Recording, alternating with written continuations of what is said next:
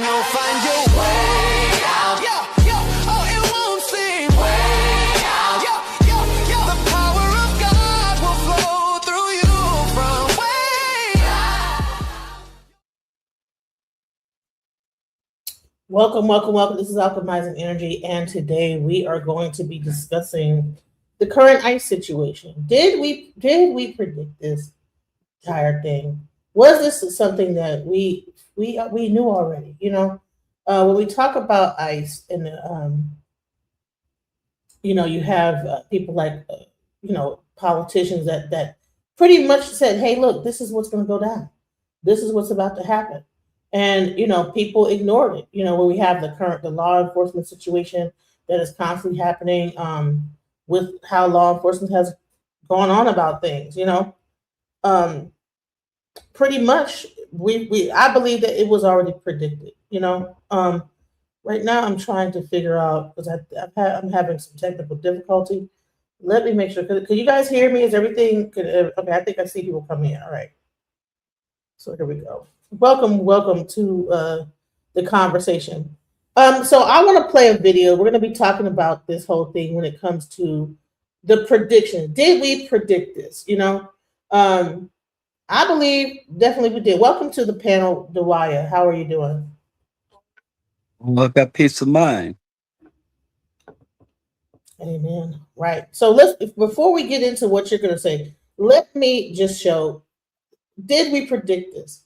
And I want to give a shout out to Lori Daniel Favors for her live that she did where she discussed it.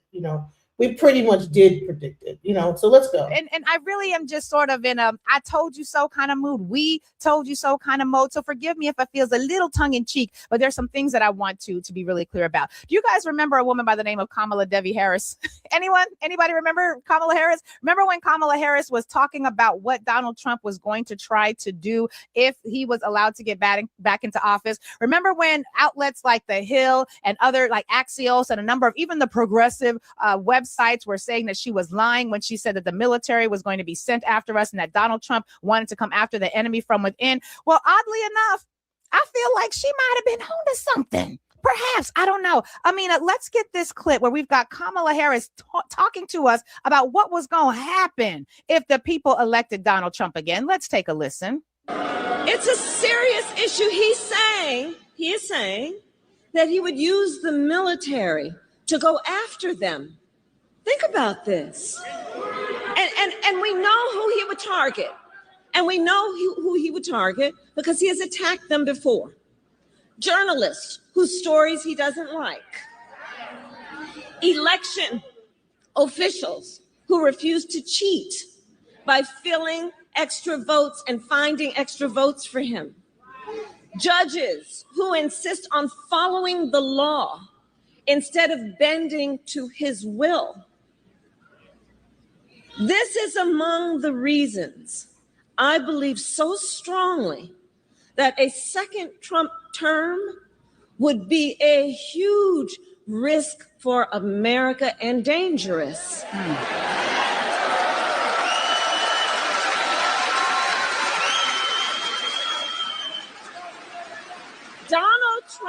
Donald Trump is increasingly unstable and unhinged.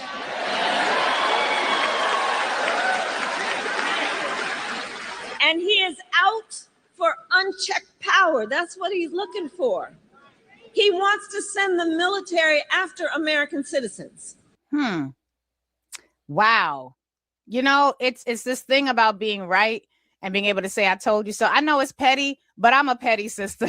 I got a lot of petty in me, and I have petty ancestors. We now know that over the weekend, when we got news of the latest shooting in Minneapolis, and I can't even say it's the latest shooting because I just saw reports earlier today of a woman who was running away from ICE agents. I don't know if she was a part of a community watch group. We just know that she was running away from them, her hands in the air as she's running, and then she ends up falling to the side because they shot non-lethal weapon, and so her hand is damaged. We see her collapse to the ground. They are proactively shooting at people. I'm sorry, did you want to say something, Brother Dwyer? Oh, no. Go ahead on. Oh, okay. I just I'm want li- to. This is I'm the intro. listening. It was Yeah. lethal ammunition or non-lethal ammunition. But we also saw, all of us, and if you haven't seen it yet, I'm not going to show you an image of it right now, but you look up what happened to Alex Preddy. What we now know about this 37-year-old ICU nurse who worked for the VA is that he was somebody who cared for people. We know that he had a weapon on him, which I was pretty sure Americans were down with that. I was pretty sure that the NRA and that the American populace was excited about people being able to carry weapons. Remember when y'all said Barack Obama was going to take your weapons, and then you said Joseph Robinette Biden was going to take your weapons? Surprisingly, it's not that, because after Alex Preddy showed up at this community intervention where they basically observing, he had a weapon on his side, which he has a permit for. He was observing what was happening. In his hand was a camera, and as he sees another person, a woman, being shoved by ICE, she is then being pepper sprayed. He goes over to help her and puts his body between the person pepper spraying her and her. Next thing you know, he is swarmed by officers, beaten within an inch of his life. And I was like, is that a black man that they have on the ground? Because I couldn't understand what was happening. I thought it was a white man. We saw it first, but then they were beating him the way that y'all like to beat on black people. And so I thought, well, this is what is happening here. Next thing we know, we see his weapon being removed from him, and there is now enough footage, enough videos to show that the ICE agents were able to disarm that man, and then they shot 10 shots into his body, killing him. Then what was so crazy is the way the guns right activists, where were the Second Amendment activists? Where's the NRA? We now know, according to reports like the Washington Post and an article entitled "Minnesota Shooting Scrambles America's Gun Debate," the reality is they want to say that we have the right to bear arms, but the only people they want bearing the arms are the white narcissists, the nationalists, the whites, who are in alignment with Donald Trump's white narcissistic wet dreams. And So I just wanted to just stop it right there and really talk about this. We have been talking about the police force and the militarization of police since when people were getting, Trayvon Martin, this, that, the other, right? And now you have, and even on my channel, I constantly say that all this is moving towards is a militarized police force. All this is really moving towards is that they're trying to get you used to seeing people getting, just showing this force, this new force. And it's even getting so crazy. That when they went to investigate this thing, do you know that actual local law enforcement were turned away and not able to investigate what happened? So now ICE, who does not have an investigation arm, can now turn away the people investigating the crime. This is what I'm talking about. This is crazy. And just the other day, I was talking about how they are beginning to also target children. I told y'all that I even got some people in the back chat telling me that I need to take the video down. Don't that But listen, there's a video that I had here. It had a young child getting the ICE actually was ramming into his little bike, and when he actually went to go say, "Hey, listen, I'm a U.S. citizen. I have my ID in the house," they did not allow him to go into the house and get his ID. They made him go with them, and they said, "We'll figure out who you are later." So that means your child could be outside playing. If you could be a citizen, you could be a documented citizen, but if you look Mexican or you look like you're those people, then guess what? ICE will sort it out later. The person could have an ID, but if they see your child playing outside and he looks like he might be an immigrant, Somalian, Mexican, whatever, guess what? They are going to scoop that child up, take them to the immigration place, and figure out his ID later. So if you have any little teenagers or whatever, make sure they get their little ID so they can identify themselves on the spot, because they are detaining people left and right, including little young teenagers, children. They could be 13-year-olds, probably don't even have an ID. And you up there looking for your child, calling out your child. Where's your child? Where's my child at? And guess what? He's at the ICE. You think he got kidnapped, but ICE then came and got him. This is the type of stuff that's going on, and people are saying that this is what they wanted. I don't think it's exactly what you want. It's not what you want. So before I go any further, I have a special guest here who really wants to break this whole thing down. Brother Dariah, aka Reverend Whoop-Ass, what are your thoughts on this whole situation? I don't have no thoughts on it. I have facts. Go ahead. On this situation. I have no thoughts on it because I know that people that look like me and you don't know anything about America and how America is run. I know you don't understand the federal government. The federal government rules America. Don't Trump, any president, not just Trump. Trump happened to be the president. He wasn't elected. He was appointed by the federal government. Now, the next question you ask yourself, who is the federal government? You don't vote on the federal government, and nobody look like me and you know who the federal government is. If the federal government tell you to shut your churches down and don't go to it, you obey it. If the federal government say interest rate go up and go down, you obey who the federal government is saying. Am I correct? Pretty much, yeah. Okay, so ICE works for the federal government.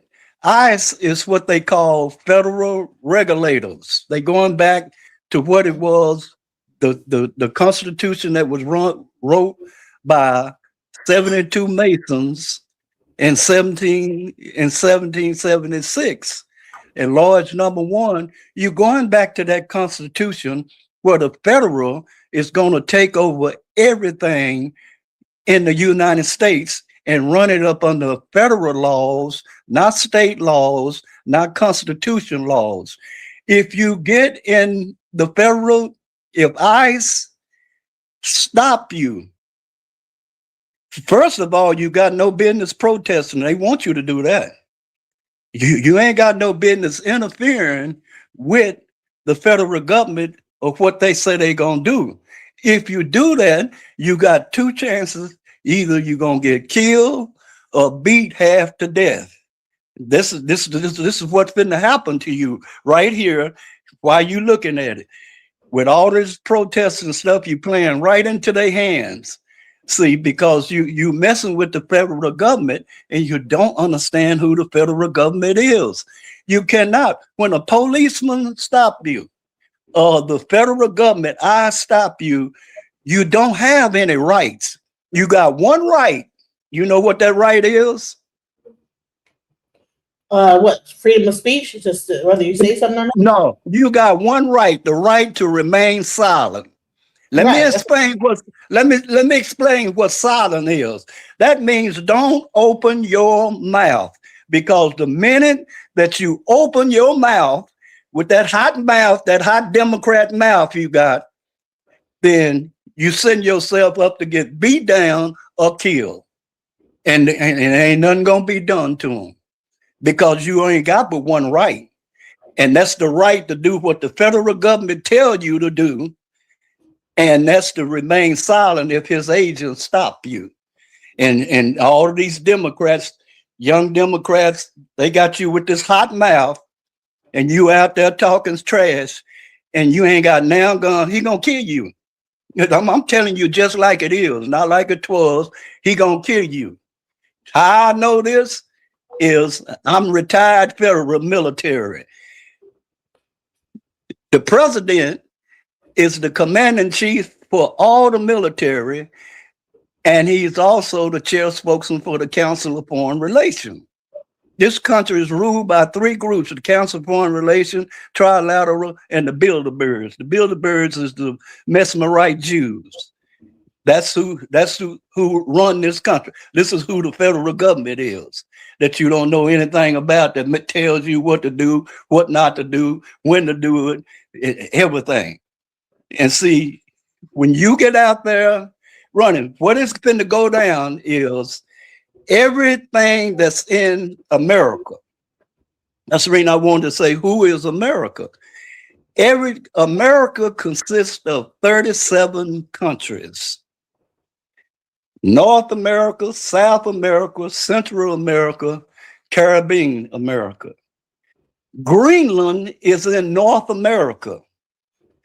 What is going to happen before the end of this year, because this is the 250th birthday of America, what is going to happen is that all the countries that's in America is going to come up under federal rule of America.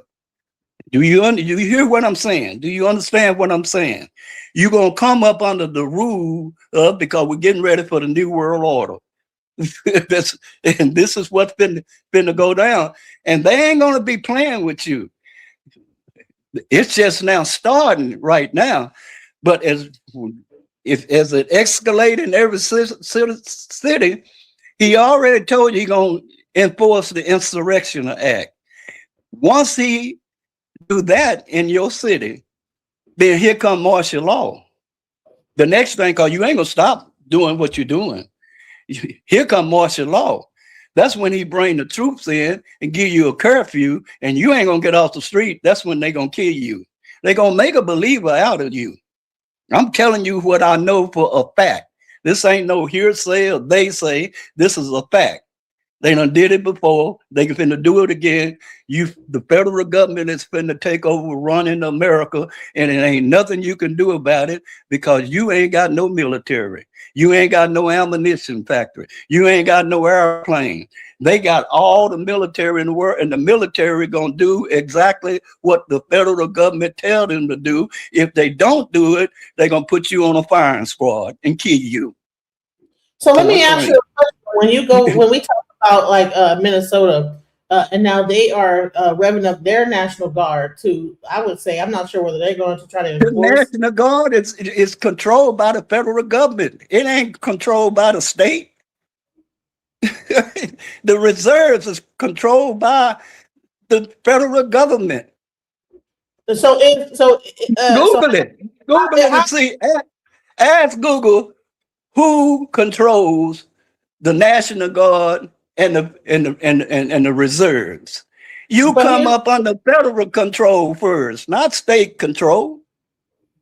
They work for the Fed. Whatever the federal government tells you to do, you finna do it. And if you don't do it, they gonna kill you or beat you almost half to death. You can get ready for it. It's just now, it ain't escalated. Protocol number 7 tell you when the Democrats become a mob form of government, and you're a mob form of government in certain cities, it ain't all over yet. It ain't in every city. But once the major cities start with this mob form of government protesting, then they finna when they put martial law on you, that's the end of the story. And they would kill you. You ain't got no business at no protest with your children. You ain't got no business there with yourself, not unless you got a death wish. And I'm telling you this.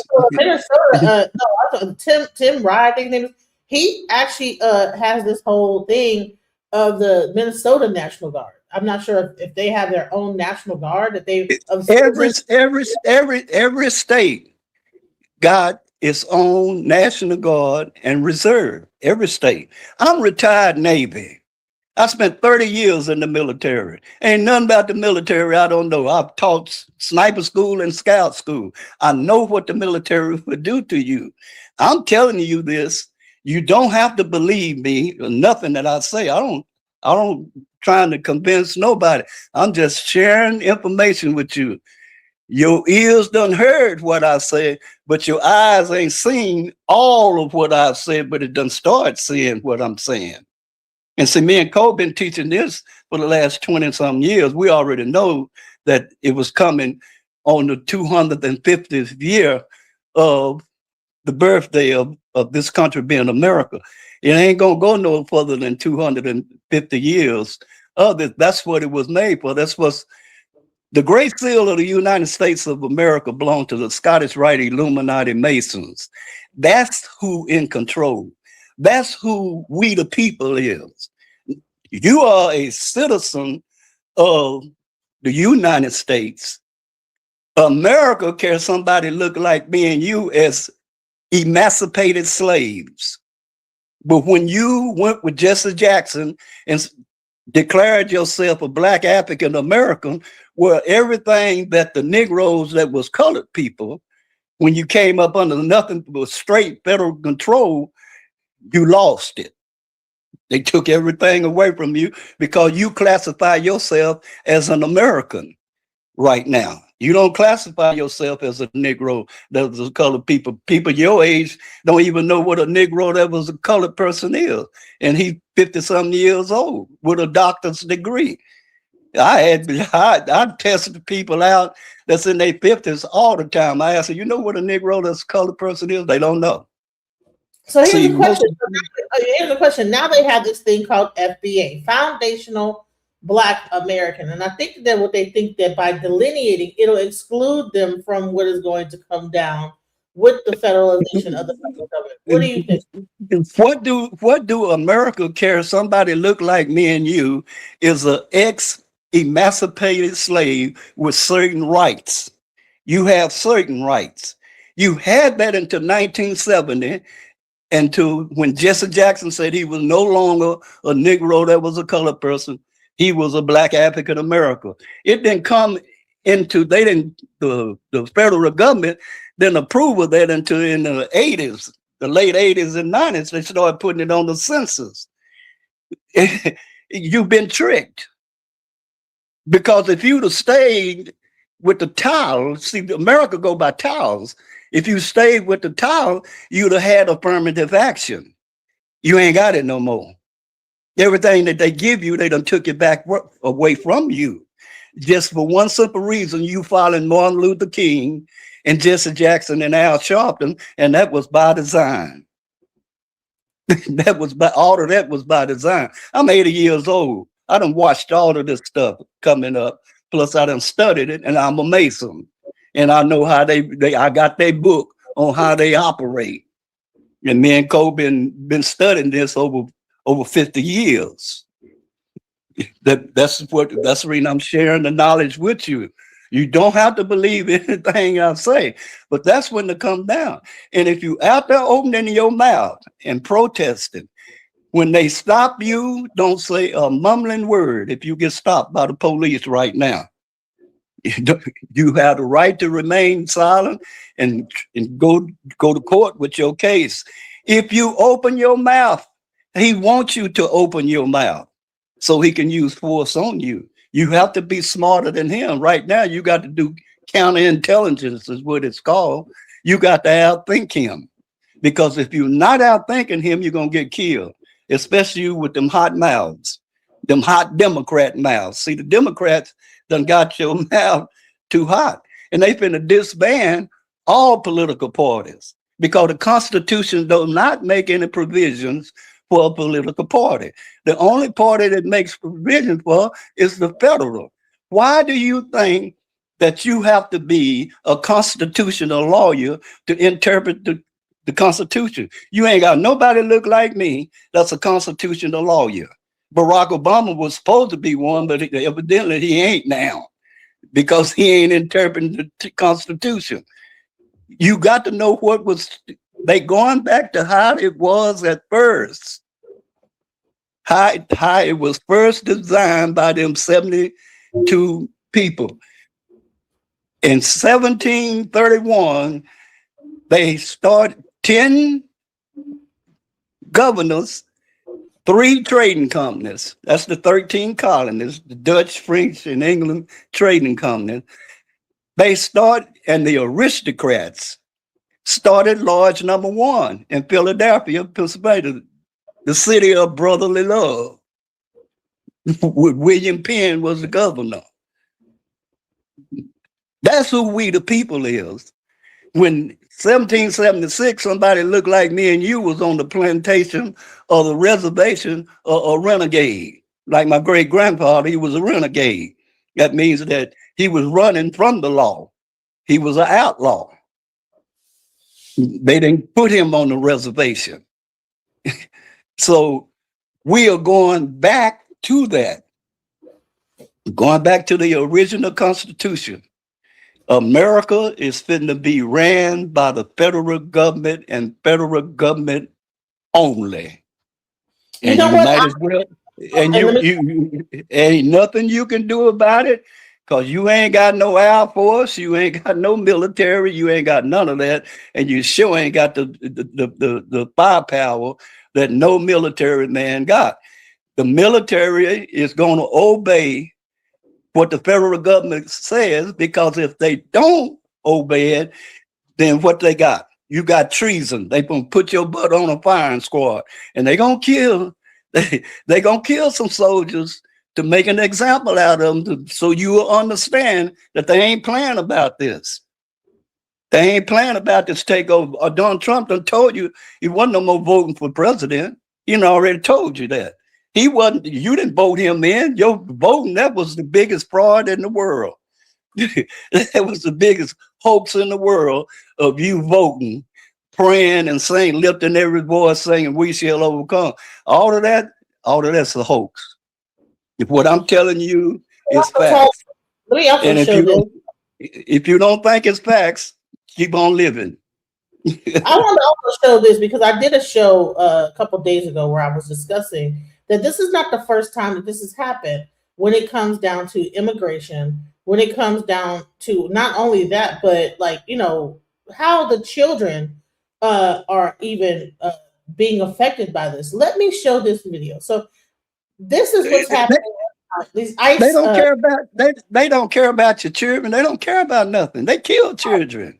exactly. You under, The whole you don't, you, trains do, that was a you don't bunch of understand how these people, you don't understand how these people work. right. Let me play. It's either, Let me just give you guys some go ahead context on. to this.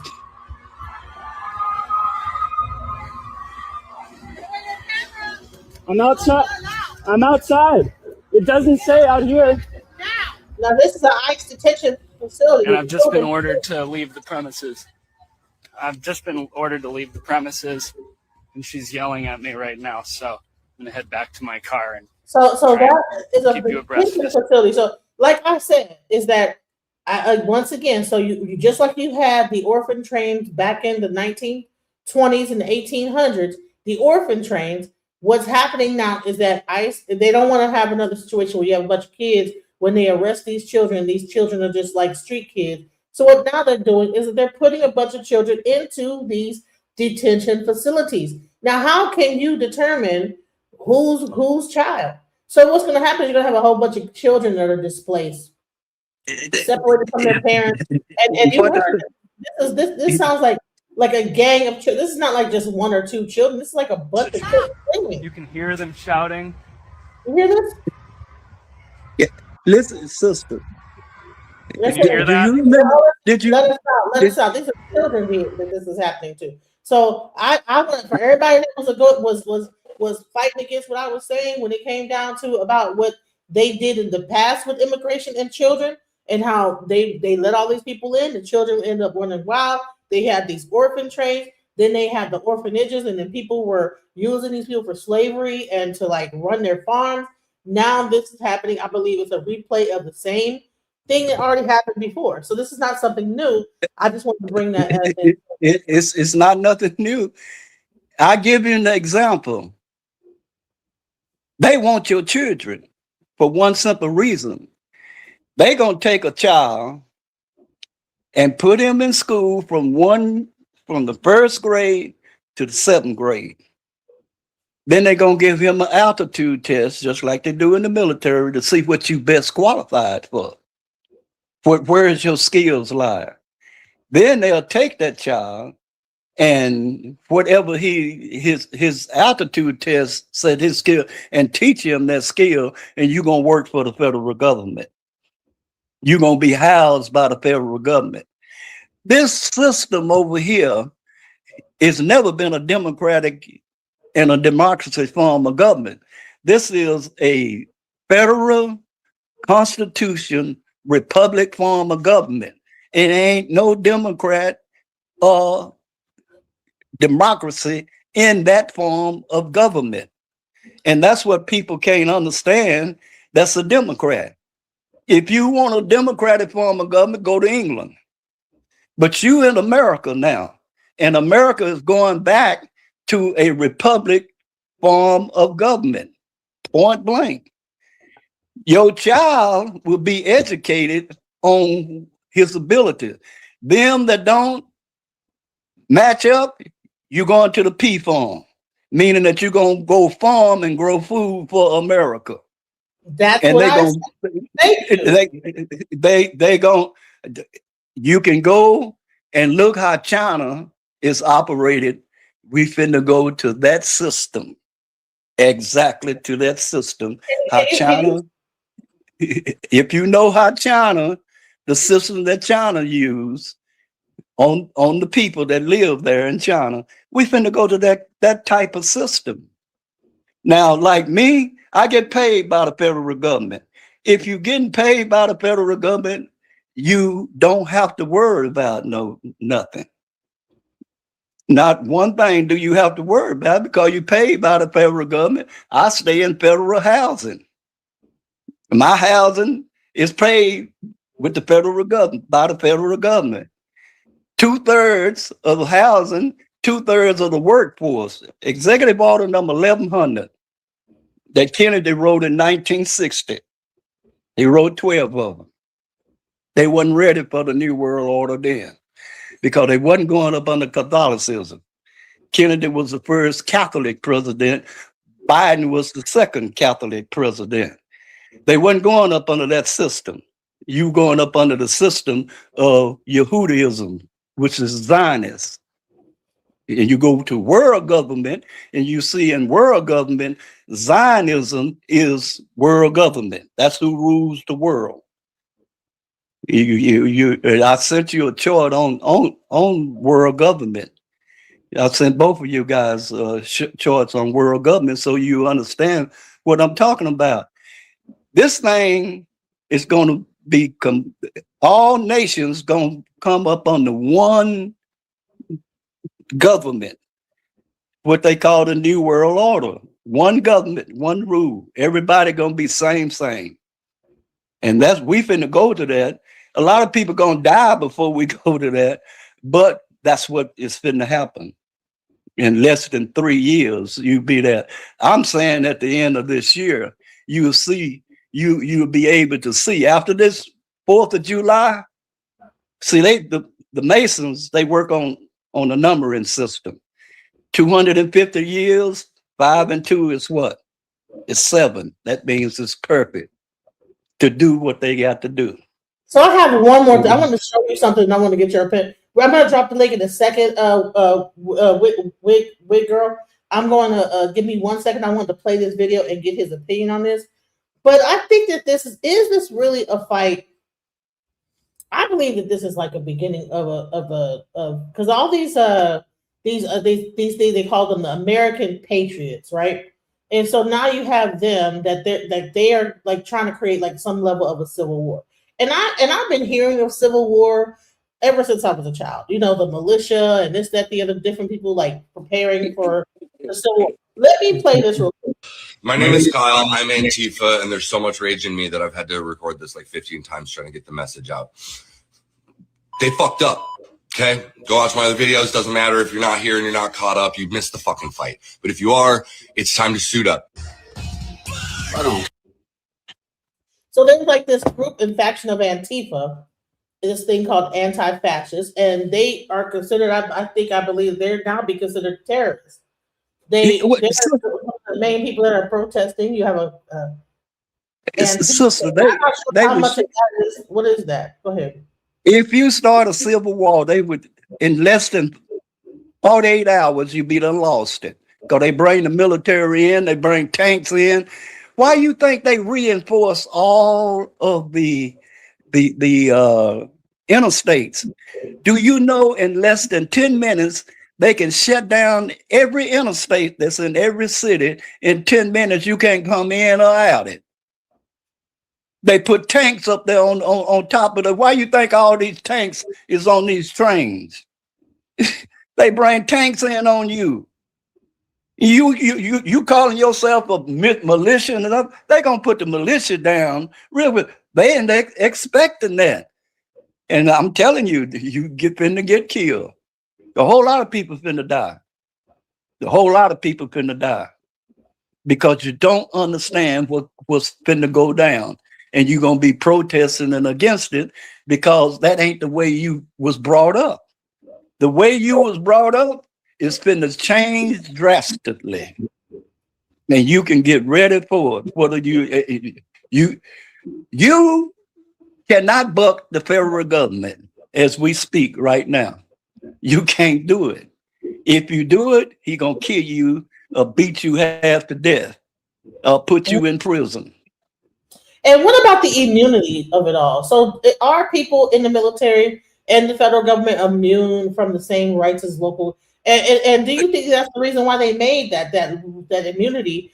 Because when we have local law enforcement, people could get sued, all this other stuff, but all this does not exist with ICE. It's like pretty much, I mean, you can't sue them. There's no suing. There's no I'm gonna do a law. Let me speak to your supervisor. There's none of that. It's just it is what it is. Do what I say, and that's it. So And that's it. That's what we coming to. All them old laws that was in there. You got the right to speech, the right to protest, all of that. That stuff finna go away, sister. Yeah, all of that stuff is So the gone. question is, he said, so the federal government doesn't have a heart. Is that what you're saying, sir? No, I'm telling you, they ain't got no love for you. This is ran by the aristocrats. This is ran by what they call the blue blood. Every country is ran by the blue blood. Every country belongs to a secret society. The Great Seal of America tell you what secret society America is. But I don't know too many people that know what the Great Seal of America is that look like me and you. They didn't teach you in school what it was. If you weren't a Mason, you didn't know. So so here's the thing. So guys, and if anybody from Minnesota is watching this, I hope that you are. All this, I'm gonna show you my ID, all this stuff like this, and trying to whatever. Listen, it doesn't matter. At this point, it don't matter whether you have if you're a citizen or not. If they're going to detain you, they're going to detain you regardless. This is not the same thing as the police. Let's say, they have the script. Let me tell you. Go ahead. Let me tell you how the federal government look at you.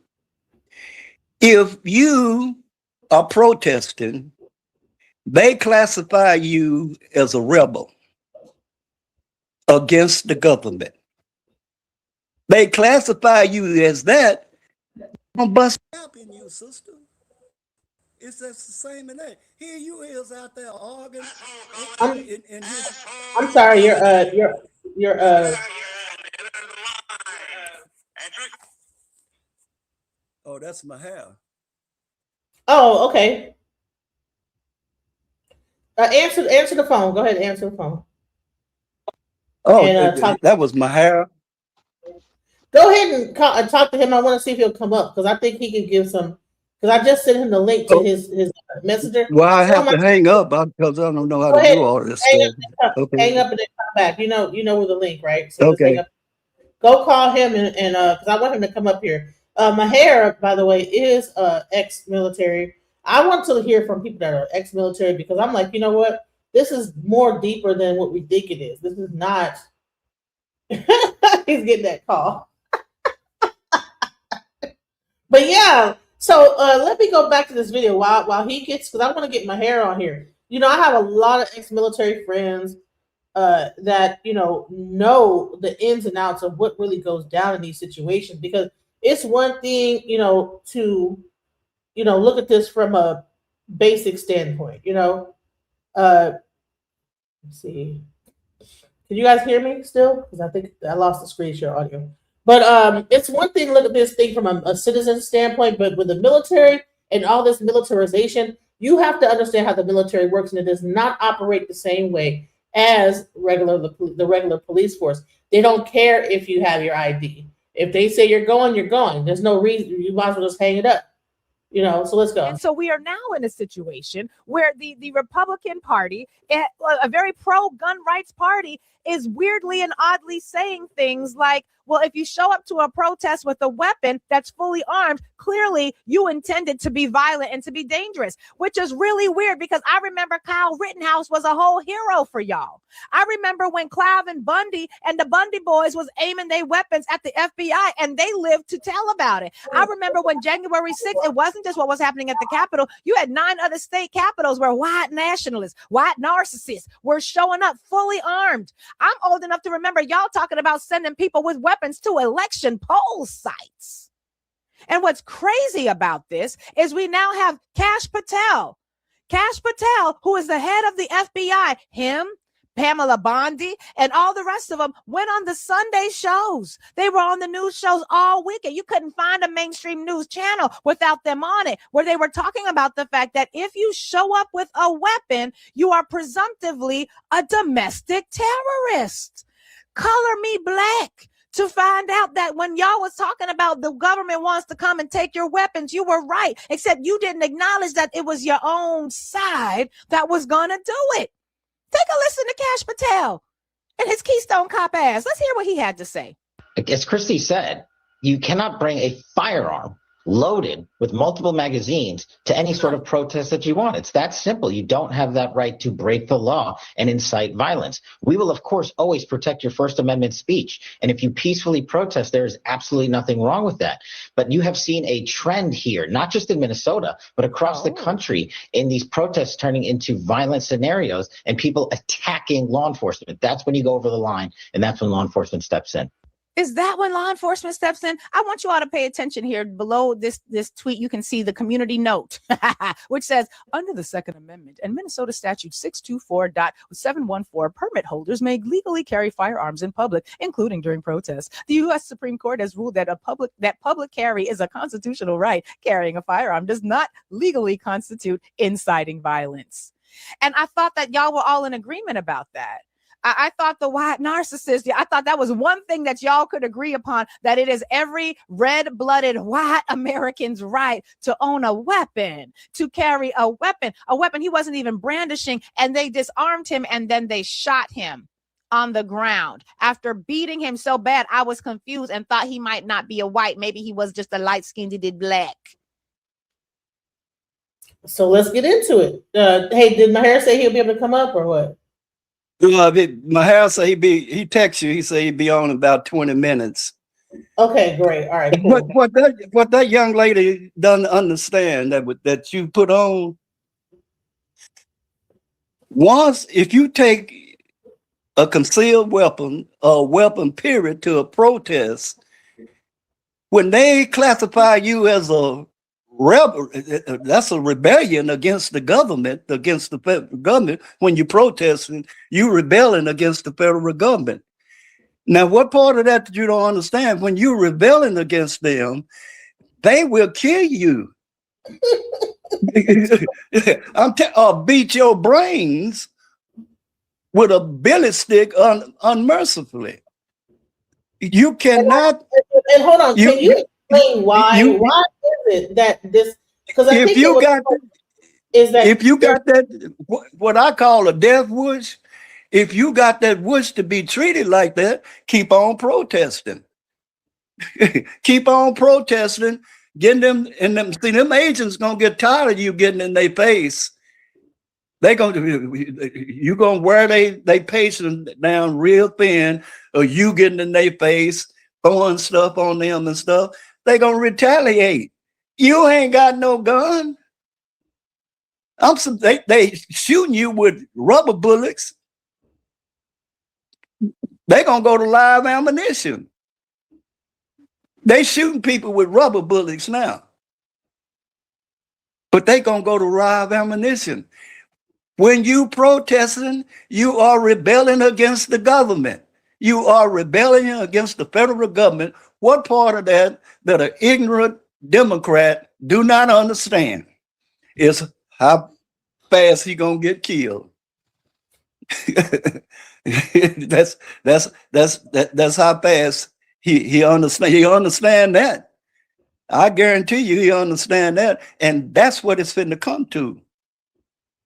Can you explain between law enforcement in the military, federal government versus local law enforcement? What is the difference between how they enforce the law, and why is it so brutal the way that they do things?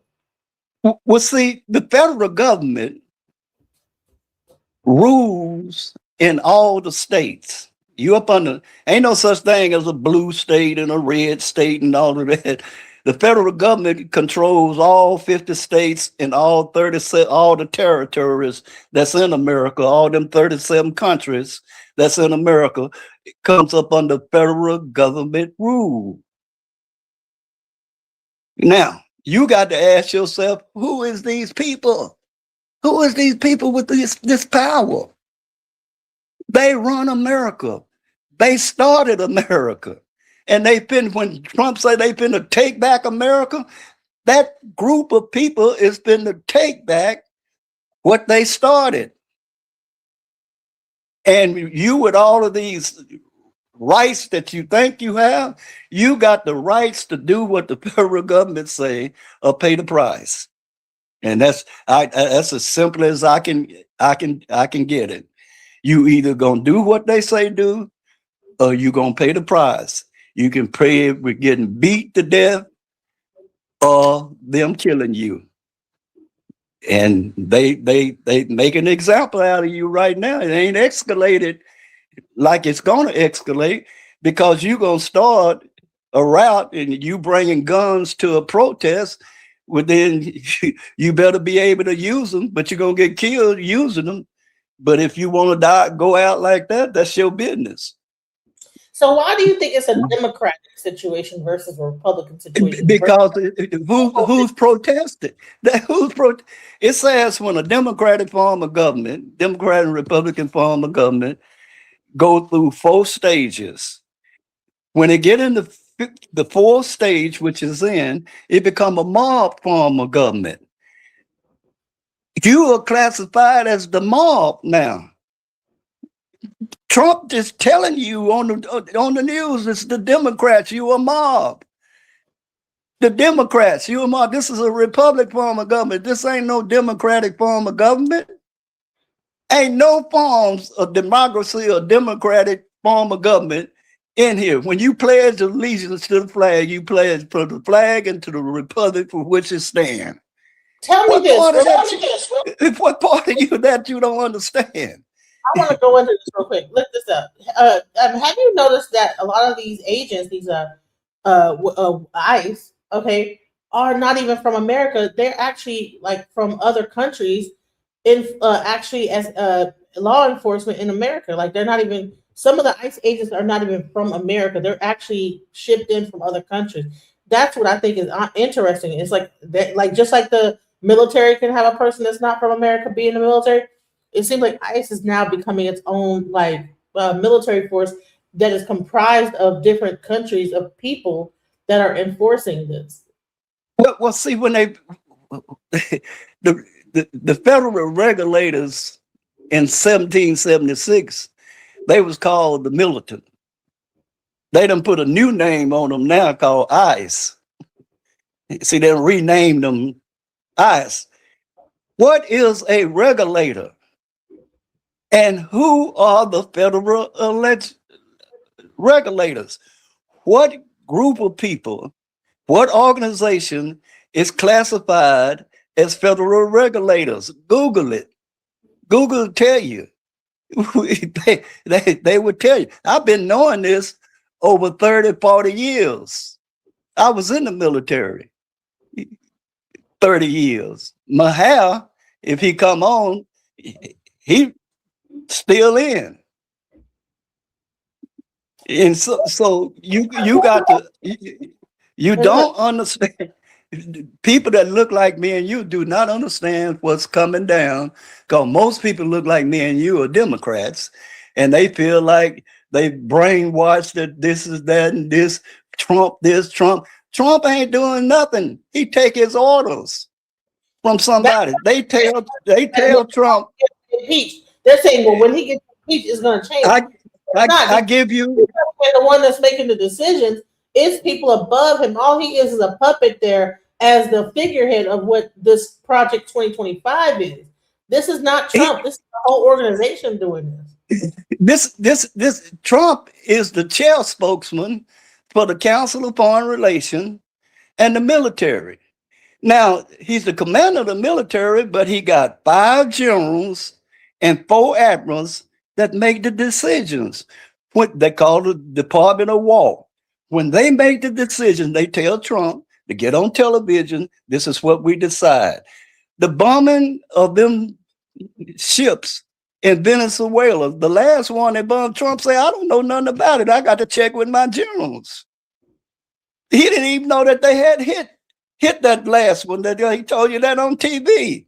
He do not make any decision. The president is nothing but a pawn in the game. Me and you can be the president of the United States. All we got to do is be able to read a speech and make the people hate us. They all Trump this. That's all you hear all day long over here where I live. You can go anywhere. Trump this, Trump that, Trump that, Trump this, Trump that. Trump is doing something. Trump ain't doing this. Trump can barely. Trump is psychological warfare. He is a master at psychological warfare because you blaming him for everything, and it's a group of men that's calling the shots. It ain't him.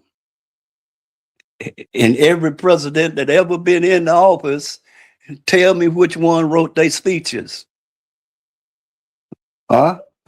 They don't write their own speeches. They don't even try. Trump don't even try. So you got to ask you, me and Cole asked ourselves, we asked ourselves who write their speeches. So we had to go out and find out who write the speeches.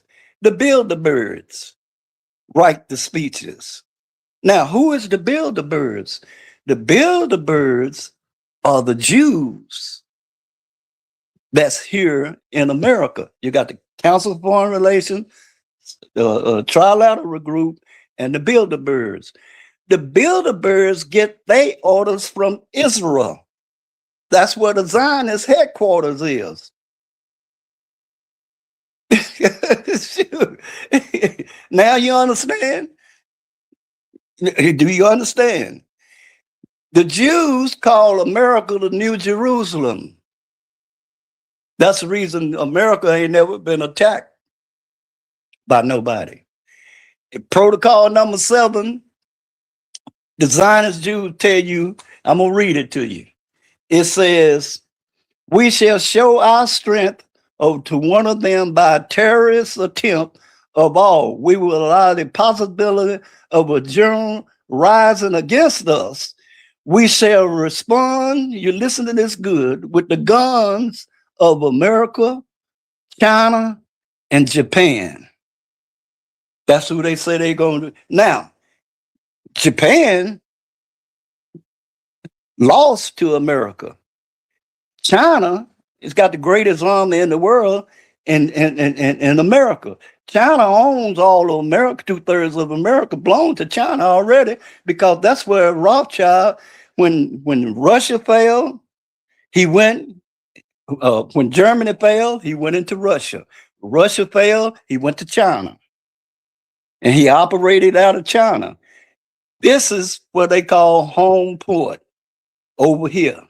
This is where everything will be. The new world order that governs all the countries will be run from America. And that's what's been going on. This protocol of the learned elders of Zion tell you that. It even tell you that you're going to have a new world religion, which is going to be Zionism, meaning that they're going back to the ways of Abraham. See, Christianity, Islam, and Judaism, which is the 3 major religions, supposed to be in the ways of Abraham, but you live under grace from Abraham. You live up under grace from Abraham's laws, but you're going back into Zionism. But this has been to go down the pipe. So what is the suggested course of action? What is the suggested course of action?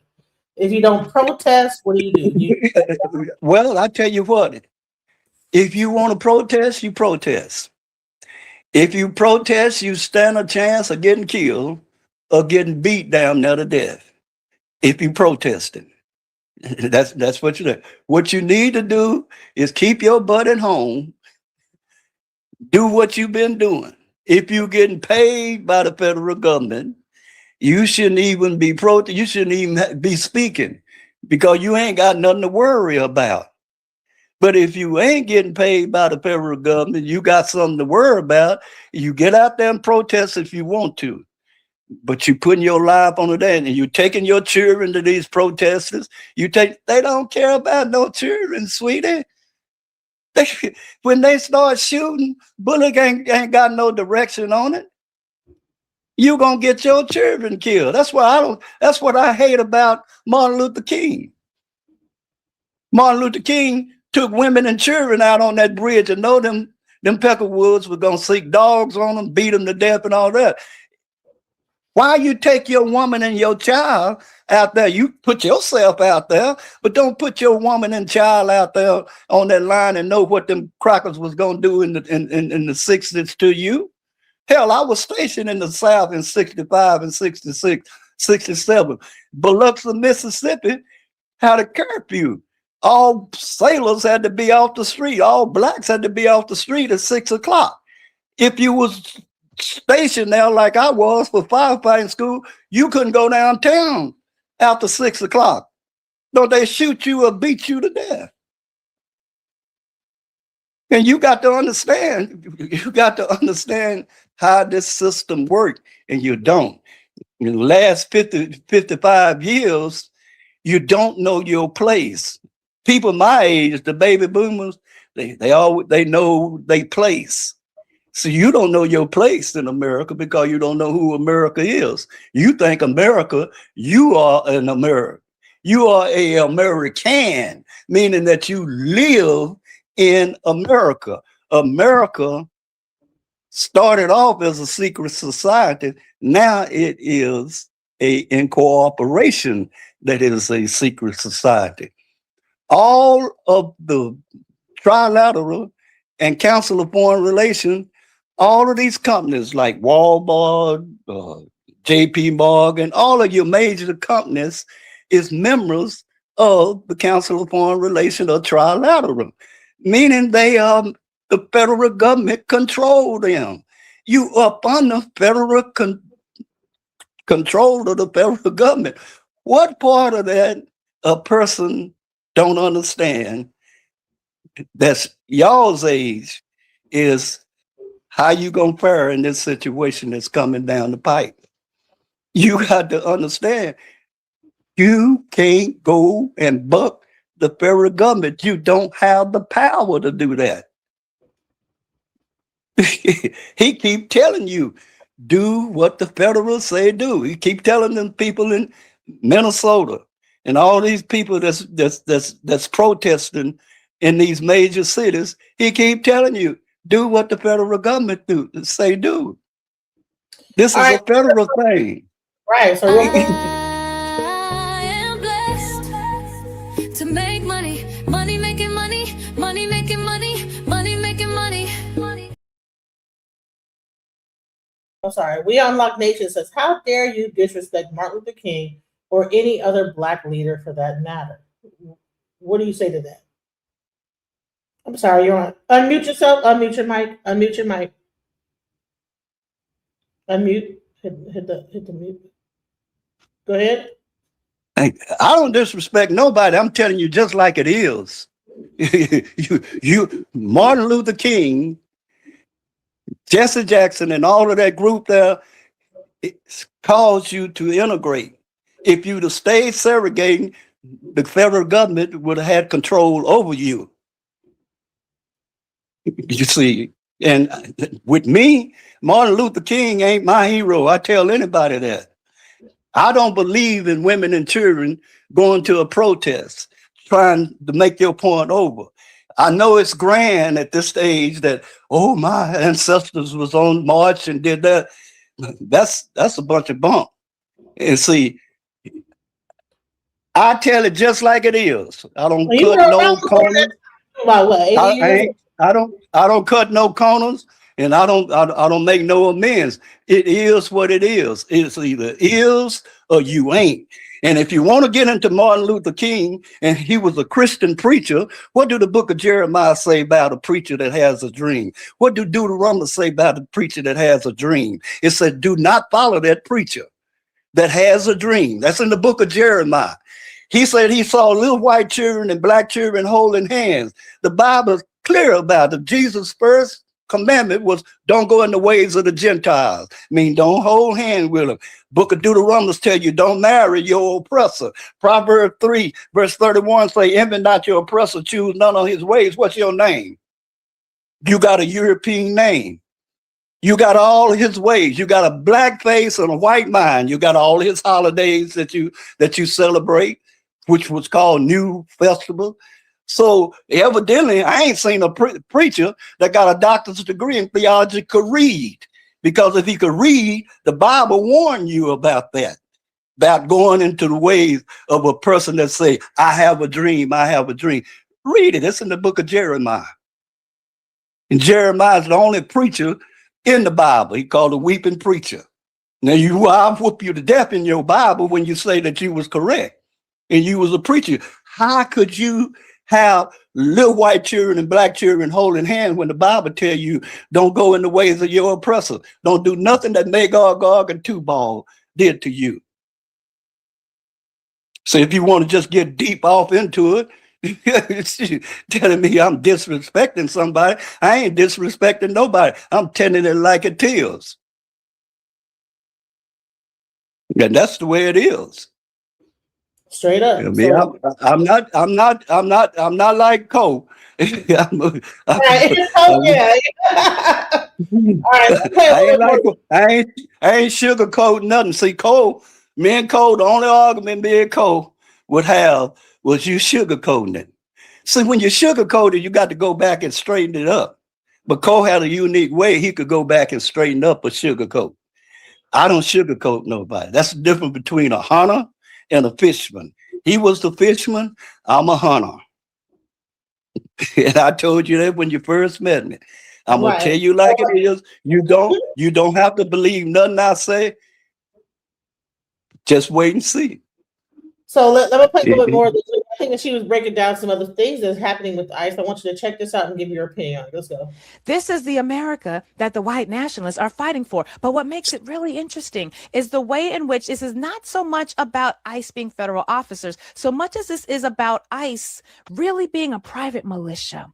I want you all to take a listen to this clip. This is a video clip. Tennessee Holler put this out. This is a video clip where they're talking about here. You're going to see one of the lead officers in the state of Minnesota. And this is the Minnesota Bureau of Criminal Apprehension, who is talking about the fact that his agents were blocked from participating in the investigation. We haven't learned anything much beyond Jonathan Ross's and his information and his name. That was the man who shot Renee Good. But what we now know is that ICE is effectively blocking anybody who's not ICE from participating in the investigation, even when those agencies have court orders allowing them to do so. Amina, let's take a listen to this video clip, please.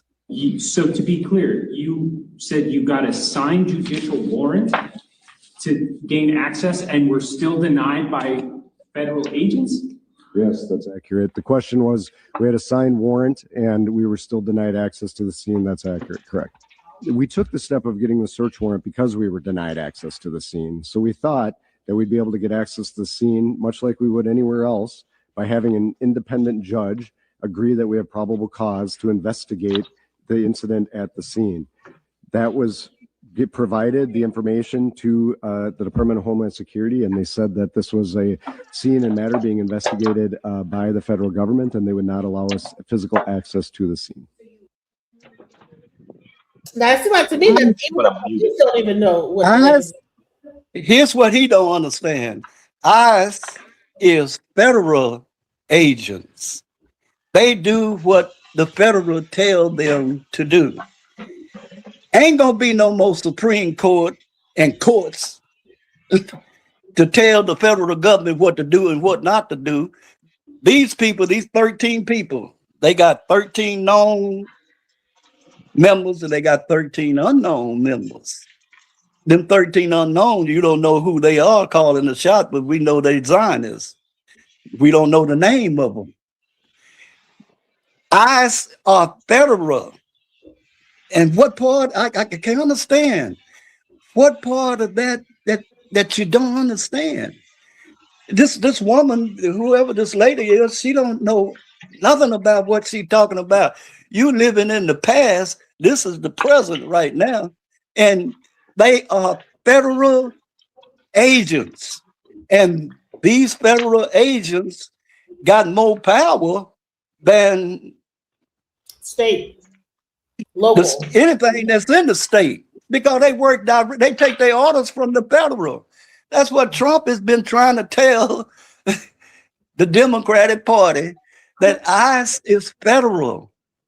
They ain't got rough with you yet, but they are going to get awful rough with you because you do not understand that you messing with the federal government. Well, welcome. You can't. Mahar?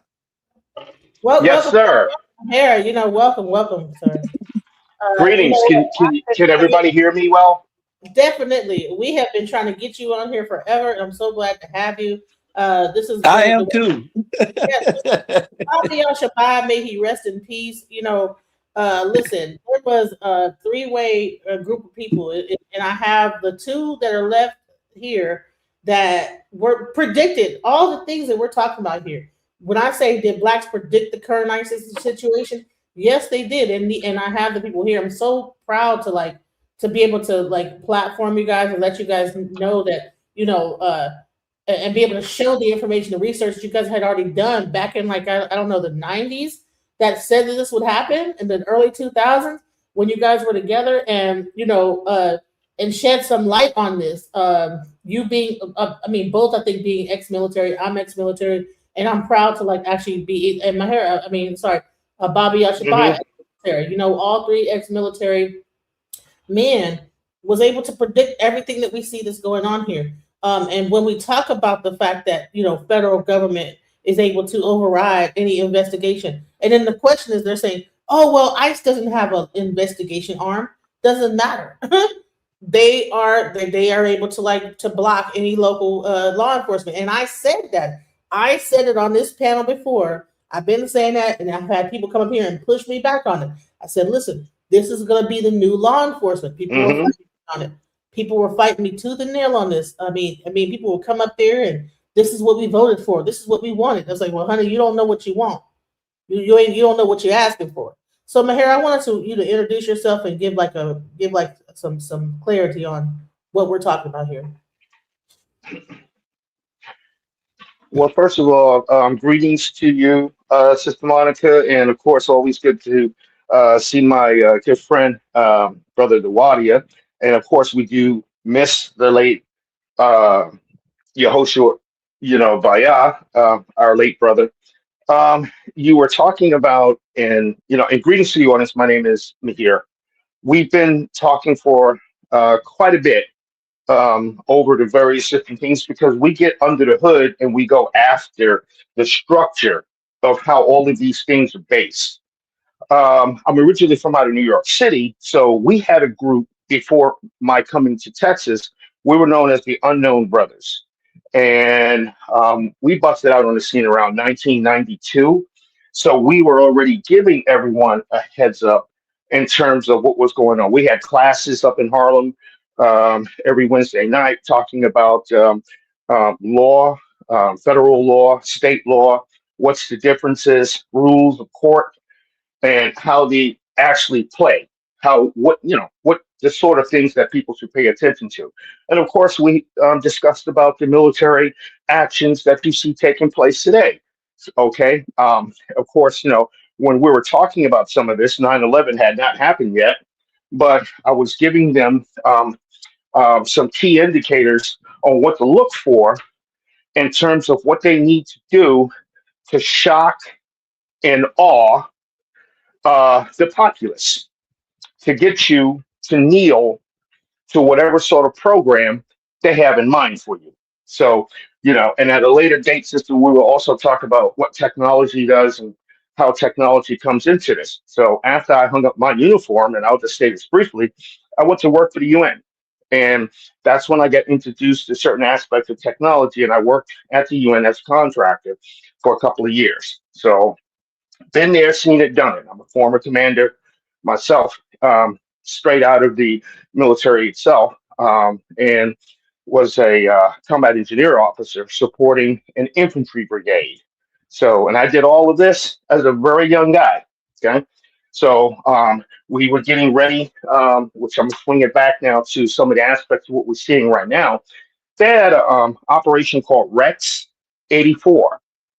Some people who are already talking about this refer to that plan as King Arthur's plan, the King Right, Arthur right, plan. Okay, right. well, in the military, we had Operation Order, or they called an op plan, before it was turned into an Operation Order, called REXX 84. So, REXX, in case the listeners don't know that, that's Roman. Okay, that is a title that goes on an emperor, in case y'all don't know that. And it also comes out of the book Enoch, too, which they use that term. That term was used, Rex. So when you see that, sit up straight and pay close attention, because you got some draconian type ways and things and plans that are about to be hatched upon you. So in the military, we was using Rex. By the time the operation orders, Rex 84 came down the highway, and of course, in the year 1984, this is when we started to do what is called joint training exercises between the different branches of the military. So, we always had some form of joint training, but this here was a really big thing. So I had to dealing with um, the term terrorism was being used, but we use some other term. It's escaped me right now, because it's not to draw. What we were doing wasn't designed yet to have internal agencies and military looking at the populace yet as the enemy. So, they used what I call them defanged terms. But the training and the aspect, we ramped up in urban warfare, basically how to fight in the cities and all of that. So I got my share of going to urban warfare school a few times. So, basically how to get using psychological types of operations on how to get an enemy to give up. To simply, you have to convince them. While in the same school, okay, they tell you the defenders have the advantage. You just have to know how to defend your home front. But they say for them coming up, it takes more energy and more effort and nerve to come in there after someone. And I want to say a group of people who are organized. My opinion about what's going on currently with ICE, not to discuss ICE as Brother Dewalia has been talking about them, what their biggest obstacles and roadblocks are is organization and people basically not, standing for the nonsense, and how we are always what they call corralled and herded into different situations and scenarios that really, when we look at the end of it, the end result, we're left with the having to make the assessment of what exactly did we accomplish here. Okay, and I've served both in the regular Army and the Army National Guard, so there is a difference. A person looking at us all wearing uniforms can't tell until someone says that's a National Guard unit. Okay, but training and doctrine is all the same, except for the more domestic things, which is why you also see the National Guard being called up and called out the way that they're being called out. Because, one of the things the National Guard really do, and they do very well, is urban warfare. Very good. And of course, your coworker, your next door neighbor, okay, person working in the supermarket could just as well be a member of the National Guard. Quite a few people who are first responders are members of the National Guard. So you see where we're going here? So some people in the state forces, the National Guard is not only the Army, it's the Air National Guard. Every state has what is called state militia, state military force. And who supports the National Guard, which people don't talk about, is, for example, in Texas, you hear the term Texas Guard. Okay, the Texas Guard, these are a group of older people, maybe they've been military or not. When the active forces are away for whatever type of operation they're away for, these people come in to the armories, facilities, and they do all of the back end admin stuff. They talk to the spouses, all kinds of other things that they do. And so, their uniform, or if they wear one, like in New York they did, um, it didn't say U.S. Army. That's not what it said. It said Guard. NY, the word Guard.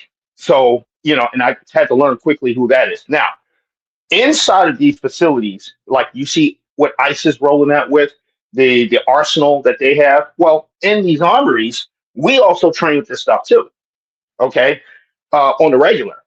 All right, and quite a few people, like I said, who are in the National Guard also are a member of the first responders, the EMT, fire department, police. Some work for state forces like the state troopers and stuff like that. So sometimes you just never know who you're subject to run into or rub shoulders with. I'm just going to pause there on that for a second, and I just want to say, Sister Monica, you have any questions or you have anything that you would like for me to talk specifically? Because I can go on and on and on and on. 14 years of service just doesn't walk away just like that. Well, I would say this is that currently, you have these people that are trying to protest what's going on. You have a person that just gets, shot 10 times by this federal law enforcement now called ICE. And ICE is pretty much recruiting people. I think there's like 3,000 troops in Minnesota. Why would Minnesota be the initial place that they would go through when we have more illegal aliens down in Texas, California? Why would Minnesota be a place where they would launch this type of attack, or like where they would start it? Why Minnesota? And I'll answer your question, and I'll also give a statement behind that. Why not Minnesota? Do you understand what the federal government is really doing with who the original peoples and inhabitants are on this world? I'm a Great Seal Moor. Okay. So, and I say that, and I don't say that lightly. Okay.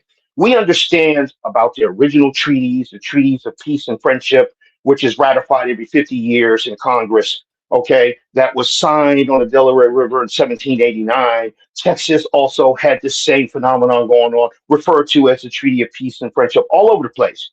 And Monica, the treaty was signed with people who look like you and I. So who is a U.S. citizen? Where did this term United States come from? Because that is not what this land was called. So what is happening is he's going after, using the federal the federal branch, he is going after all of these other people who have came into this land and claimed our identity. They're illegals. And many of our people, especially amongst the young generation, they are waking up to this. They're catching on.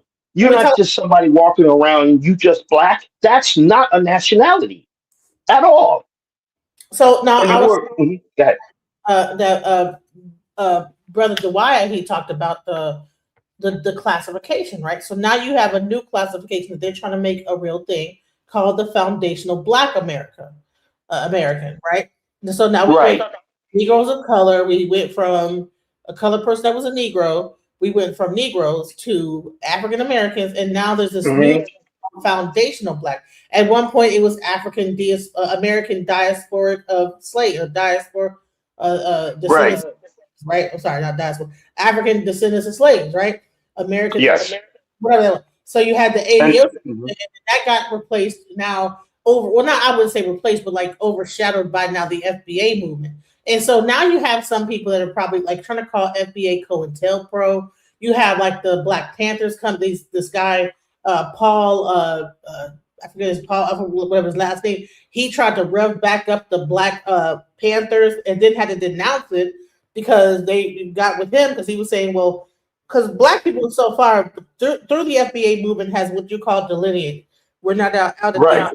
these protests jumping in and trying to, save, people. And then you have like what's going on with the people that say, why aren't you guys coming to protect us? Like we've been at your Black Lives Matter. How come you guys are not at this when they're trying to round us up the way they're doing? And so it's like this delineation. We're separating ourselves from this at the same time. And it's interesting. It's like, well, it's interesting we delineate right before this happens. That's really a weird, interesting, fact that this happened like this. And Right, but it's understandable though. I understand it as a result of how I've had to learn these things. When I was in uniform, I didn't know any of this. What we're discussing now, yeah, bits and pieces. Yeah, we were called this. We knew in 1922, as per what was added to the Constitution, that Negroes and Indians were not taxed. Well, Negroes and Indians was synonymous, but none of these terms, like I've heard you mention these terms, none of these terms is our names. Okay, I'm a Cherokee. I'm gonna tell you that right off the rip. And we came out of what was called the Cherokee Nation. Okay, and we had a chief. This is why we have to be very careful about everything, politics, religion. We have to be very, very careful because the name of the Cherokee chief had an Islamic name in 1866. The current flag that's used in the country of Algeria is Cherokee Nation flag, last seen in this country in 1846. And that was in Cherokee country. So that last chief name was Ramadan Ibn Wati. These are not new names that what I'm citing now. These are names that have come about through the people who sought to control us. That, hey, what are you calling somebody? And I see someone had put in black is a race. No, black actually isn't a race. I disagree with that. Black is from the French word blanc. Okay, and I know quite a few folks of color who live here that I've had to rub shoulders and they're out of Louisiana. Half of Louisiana also had that same flag that the country calling itself Algeria today is using. And half of what was called Louisiana, that was called Algeria. And to the west of that part still, before they named the state Louisiana, was called Morocco. This is history that they chose to deliberately cover up. Okay? On the West Coast, they're not really messing. ICE isn't really messing with people who today, to use a lack of a better term, foundational. Black means white. Means white. It's from a whole nother different word. When you deal into etymology, I speak 6 languages. So I already know what's going on with this language. Okay? We were the original people over here speaking German. German almost became the official language of the United States. Benjamin Franklin is complaining in the colonies, which was established by the Black Negro people, okay, and I'm using the term black, okay, that he wished that more pink people would immigrate here to increase their numbers. This is in the diary in the Library of Congress by that so-called said man. Can you describe why does black mean white? Because it's from a Latin word. Americans is a nationality, though. Black America. Right. Okay, let me explain this. The term white, okay, itself is a status which was not inclusive of Caucasians. Right. And if you go to Black's Law Dictionary, 4th edition, and look up the legal definition of white, it's going to tell you does not include Caucasians nor Eastern Europeans. You're right. Period. I can't, forgive me, but I can't quote right now what it says when you go to that dictionary, the court case that backs that up. So you have to ask yourself this question. They sold us a package about the slave trade and all of that madness, but yet you got Noah Webster, whose description is as black as coal, stood 6 feet something. His son is Daniel Webster.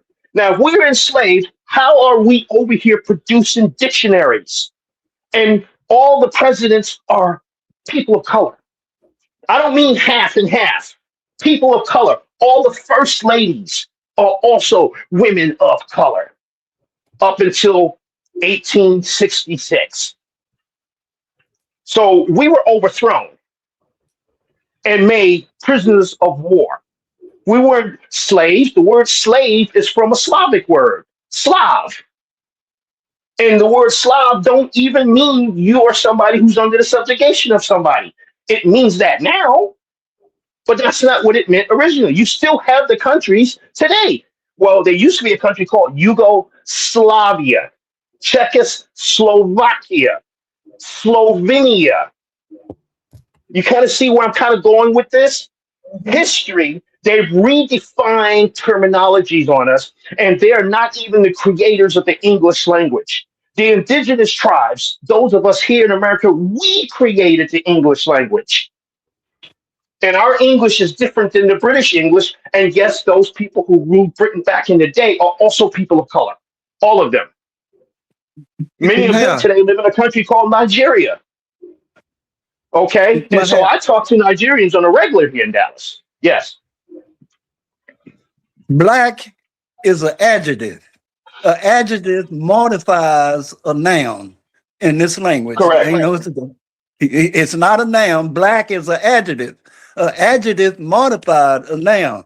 So you've been modified, which means genocide, to believe that you're a black African American. When you say I'm an African American, are you saying that your mama was an African and your daddy was an American? Because the America is the Anglo-Saxon, and he didn't become that until 250 years ago. Right. And what language does the word African come out of? The word African, we're saying it, is an English adaptation of the Arabic word Afrique. Afrique means you have no color. You kind of see where we're going with this? So back during the days when we talk about Black liberation and all that, okay? We're going back to that, the 60s, right? Before they were called or got to this label put upon us, African American, the proper term was Afro-American. Afro is from a Hebrew word, Ephra. Ephra means to be bountiful and prosperous. These words are in the Cherokee language. Cherokee is Old Arabic and Old Hebrew and Old Persian all rolled up into one. And I learned to speak Cherokee in the Warrior Society out in New York. So I already had Hebrew and Arabic under my belt. And those are not even different languages. It's just a different dialect. I learned Choctaw when I moved to Texas. It's still written right to left. The old paleo character, they call it paleo character set or Aramaic. So I'm right at home dealing with some of these different tribal dialects. That's not even a different language. You just like English. We have a different way of I'm from New York. We say what's up. Well, down here in Texas, the folks down here know what the term what's up mean, but they also have other terminologies in speaking English that they're going to know right away you ain't from around here, like they did me in a barbershop. In Detroit, did we say what up though? What up though? What up? That's right. What up? Okay. And I do know that, but in New York, you know how we vernaculate. It's a little different. Okay. We just say what's up.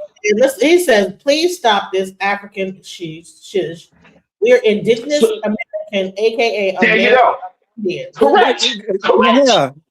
Right. And whoever said that is absolutely correct. So me dealing with language and the etymology of words, I'm saying to myself, wait a minute, because speaking with a person who I was in frequent contact with in Algeria, they know that the term African English, right? The English word is from the Arabic word Afrik. The English word freak comes from that word Afrik, which means you don't look like anything that belongs here in the landscape. And so in Cherokee, we had a word, we still do, not past tense. We have a word to describe us people of color. So if you're learning Cherokee today, they might trick you. So the word, like you're from Detroit, Michigan, right, Monica? Michigan? It's two words put together. So Meshi means sacred. Gan means the garden or the territory or the prepared, developed, not a wild wilderness anywhere. Okay, you're not a savage. So Gan. So in Cherokee, to describe a quote unquote Negro, is the word Gan Negay. So today, gay is what they call it. They made it into a noun, a lifestyle, right? But gay is also a Hebrew word. It means your countenance, how you that which goes forth from you, how you present yourself. So we say this guy, this is a man. We say asgeya. A woman is asgeya shta. So when we slap that word gay on there, we're talking about how you present yourself. Now, the word negga, and you see, don't think for a minute we're doing with these terminologies. We're actually away from the topic. Because what is Trump also signing that has to do with formally recognizing, acknowledging who the original indigenous people are here in this land? They look like these things are disjointed, but they're not. They're very much connected and on time with what's going on with these terms. So the hardest lesson maybe for our people would be learning to accept the various different old world classifications, identification of how we classified ourselves, not what these new titles are. You're an African American. Since when? Okay. How is this possible? It doesn't even exist in none of our original indigenous tongues to be calling yourself a term like that. So if you said you were Salagi, that's something very different, or the Yunawiya people, which means we are the principal people. That's not how the name of our nation is. Cherokee is lazy English, okay? Which is, again, two words smashed together. All right, let's talk about English, right? So he says, where can I find the evidence that the so-called Americans... Could I say something? First, could I say? Go ahead. Let's get this straight right now. Indian is the citizen of India. That's in the Eastern Hemisphere. That's Shem's people. Nobody knows nothing about an America until 250 years ago when 72 bald-head, wig-wearing, pipe-smoking, snuff-dipping white boys in Lloyd's number one named themselves an American. So you ain't no American Indian. Let's get that straight now. Let's get that. You ain't no American and you ain't no Indian. This wasn't India. Christopher Columbus was lost when he named us Indians. Now, my great grandpa my great grandpa that lived to be 120 years old, that I lived with for 3 years, from 3 years old to 6 years old. He drilled that in my head. We ain't no damn Indians. He's saying that's something. And when you call yourself that, you're ignorant to what you really are. This ain't India. The citizen of India is called Indians. Right. As a matter of fact, hold on. Go ahead. I want to say this about the term of that, okay? Because when you talk about Hindustan, somebody put Hindustan in there and to remove the H. The H means the thing you're speaking of is definite article. So Indi, okay? Indi is an adjective. It describes, and that word exists in Hebrew, that word exists in Old Hebrew, and I'm talking as spoken here in these lands. They got the 10 Commandment stone, and you remember that, Brother Dwight. We went down to the Fair Park. That's Choctaw. But no, they didn't say at Fair Park Museum where and where they got it from. But it's on prominent display. They've had it out there since 1950, from what I understand. When I did my research, but I called in because I could read that. That style of writing is old. It's old Algonquian. That's that Michigan area, and the Cherokees fell out of the Algonquians. Algonquian is not a tribe. It's a collection of folks, or more like a confederation, like the Iroquois. Okay, so today the Iroquois, still known as the Iroquois, but to use our terminologies or steal our identities, this is a worldwide criminal syndicate who was involved in this, because now you got a country called Iraq. They wasn't called that before, and they're definitely, when I last checked, have nothing to do with Iroquois. And so when somebody like me, I'm the Bush senior, when we're deployed in these areas, okay, and I just speak Arabic. So when I'm talking to these guys, they look at me like he's a scholar. Now, here's what they have done, Sister Monica.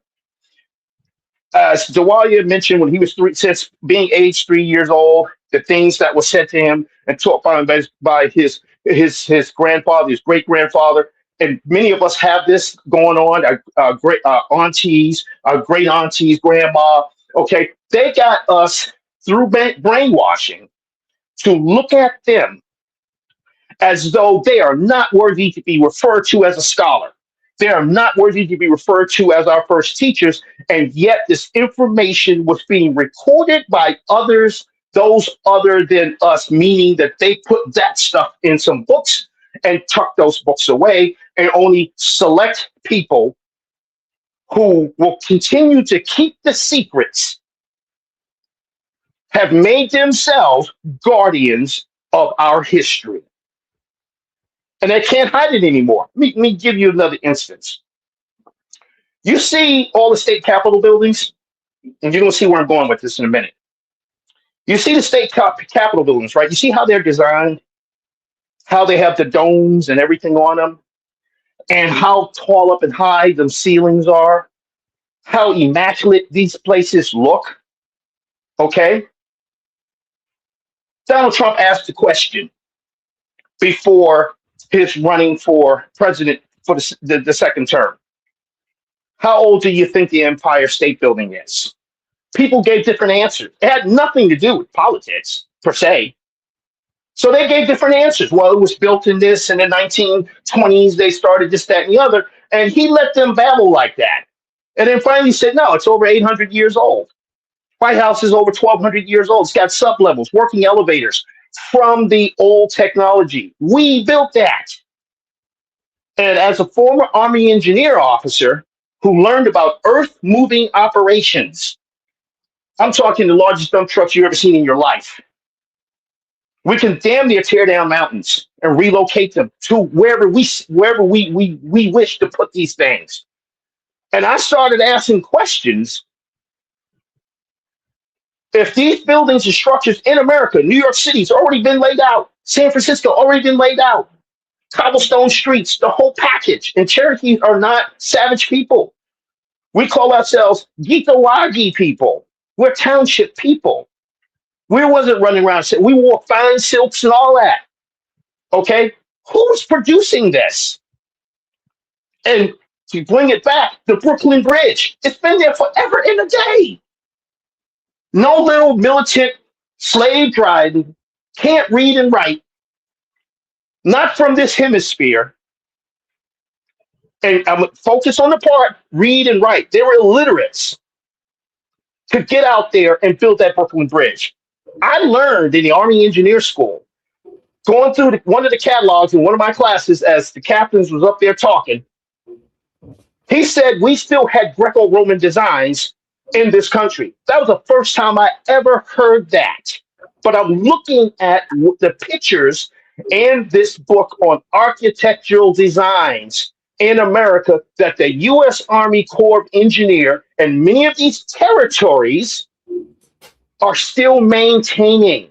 Water locks, all kinds of things, everything from the East Coast to the West Coast. Okay? So where are we at really? And who built these things is the question. Now, giving us alternative education. And as such, I always ask the military question with regards to the cover up. Who authorized this and by what authority? Mhm. Because now we're walking around as disconnected from how we actually used to be. Who ran the quote unquote tribal councils, to use a term? A lot of black women did that. They were the governesses. And a governess, which you get the term today in English, governor, can sit down the war chief, otherwise known as the commanding general, commanding officer, who has thousands of people, thousands of troops' lives in his hands. So we as a people here in this hemisphere, we had it really actually going on. We had airships, we had everything. We didn't have to worry about some little rickety boat that you was concerned could not float in the sea. As a matter of fact, we were so advanced with sea navigation that in the Treaty of Peace and Friendship, which refers to us in our maritime and what we had going on in our trade and our commerce, and a little piece of land being carved out for quote unquote the settlers, okay, we agreed that we would respect and work together with one another. Now, those original people we signed those treaties with were not Caucasians, okay? And there's lots of history out there to show that. What happened? People were overthrown over here. You got plenty of folks in Louisiana who still remember their old original black, and I'm using the word black, French connections. As a matter of fact, let's use the proper term. There's a difference between French and a Frank. There's a difference between Grecian and a Greek. A Greek is a Negro. A Frank is a Negro. And this is in books like The Chronicles of the Crusades. That's a good book to get your hands on. It's full of pictures showing you who was running Europe, who the knights were, Okay, and speaking what of that, areas they were in. let me just say this real quick because everybody's like, well, what are the sources of this information? Where can I find this in the book? I'm starting to cite it now. You can get one book that was published in 1775. Now Amazon is selling this book minus the pullout map called History of the American Indians by James Fitzsimmons Adair. He was a Scotsman.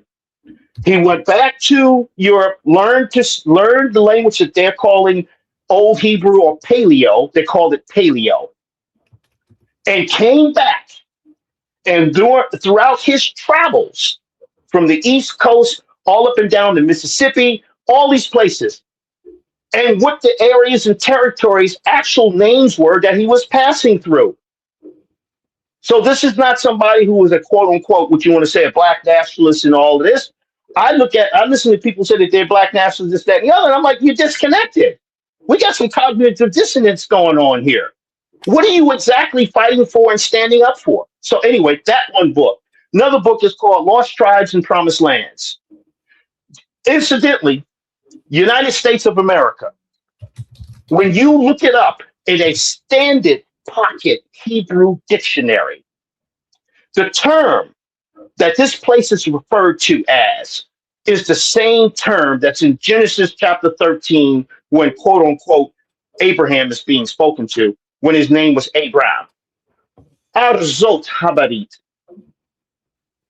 This is the only place on the planet called the Promised Lands, the Promised Territories.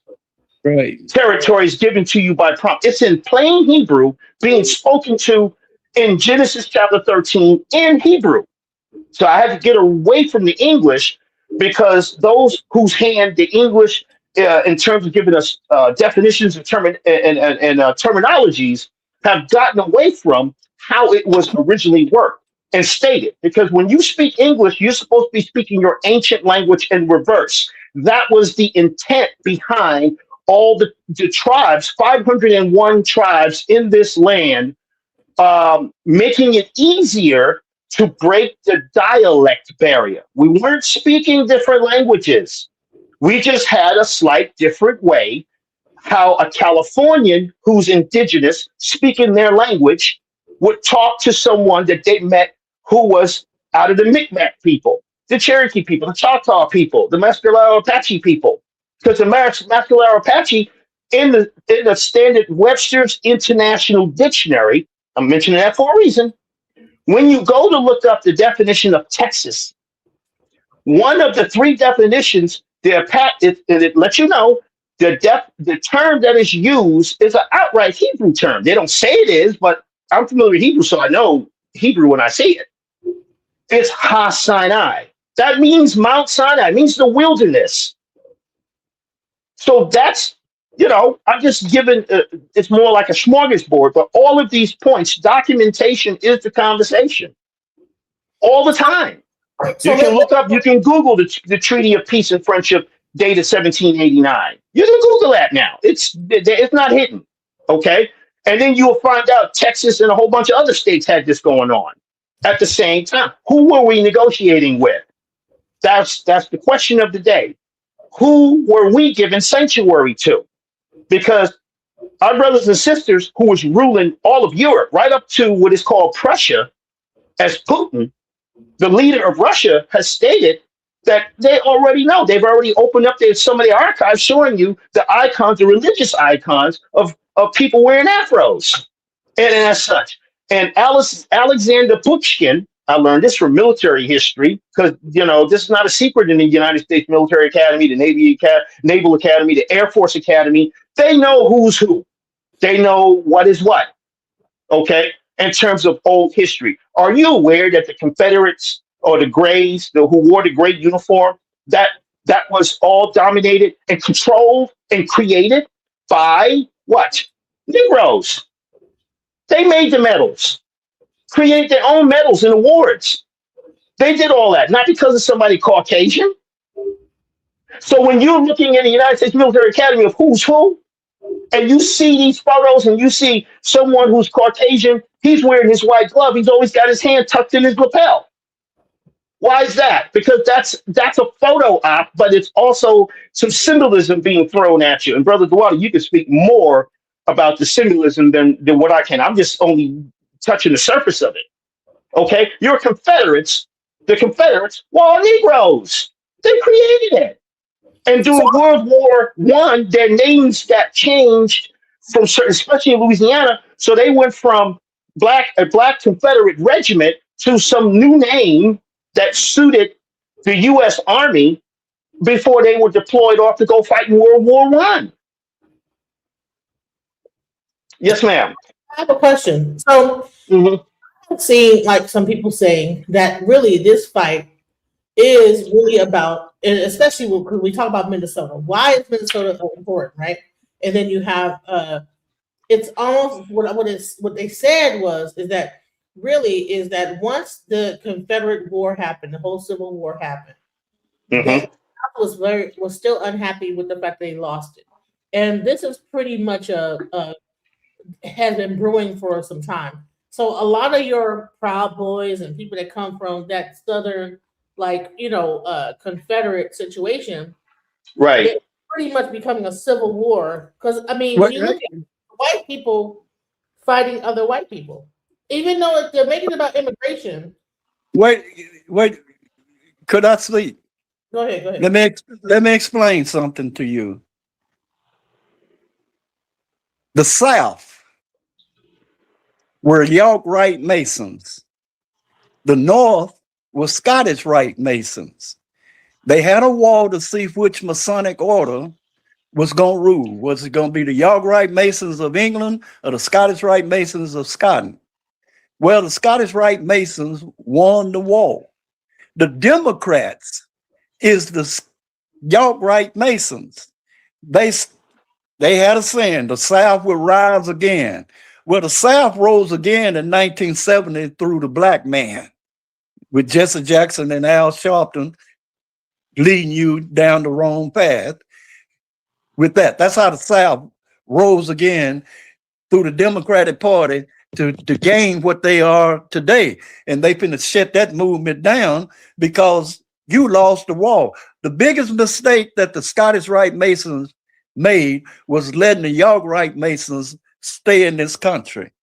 If they'd have ran their tails out, you wouldn't have no problem that they have it now, that they got to go back and fix what they had done. The Civil War was fought by two Masonic orders. They wasn't fought for slavery. It was fought by two different groups.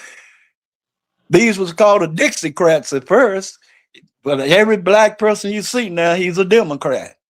These are your old slave masters that you joined their party and made. I'm so glad you said that. And made them rise again.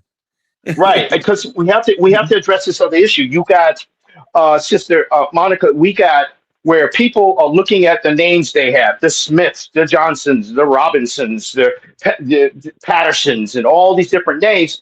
And we, by the same group that Brother Dewadi just got through describing,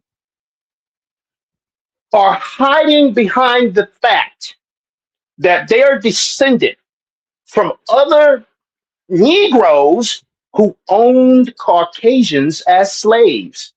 The state of Louisiana, outlawed us buying Caucasians. Here's the groups they listed: 1644. A Negro, an Indian, a Turk, an Arab living here could no longer purchase Caucasian Christians as slaves. The Mississippi Delta put an end to the import of buying Caucasians because Caucasians are not from Europe. Their DNA don't track to there. Negroes was ruling all of Europe. Okay? So what are they? They're connected to the old Basque and the Basque people and the Berbers and many folks throughout Alabama, all I got to do is see your last name. That's all I want to see. What's your last name? So we blacks who were also enslaved by this group of other blacks, right along with the Caucasoid. Hey, Dual, you remember when Cole took us to Mississippi, Natchez, Mississippi? Those two plantations. You can go to Natchez, Mississippi, Natchez Johnson. You can go to his museum. He owned white slaves in Natchez, Mississippi. You can go down there right now. You can go. His museum is down there. His name was Natchez Johnson. Right. His he owned 2,500. He owned approximately 2,500 black slaves on one plantation and 2,500 white slaves on another plantation.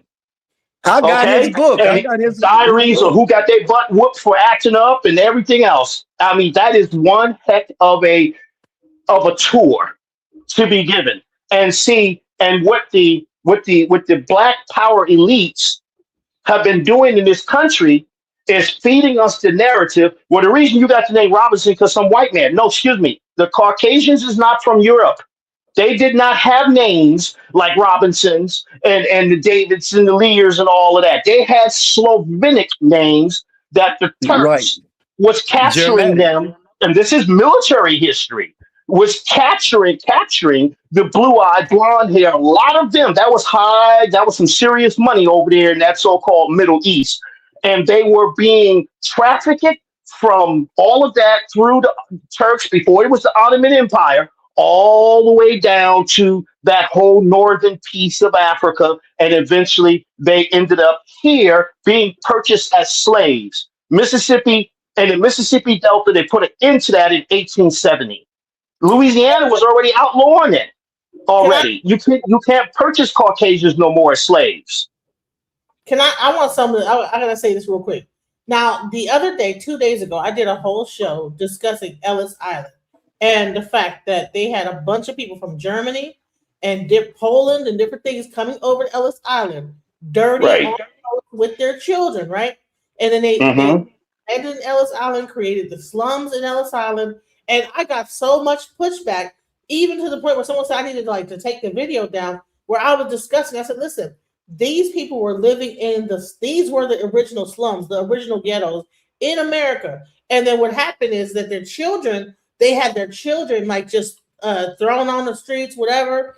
And what they did was these things called orphan trains, where they would take them and they would disperse them throughout the United States, and then they became slaves as children. And I was trying to, this is the real history of the white man in America. And I got so much pushback to the point where even this morning, you need to take that video down. It's so wrong. I'm like, no, I'm trying to explain to y'all is that the history that we believe is the real history is not what we think. The slaves, not at all. Children. We have a book. Hold on, wait, one thing. I also broke that Minnesota is majority German. The people that came from Germany came over on Ellis Island, came over on that boat from Germany. Right. So the people. So I'm like thinking, okay, what's happening is you have the people from the Proud, whatever, this like new militia, and then you have the white people that are like supposedly fighting about immigration, but really it's a fight really between these protesters, and they're using the immigration thing to fight against that, but really they're trying to fight against this whole federal militia that's really like this. I don't even know they're German or like they're. Let me, if I may, let me add a little bit light on this whole thing of the original use and terminology of what an immigrant was. Okay, America, there were two empires. One was definitely ran by a woman. Okay, that's everything west of the Mississippi, which include Alaska and all of that. Okay, it was ran and dominated by a woman of color. California gets its name from a black queen. That's an Arabic word. It means successor. In her case, the A at the end of it means you're talking about a female, a woman. Okay, without the L, without the A at the end of the word, it's masculine. So in other words, we don't have different words. So if I say Ish is man, then which means a helpmate, masculine, then I say Isha. Isha, I don't have to try to figure out, well, how do you describe a woman who is in her doing what this man is doing? Okay, they share the same title. Husband, wife. It's one word that's used for that. One says feminine, and the other one. And of course, just to throw this in there as caveat, nobody had last names. Okay, so you, Monica, would say, if you were being addressed, we would say Monica is the Isha of whoever your helpmate name is. That's how that works, and vice versa. Dewaya is the helpmate of, and I'm just going to use you as an example, of Monica. There's no last names here. No one talked that way. Okay, this is the daughters of so and so.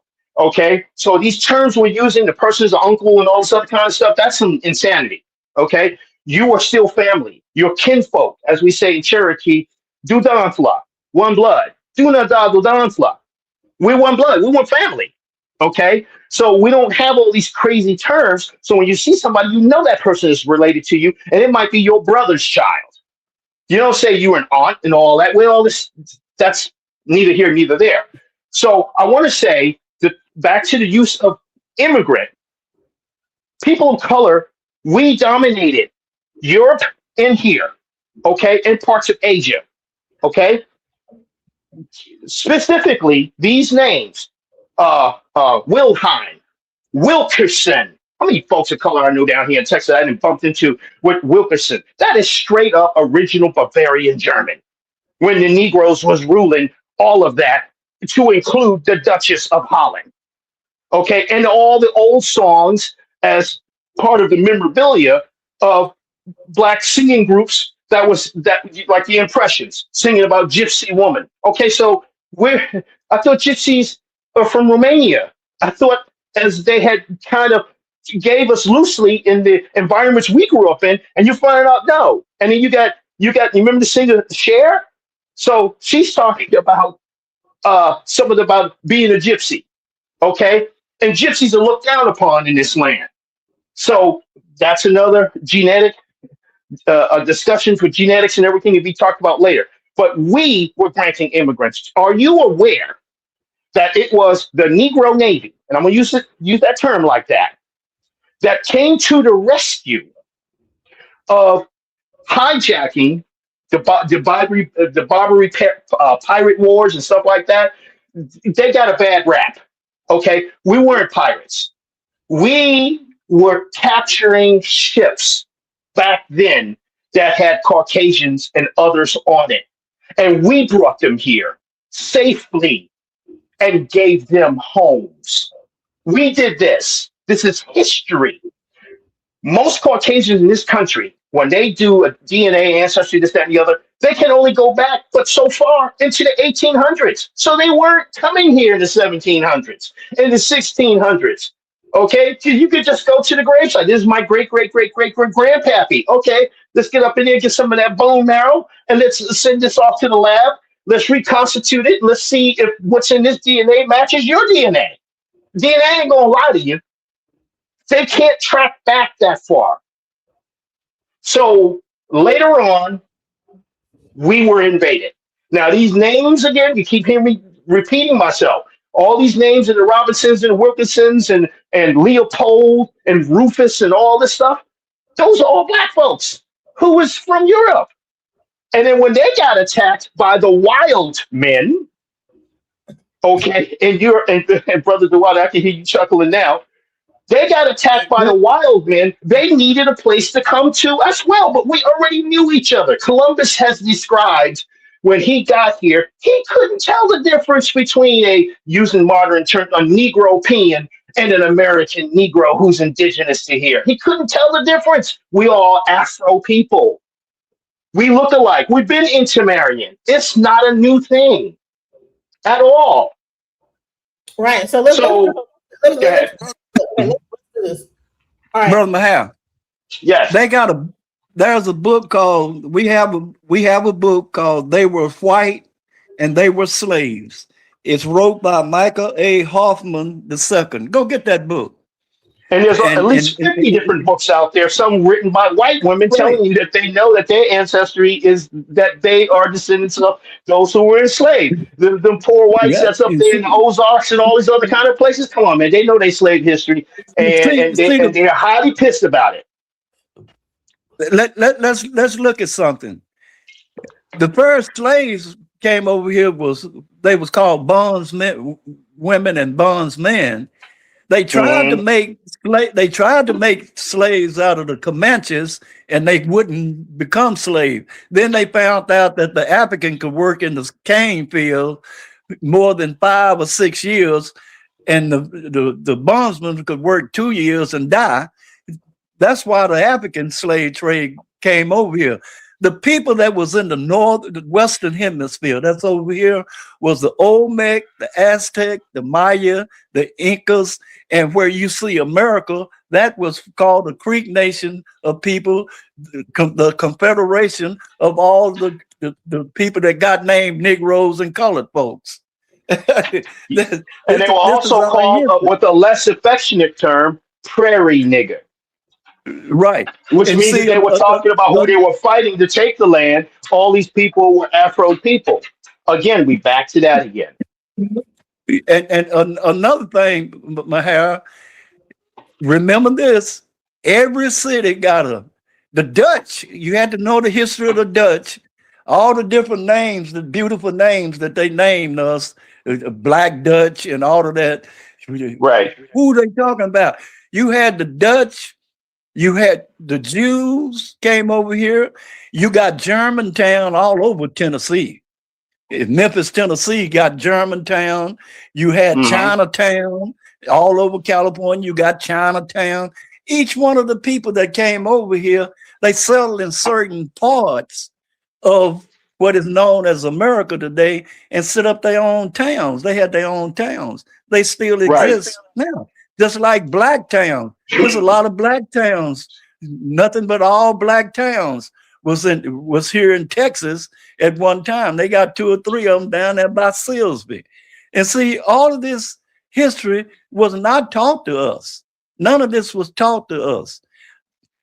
Yeah, that was doing the push for the mass re-education program.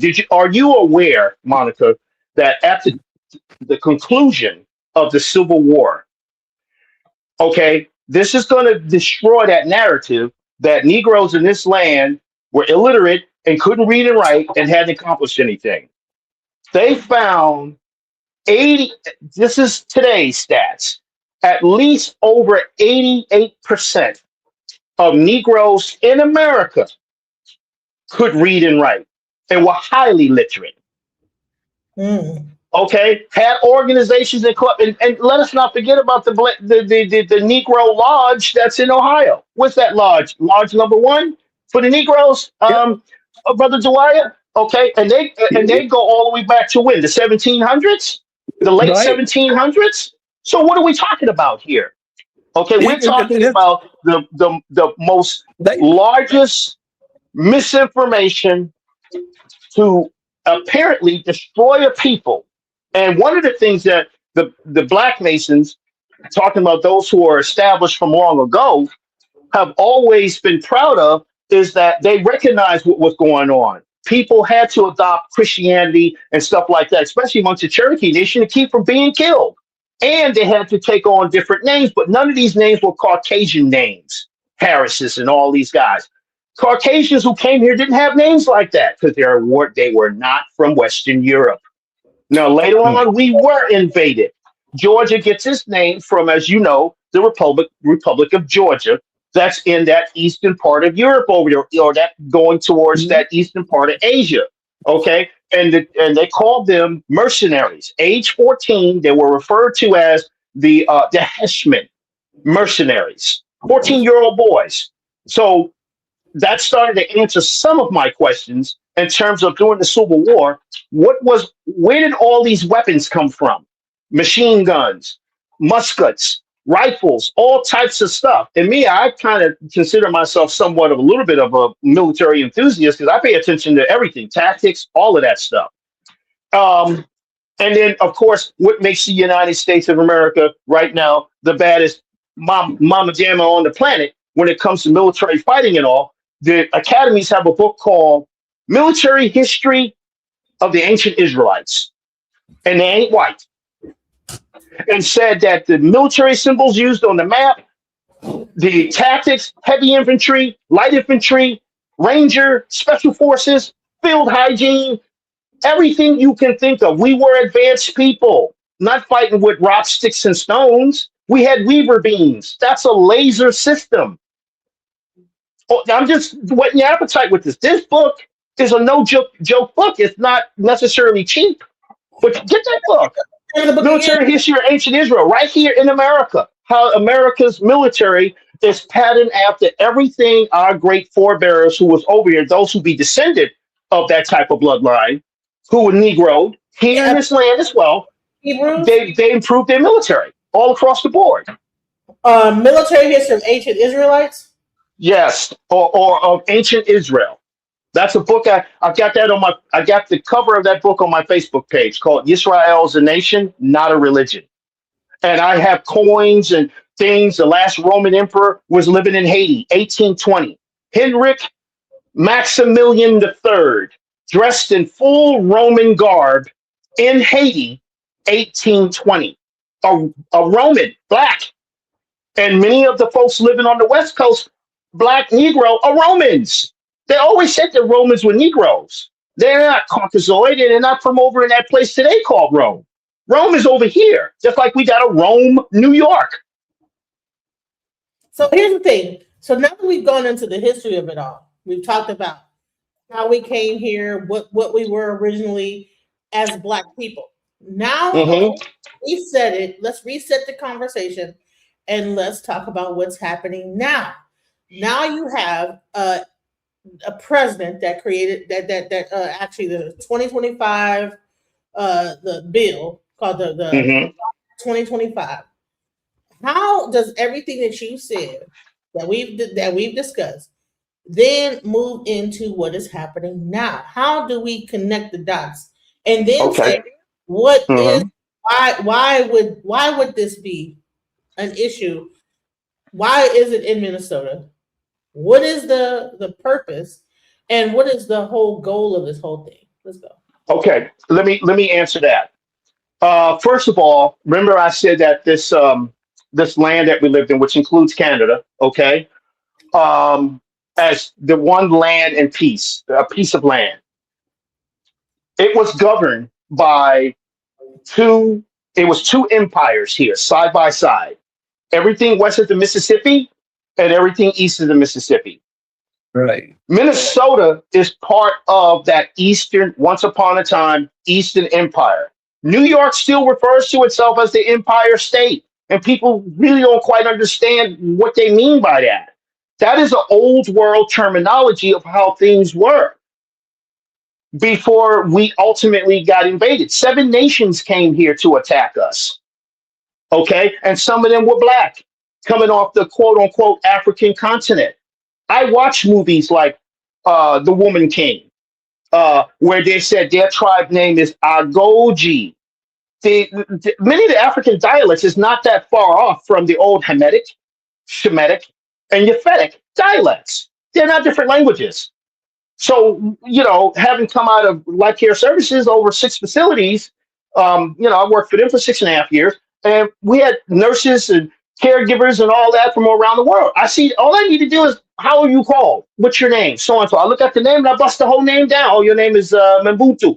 And then I break down with the M. I separate the M out the rest of the word. And then I got boon, ban, ben, means to be put forth by. And I got two. You're the people who came from someplace, or you guys was put forth from another place. Now, the Agoji, those are the bad people and they're people of color. Absolutely. In Nigeria, you got a lot of people who are, and they'll tell you today, this is history. They're descendant of Esau. Who is that? Twin brother of Jacob. They ain't Caucasians like some of the guys be preaching in the street. They're all black. So now you got them over in Nigeria and parts of Benin protesting because of the internet, by way of internet and seeing all these YouTube videos. And they're going, yeah, you guys are teaching wrong.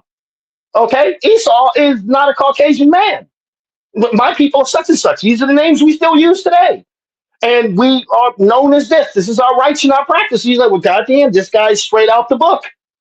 Okay? You're absolutely, okay, well, how do you say this term? So anyway, Minnesota is part of this Eastern Empire. Now, we Cherokee said that twice in our history, we warded off an invasion by a black-skinned nation twice. You can't do this running around in the grass skirt. Everyone on the planet was high tech. And technology, I'm a technologist.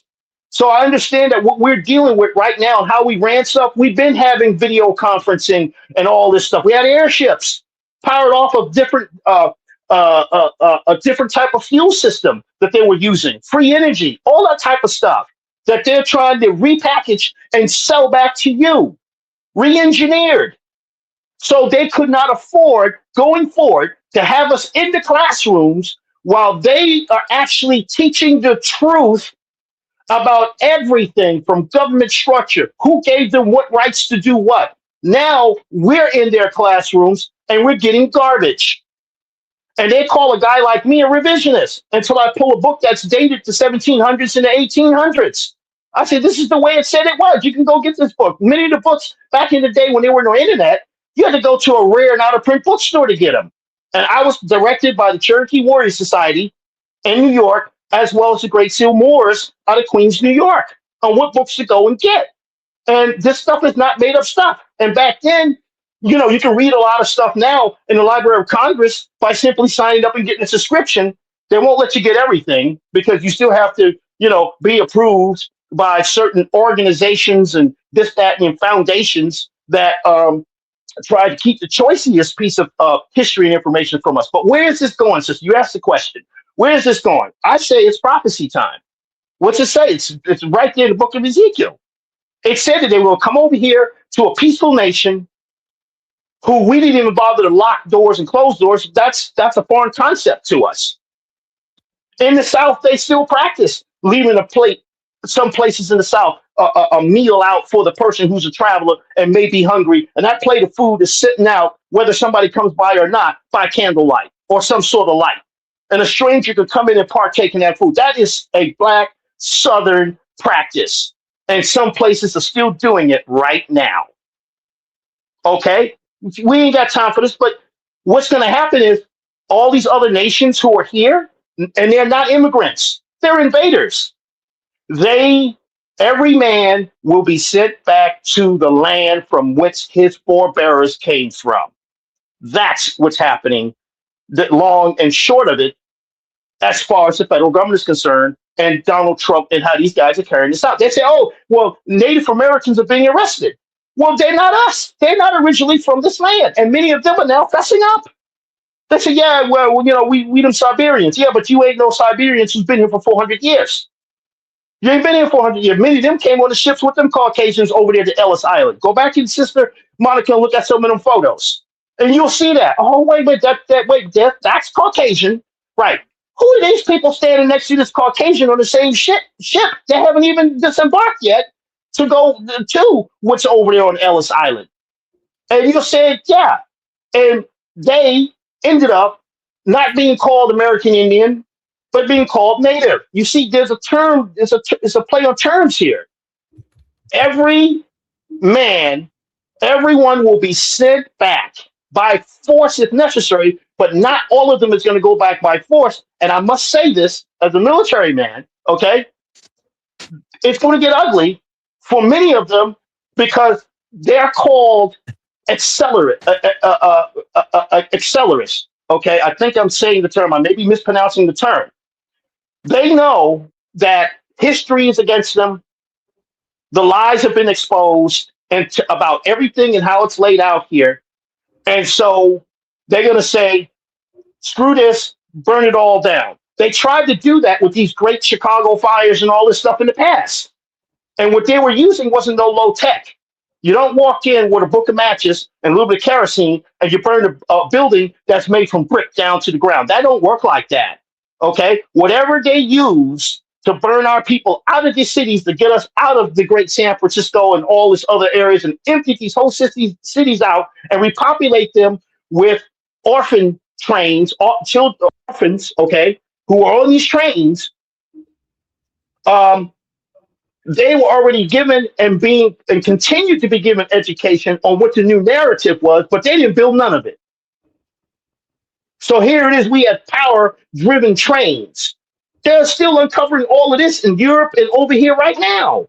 All these tunnels that are built, the New York City subway system, most of those tunnels that was built, where is the equipment that built them? They were already here. We've been traveling this way for a long time.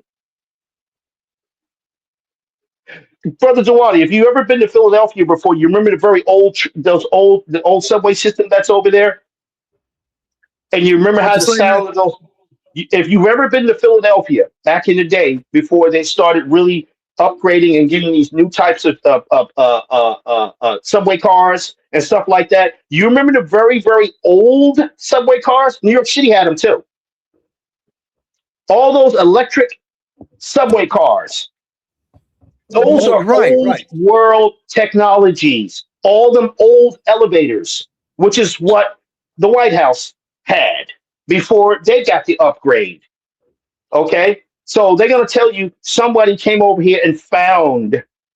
It's founded. No. In building and construction, you either build something or you do not. You don't found anything. That is not a term. That is not a term that's used in the world of engineering and earth-moving operations.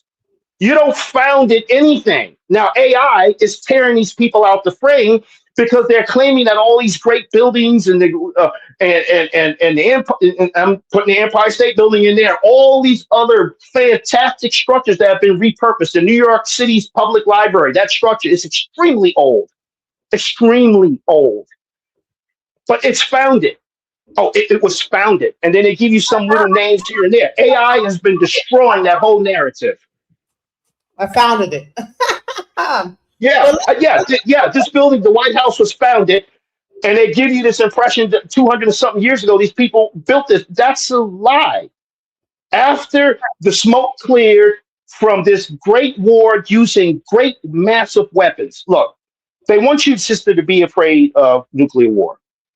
This is not the first time as humans on this planet we've had nuclear war. It's not the first time. The world experienced nuclear war in 1812. You can research that. You got people giving you documentation now. You got scientists talking about it now. And they said, and so immediately after 1812, which something of immense heat melted the bricks and the granite and the marble, buildings carved out of one piece of rock, something of immense heat, thousands of degrees temperatures to melt this stuff. And then 1813, 1814, 1815, the world was experiencing years without a summer. That's nuclear winter, deep freeze. So my secondary duty when I was an Army engineer officer was nuclear, biological, chemical warfare officer for the battalion. Okay?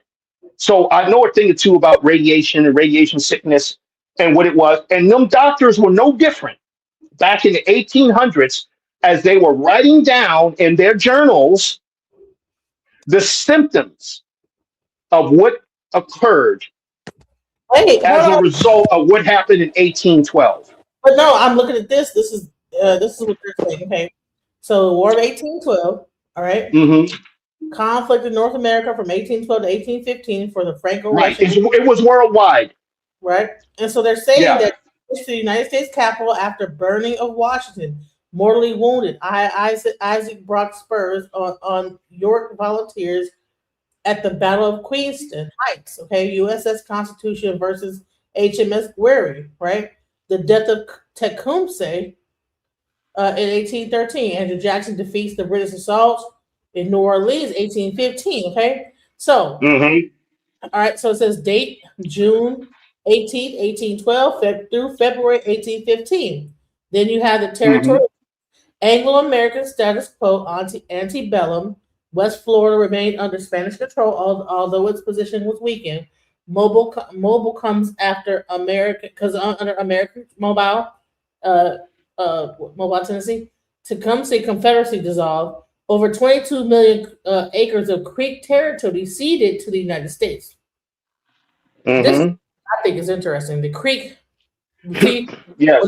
So what happens? Belligerents. I don't know what this means. United States: Cherokee, Chickasaw, Choctaw, Lower Creek, and Tuscarora.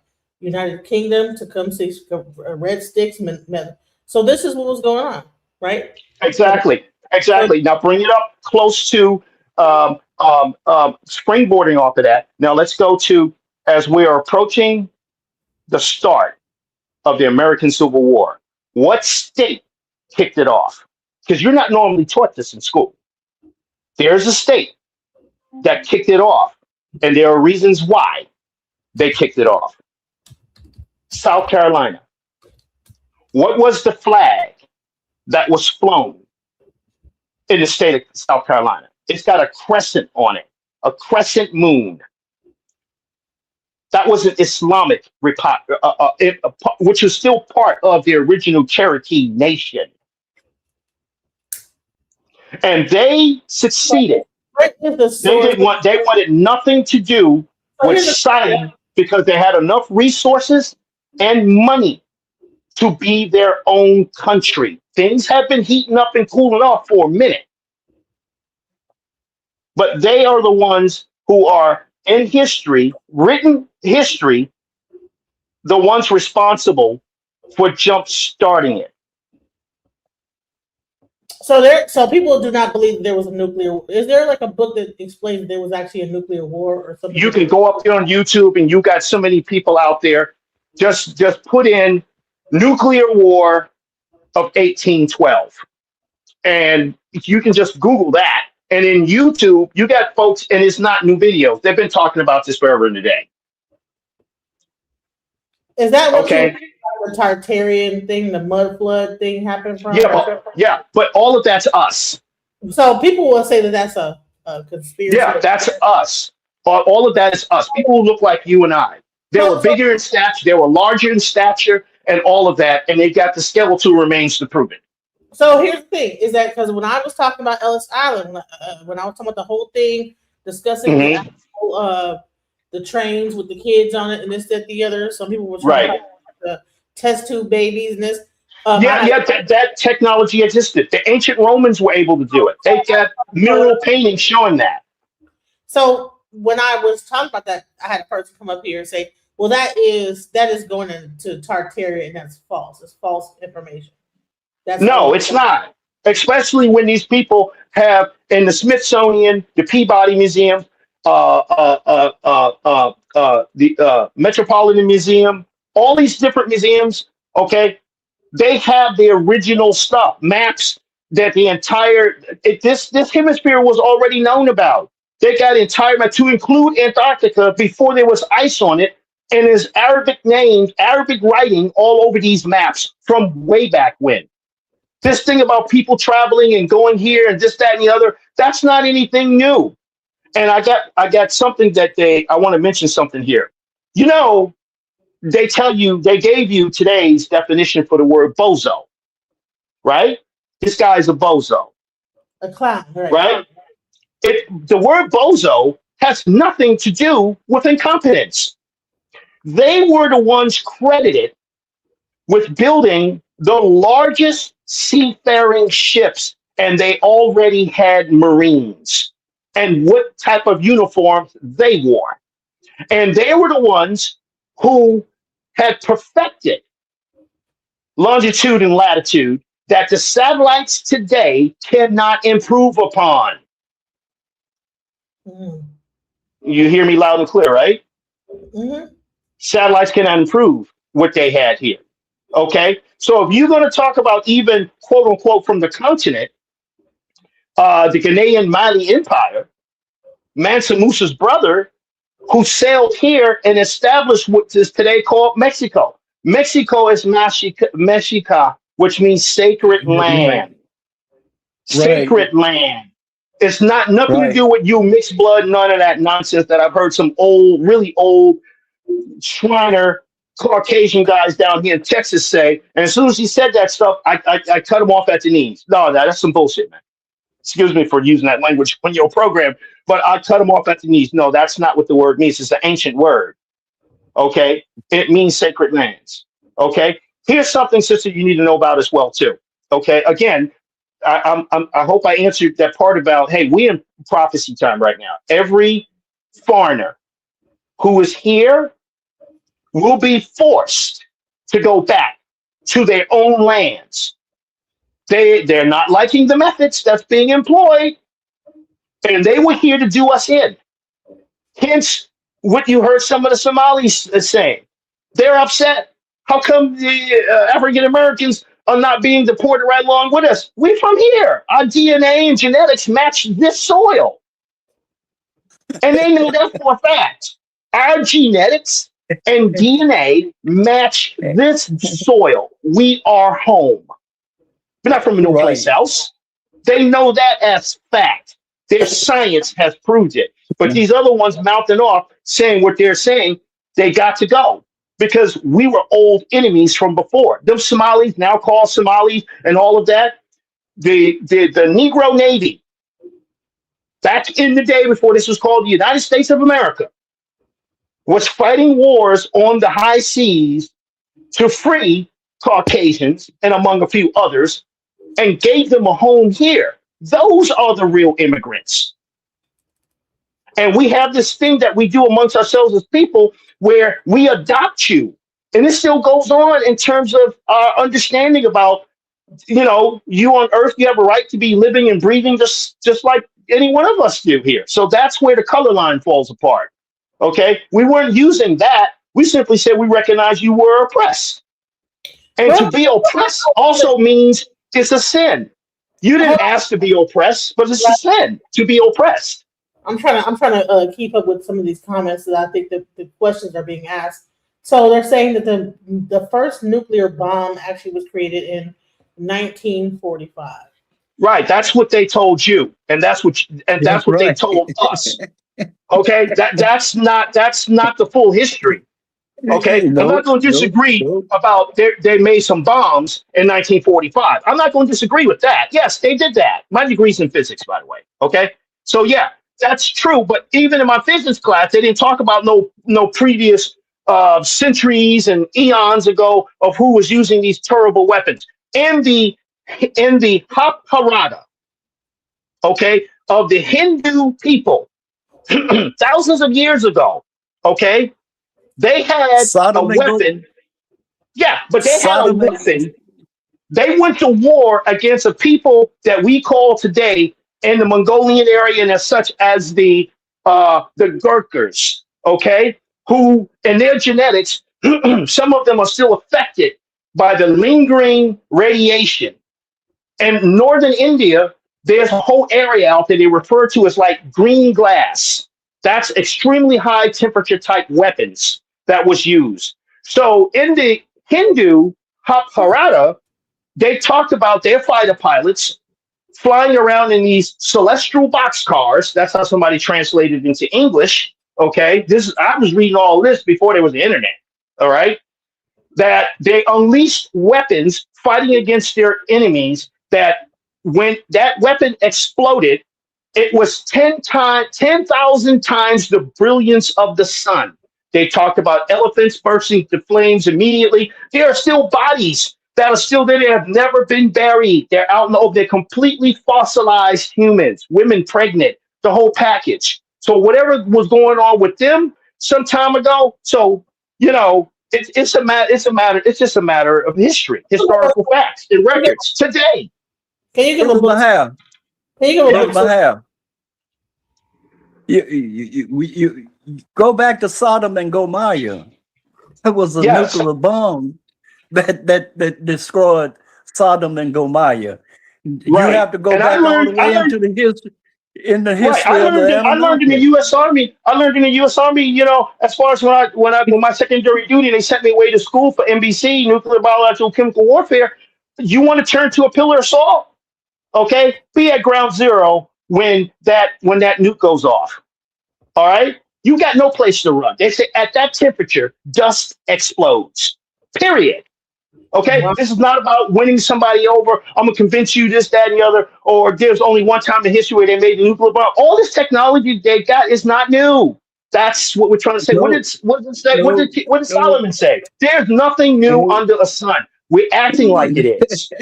This is not the first time we had Bluetooth and Wi-Fi and all this sort of stuff and motorcycles and all that. This is not the first time we had this. Play This your is just phones stuff and that all they of that. deliberately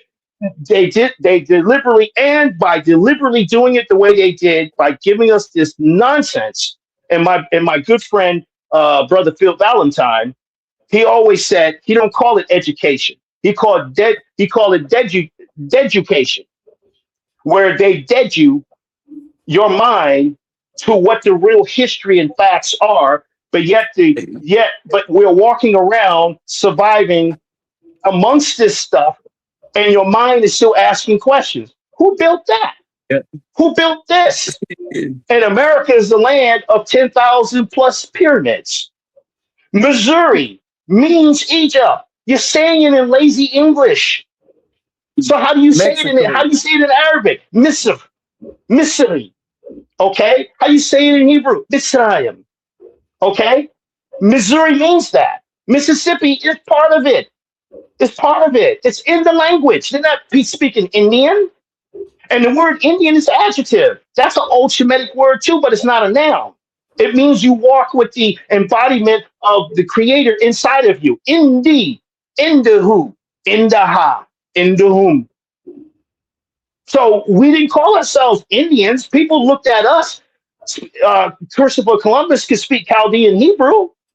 So when he said Indias, which is kind of Latin of it, and by the way, Mexican Spanish contains no less than a minimum of 4,000 Arabic words in Mexican Spanish. How about those apples? So when you're saying, so when I was teaching Hebrew some years ago, one of my students who's from Mexico, he said when I got to the verbs, he could understand the verb because the verb has the same definition in Mexican Espanol. He told me that point blank. And I said, really? I had Spanish in high school. They never made this connection where they said it was from Latin. It's a Latin language. Okay? So he said anything. He spoke out. Ablasa. That's a Hebrew and Arabic word. Ablasa. He spoke out.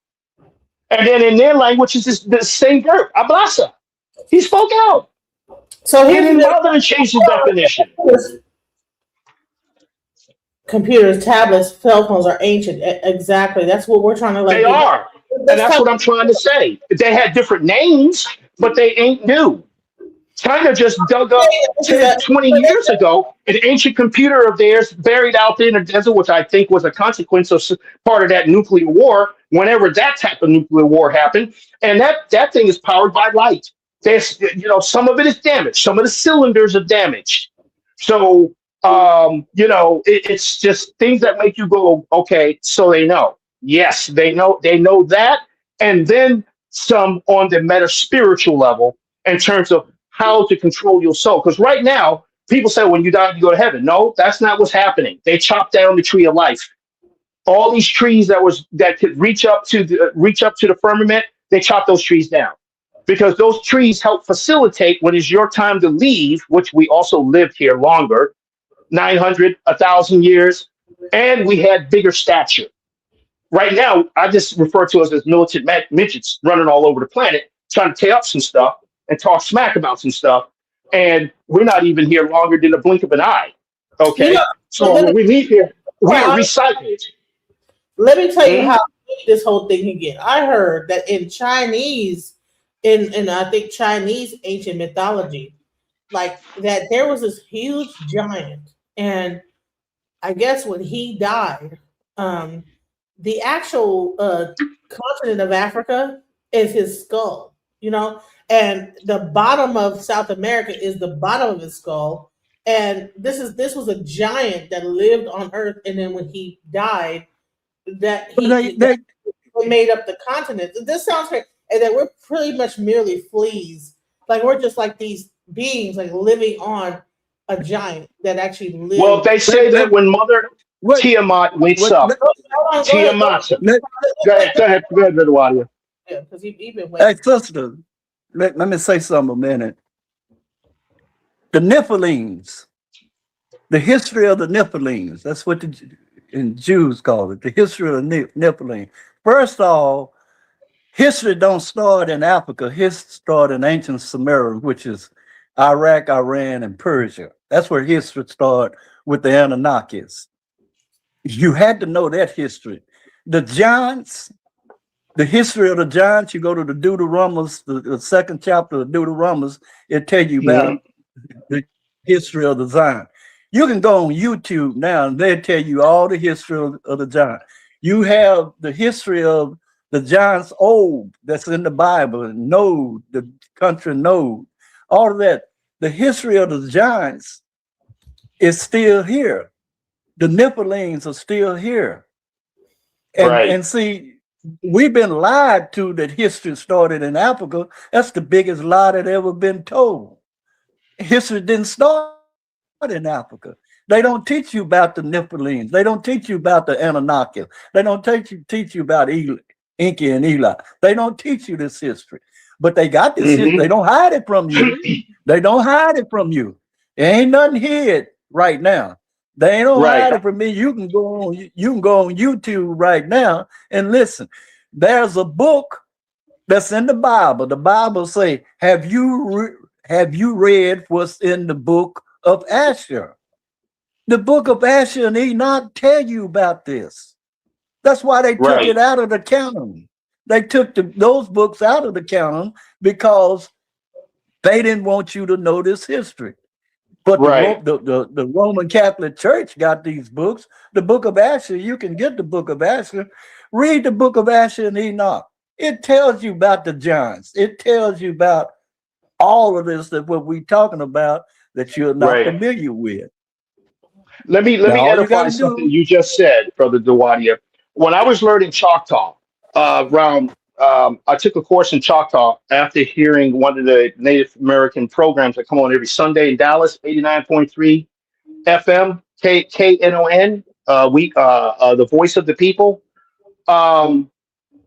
They mentioned the name of a lady, who when the summer was about to come in, that every summer she comes down from the Choctaw Reds out of Oklahoma, and she teaches Choctaw.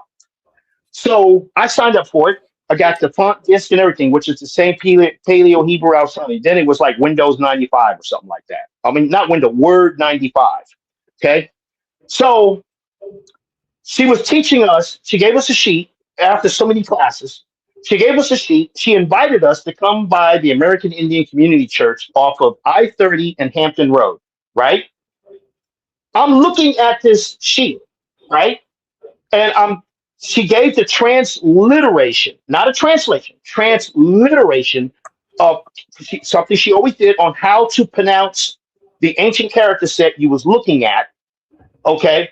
And I recognized something right away. I said, this is from Exodus. So here's what they did to us as far as these religious people have done. They took the, because you mentioned the Waya, Inky and Enlil. So this is where I'm going with this. So they told us in English, I am the Lord thy God. You've heard that before, right, Sister Monica? I am the Lord thy God. And then, you know, you see that show up a few times. So in Hebrew, that is pronounced Anoki Yehovah Eloheka. Anoki Yehovah Eloheka. Okay? So I knew it that way from quote unquote biblical Hebrew. But that is the word Anoki is not how the Choctaws pronounce that word. They pronounce the word Inki Yehovah Eloheka. So I waited till the class was finished, and I walked over to the sister and I said, and she was 80 years old at the time. I walked over to her and I said, excuse me, I noticed this says Inki Yehovah Eloheka. Right. She said, mm-hmm. I said, would this be Inki, the brother of Enlil? That's what I asked her directly. And she said, why, yes. She said, and she tells me I'm one of the first students who ever caught that and mentioned that, but she knew her history. This 80-year-old woman knew the history. So my next question to her was, who are your people, really, and how long have you been here? That was my two questions I asked her. She said they have been here for a very long time. And this is somebody brown like us who was teaching this course. All right, so very interesting. So we've gotten into the history. I need to fast forward into now, because what's happening is, because it's great to like talk about the history of it all, but everybody keeps asking the same question, as in the audience.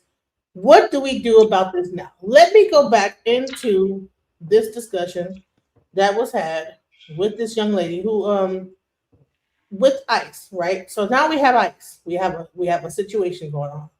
Right. 50 years is the end of America. That's when America, as we know it, changes, right? So let's go. It changes. It don't mean it's the end. But hold on. Very different things. But go ahead, sister. Warrant to gain access, and we're still denied by federal agents?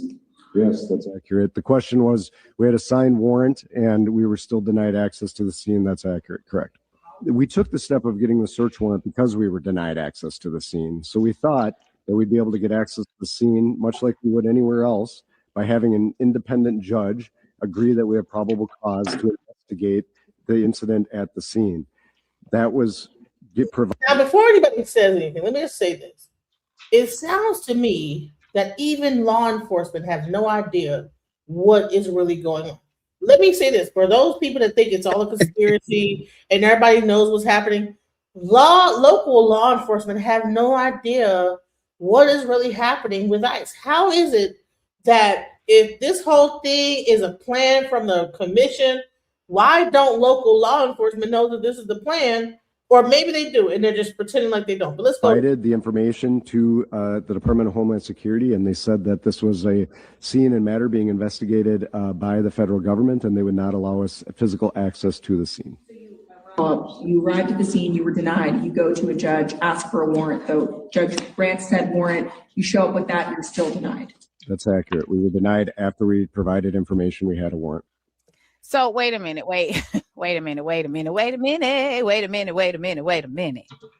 Y'all's law enforcement.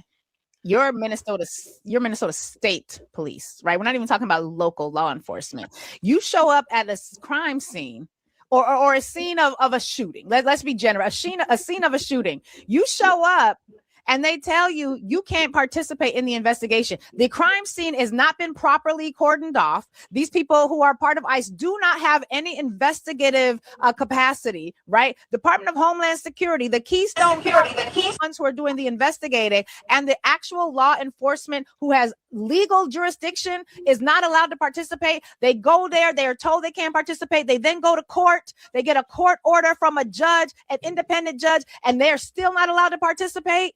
Because the private militia done took over the scene. The same private militia that's got more weapons than the actual local police. Y'all remember what Mayor Fry said? What did he say? We got 600 officers here in Minneapolis. They got 3,000 federal agents. And now Donald Trump and Kristi Noem are coming at Governor Tim Walz and Mayor Fry talking about something. They're not helping us. They're refusing to help us. And they're like, we got 600 agents. Y'all got 3,000. Y'all outnumber us in terms of law enforcement 5-1. You've got 3,000 federal agents, and I shouldn't even call them federal agents. You got 3,000 civil servants, armed civil servants who are functioning like a private militia, who are refusing to allow the actual law enforcement to investigate what she don't know what she's talking about. Go ahead. Yeah. Can I say something, sister? Let me say something. She don't know what she's talking about. She's completely lost, like the typical Black African American that's a Democrat. Those are federal agents. The federal government, I'm gonna tell you what they tired of. They tired of you going to get a judge to block them on what they done gave an order for. They finna do away with all the judges, Supreme Court, and all of that stuff, and be under total federal control. Because you got Democratic judge doing this and blocking this and that. They finna get rid of all of that. All of that, you ain't gonna be able to do nothing until the federal government investigate and do what they want to do. You might as well get ready for it. You might as well get ready for it. That's where it's finna be. How can what's called the Department of Homeland Security investigate something when they don't have an investigative division? And how can they also block out state? The federal, every state is up under federal jurisdiction. Sister. That's what you got to. Yeah, you federal jurisdiction. You got to understand. So only that you up under their jurisdiction. You up under their rule. Right. So here's what part of that? What part of that you don't understand? Right. Is how ignorant you is to who the federal government is. They think people have rights under like state law and state jurisdiction, local law, and the local law enforcement. Well, guess what? This is showing right here the fact that these guys are able to come in there and block off local law enforcement to investigate what happened as far as a crime with a federal agent. So the only one that could probably go in there is probably the FBI, the Federal Bureau of Investigation. I think that we as human beings, when we're dealing with ICE and this Department of Homeland Security, you don't realize that this is not the same police force. This is not your mommy and daddy's people getting pulled over by the cops. This is a completely different monster going on, and people need to realize that and stop playing with themselves. Because if you get shot by them, guess what? They own that. There's nothing you can do about it. Ain't not one thing you can do. Right. Now, here's the thing, Brother Dewadi, I want to edify both of you on. Just to give just a little bit more clarity. Okay. You have every state has a military, right? Referred to as the National Guard. Right. We have two commanders in chief. We have the state governor and we have the president. And since the late 80s, the National Guard has become a full-fledged member of the federal U.S. military family. Okay, fully recognized. Okay, we already been getting the training and doing this, that, and the other, and we in the National Guard has fought most of the wars. So why is Trump using, and I'm using the National Guard, and we're going to get to ICE, and then I got to talk about something dealing with local law enforcement. 80% of America's fighting force, combat fighting force, divisions, brigades, is in the National Guard. Always has been, because it grew out of the concept of state militia. Now, there are, 24, 25, maybe more million veterans. They're very concerned about us veterans because they know that we have a different type of mindset. We swore to uphold, support, and defend the Constitution of the United States against all enemies, foreign and domestic. Okay? And that oath, the only time that oath is null and void is when we pass away and they're packing the dirt on us. That's told to us straight. Okay? Ain't no mincing words here.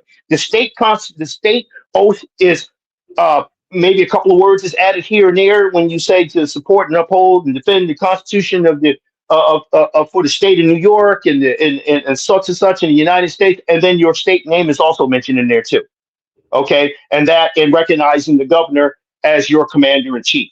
When we as state forces are federalized, local law enforcement has to do exactly what we tell them as we see fit, because now it's on lockdown. Now, let's get to the local law enforcement.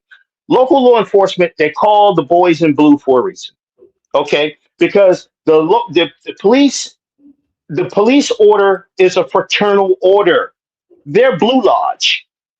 So they don't always, most of them are never going to know what the higher echelons and circle is really planned and what the end goal is. Now, let's pick it back up to the federal government side. They are actually wanting to accelerate things to the point that we have a major catastrophe here. There will be no longer one president after this expected nuclear throwdown they're trying to get people gourded into, because they're trying to get your mind massaged into accepting, these is what happens if there's an EMP burst and all of this. Basically, they're telling you, without saying it, we heading that way. And like I used to tell people in my lectures back in the day, I'd say the missiles will fly. They will be on time, even if the angels have to come down and press the buttons themselves. It's going down. When that happens, they said that it's expected to be broken up into 5 presidents in this country, 10 regions, 5 presidents to govern all of the United States of America. There won't be no more one president. They had that movie called The Hunger Games. The District. Yes. Yeah. Mm-hmm. Well, they had a TV miniseries before called Jericho, where someone started a nuclear war. They blamed it on Iran. Okay, they blamed it on Iran, and so Iran gets nuked. But come to find out, it was some military defense, somewhere within the military defense industry. Someone did that, and then they had a brother, and I don't remember his name. One of the actors. And he did not know all the information, but he did work for these guys. The military industrial complex run the country. They have for some time. And I want to say how long this technology has been around. They would have you believe that during the Civil War, that they were firing cannons and stuff like that from wooden ships.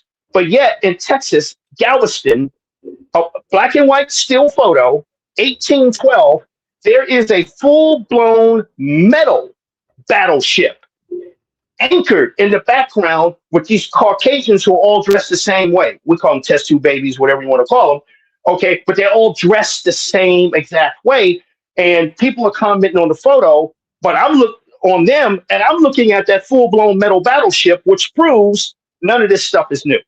Now, accelerate, move up forward. Who will be doing the nuking? In 88, a gentleman made this statement. He said, by the year 2015, now you got to keep in mind, the Pope changed the time, and took 8 years off of the calendar. or added 8 years to the calendar, I should say. So they told you today is Monday. No, today's not Monday. Okay. Saturday, of course, it's not Saturday. All right. Everything was also, and they show you, and I came across this little thing I'm about to share with you because timeline and understanding what sort of time may be real or fictitious. In a book called Numerical Recipes in C. My minor was computer science. So back then we didn't have PCs. You had to write your code by, you had to manually write your code out.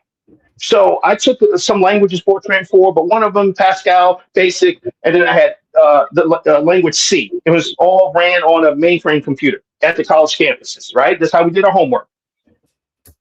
My Russian professor gave us a homework assignment to predict when the moon would be in its different phases and what dates they would show up. That's the general piece of the program. So we call that piece a subroutine, which means it's going to be inserted into a bigger program, okay, for other things that you may need it for. I'm looking at the mathematical equation. The mathematical equation is that piece is accredited to Pope Greg. Everybody know who Pope Gregory was, right? The one who's supposed to institute this new calendar in 1582, October 4th. So in this thing, I'm with my handheld calculator, I'm looking at, and the subroutine says, if the date you're looking for, as far as the phase of the moon is concerned, if it is less than 1582, October 4th, okay, do not use the Gregorian calculation. Skip that. So I wrote a program that completely took the Gregorian calculation out of it. I just said, well, let me see what results I'm going to get. So I ran it, and back then that was 1988, somewhere around there. I ran it and said, okay, give me the phases of the moon. And then I went to the computer room and got my printout out of the computer room, and I'm sitting there looking at it, and I noticed the days were thrown off. So I went and grabbed in the almanac, I went to the section called perpetual calendars, because my calculation already showed that your days are offset by 3 and your years are out of whack by 8. My calculator, just hand calculator, I did that. So now I modified the program to remove the Gregorian calculation altogether, and I just ran it straight. And sure enough, it matched the almanac perpetual calendar, but not the year that they told us we were in. I had to go, I said, my calculator said we're off by 8 years. So I had to go up 8 years. And sure enough, that day's date, the day's date of when there should be the phase of the moon, was now showing me in the almanac 8 years ahead of the year that I'm in. So I said, okay, we're out of phase. For some reason, I didn't know all of the science behind why they actually shifted the calendar around, because before that, the church used an entirely different calendar, which was, of course, based on the 4 seasons and a few other things. But anyway, here's what I want to get to. So this guy talks about we will have a semblance of a real calendar after China and Russia nukes America. And he says the statement you can expect Russia to say to the American population, to say that the American population is not the enemy, your government is. And as a result, they go ahead and nuke, but not all of America is destroyed. So now you got to go back to parts of the Old Testament where it tells you this is the land he gave you. And you've heard the term Great Plains before, right? Everybody's heard this term. The Great Plains, this, that, and the other, right? In some semblance, we've heard this. Well, before they just stripped something away from him, I tell you what they took out of it, that term, and just got it down to Great Plains. It was called the Plains of Abraham in 1752. And it went from Quebec, Canada, all the way down through the Great Mesa and everything else into Mexico. So you're not supposed to know that you're living in what was called, quote unquote, what was promised to Abraham. And then you got to go back to Genesis 13. And again, that Hebrew expression, Arzot Habari, is how the promised land is referred to. And the young 6-year-old child sitting in geography in Israel, learning Hebrew, don't know anything about the Bible. When he's learning how to say in Hebrew the names of all the countries around the world, when he gets to the United States, it is Arzot Habari, Standard Hebrew Dictionary, not a biblical dictionary. So when they come here, and the people like Somalia and all of them, this word is not that different in their language. So when they say, I'm going to the land of milk and honey, think about what they're actually saying to you. They know this place to which they're coming to. So no, all this land is not going to be destroyed.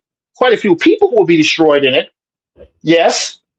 And it's because it's mostly those who do not belong here. That's what Ezekiel chapter 37 and 38 is telling you about. Because it tells you what they did, and 39. It's the conclusion.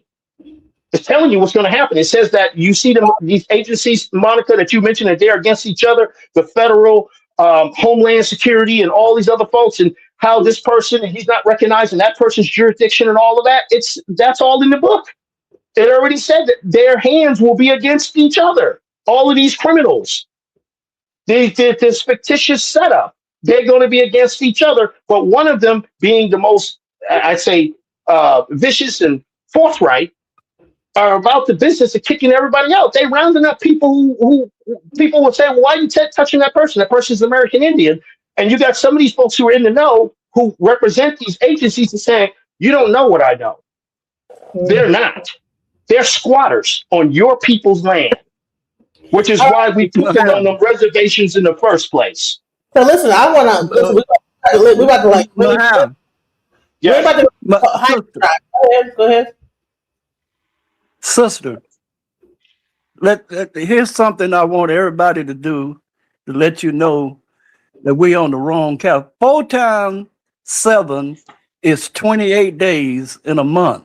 Ask yourself, how did the month get 29, 30, and 31 days? You're on the wrong calendar. America New Year's in October, the 1st. I'm sorry, your phone is like someone calling you. The government.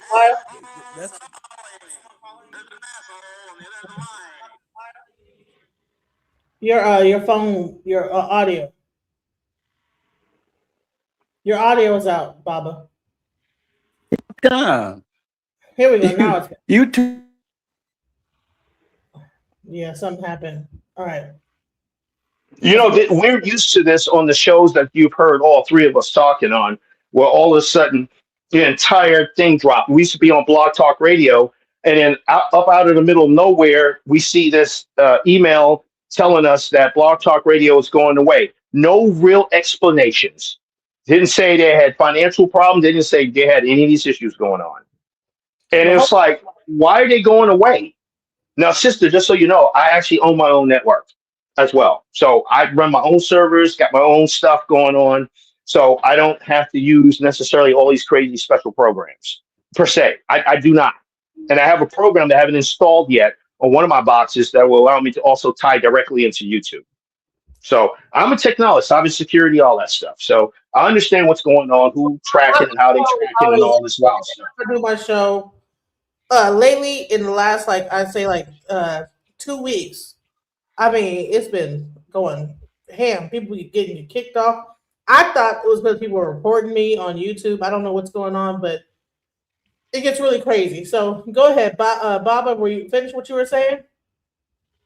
You were saying something, Brother Dwyer, about the calendar. We're on the wrong calendar. You mentioned the days in the month. 4 times 7, we're on the wrong calendar. 4 times 7 is 28 days in a month. It's how did a month become 29, 30, and 31? Those are questions to ask yourself. That means that you're on the wrong calendar. The white boy got you on the Roman Catholic calendar. They started, the first of the year starts April the 1st. Bead 1. a bead is in the Bible. They tell you to start in the spring. You start your calendar in the month of January to the god Janus. Every Monday, Tuesday, Wednesday, Thursday, Friday, Saturday, those are ancient Roman Anglo-Saxon who's called himself an American. That's their gods. Monday, Tuesday, Wednesday, that's their god. You celebrating their gods. It's still in German today. Friday is ain't got sense, you got to have sense enough to know this, but most people don't have sense enough to know this. It's 1 day, 2 day, 3 day, 4 day, 5 day, 6. We deal with numbers, not with ancient Germanic gods. Ethiopia, in Ethiopia it's 2018. It's not even 2026 in Ethiopia, right? Yeah, I thought, sister, that they said 1018. I could be wrong. But, their calendar, they said that they have not modified or allowed anything crazy to happen to whatever this dispensation of time is, that how they track it. So I'm not surprised, because by the time I was learning things in the Great Seal Moors Association, they were saying how 1,000 years was total was pretty much added to the calendar. 300 over here, 500 years over there. So that allows them to play with the chronology of history. This is where rubber meets the road when we are youngsters and these public school institutions, and here it is, whole things are just simply not touched. It's not a question of they lied to us. It's just not touched. It's not discussed. Period. So let's go into the aspect of where people don't even know. So when you hear like these reporters, they don't even understand what's even actually happening, right? So let's really get into the current, because we could go into history all you want. We could talk about the Berbers, we could talk about the Moors, but we're going through something right now, and we need to actually take this thing into current America and what is happening now, and how is it, and what is, because I said in this title is, did Black Americans predict what was happening now? And I know that you guys said that. What's happening? So sister, what's happening now is that the federal government going to do away with all state constitutions, and we are going to the United States, and every country that's in America is going to come up under federal control, point blank. Ain't nothing you can do about it. Right, and it's the federal government that owns all the lands. All the lands, the original lands of our ancestors who are from this hemisphere is under a federal trust. It's been that way. It's not a new thing. Commonwealth and all this. Commonwealth. Okay, that means who were you paying when these Caucasians originally was doing their thing? Who were they paying tribute to? You got a Commonwealth. The same thing with the Commonwealth of Virginia. All of these places. What make up America is you got so many territories, the Western territories, then you got 4 Commonwealth states, and then you got the Republican states. That's what you got. That's what make up the federal government. That's what they classify them as. But the federal government is going to do away with all political parties, all judges, all constitutions. See, each state got their constitution, but you were supposed to be up under federal constitution guidelines, and you ain't. You couldn't be no homosexual according to the federal constitution, and then what you got? The Constitution of the states, so you can marry each other.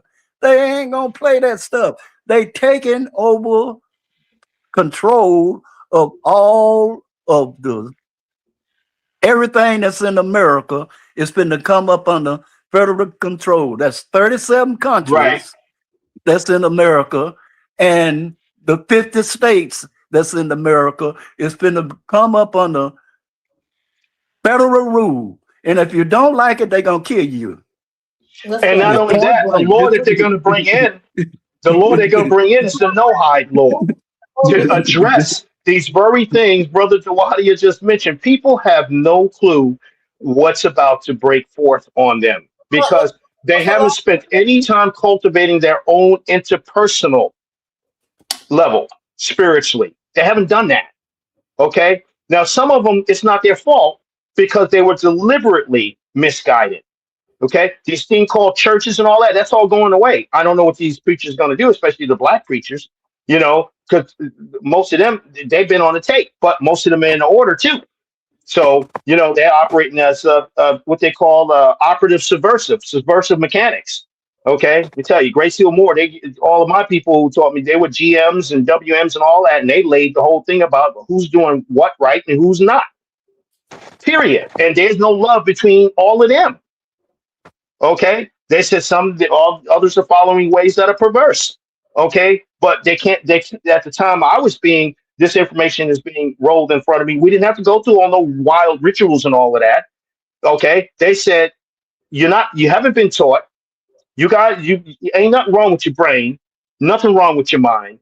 And what we've resolved to do before they died was to give us the meat and potatoes. That's what they called it. And if you start cracking jokes in those classes, your butt was out of there. It's just not funny. This wasn't a joke. So they said, we want you to go get this. We're going to book a trip to the Library of Congress. You're going to look at this document and this document and that document. And we went with them because we didn't have the credentials required to be up in there requesting this, that, and the other. I mean, if you go to the Library of Congress, some of them books back then, I mean, they were locked. Them pages are locked. So you can look at certain pieces that you filled out the form of what chapters or sections you want to read and paragraphs, even though it didn't matter what it was. Okay. You tamper with that lock. It tells you tampering with the lock, what sort of fine and punishment you can expect. That's right. Library of Congress. You ain't walking up in there just grabbing it because you can read. Who are you? So bottom line is there's going to be a major upset amongst people of color of the apple cart. And then those Negroes who are descended and been keeping the crap going. And I usually know who they are because I know what their last names are and where they come from. And it ain't no white man's name. That's why I say Caucasians didn't have names like that. You find a Caucasian who's got the same last name as yours because somebody black who had that name back in the day owned them because they had Slavic names, maybe Polak names, maybe Turkish names.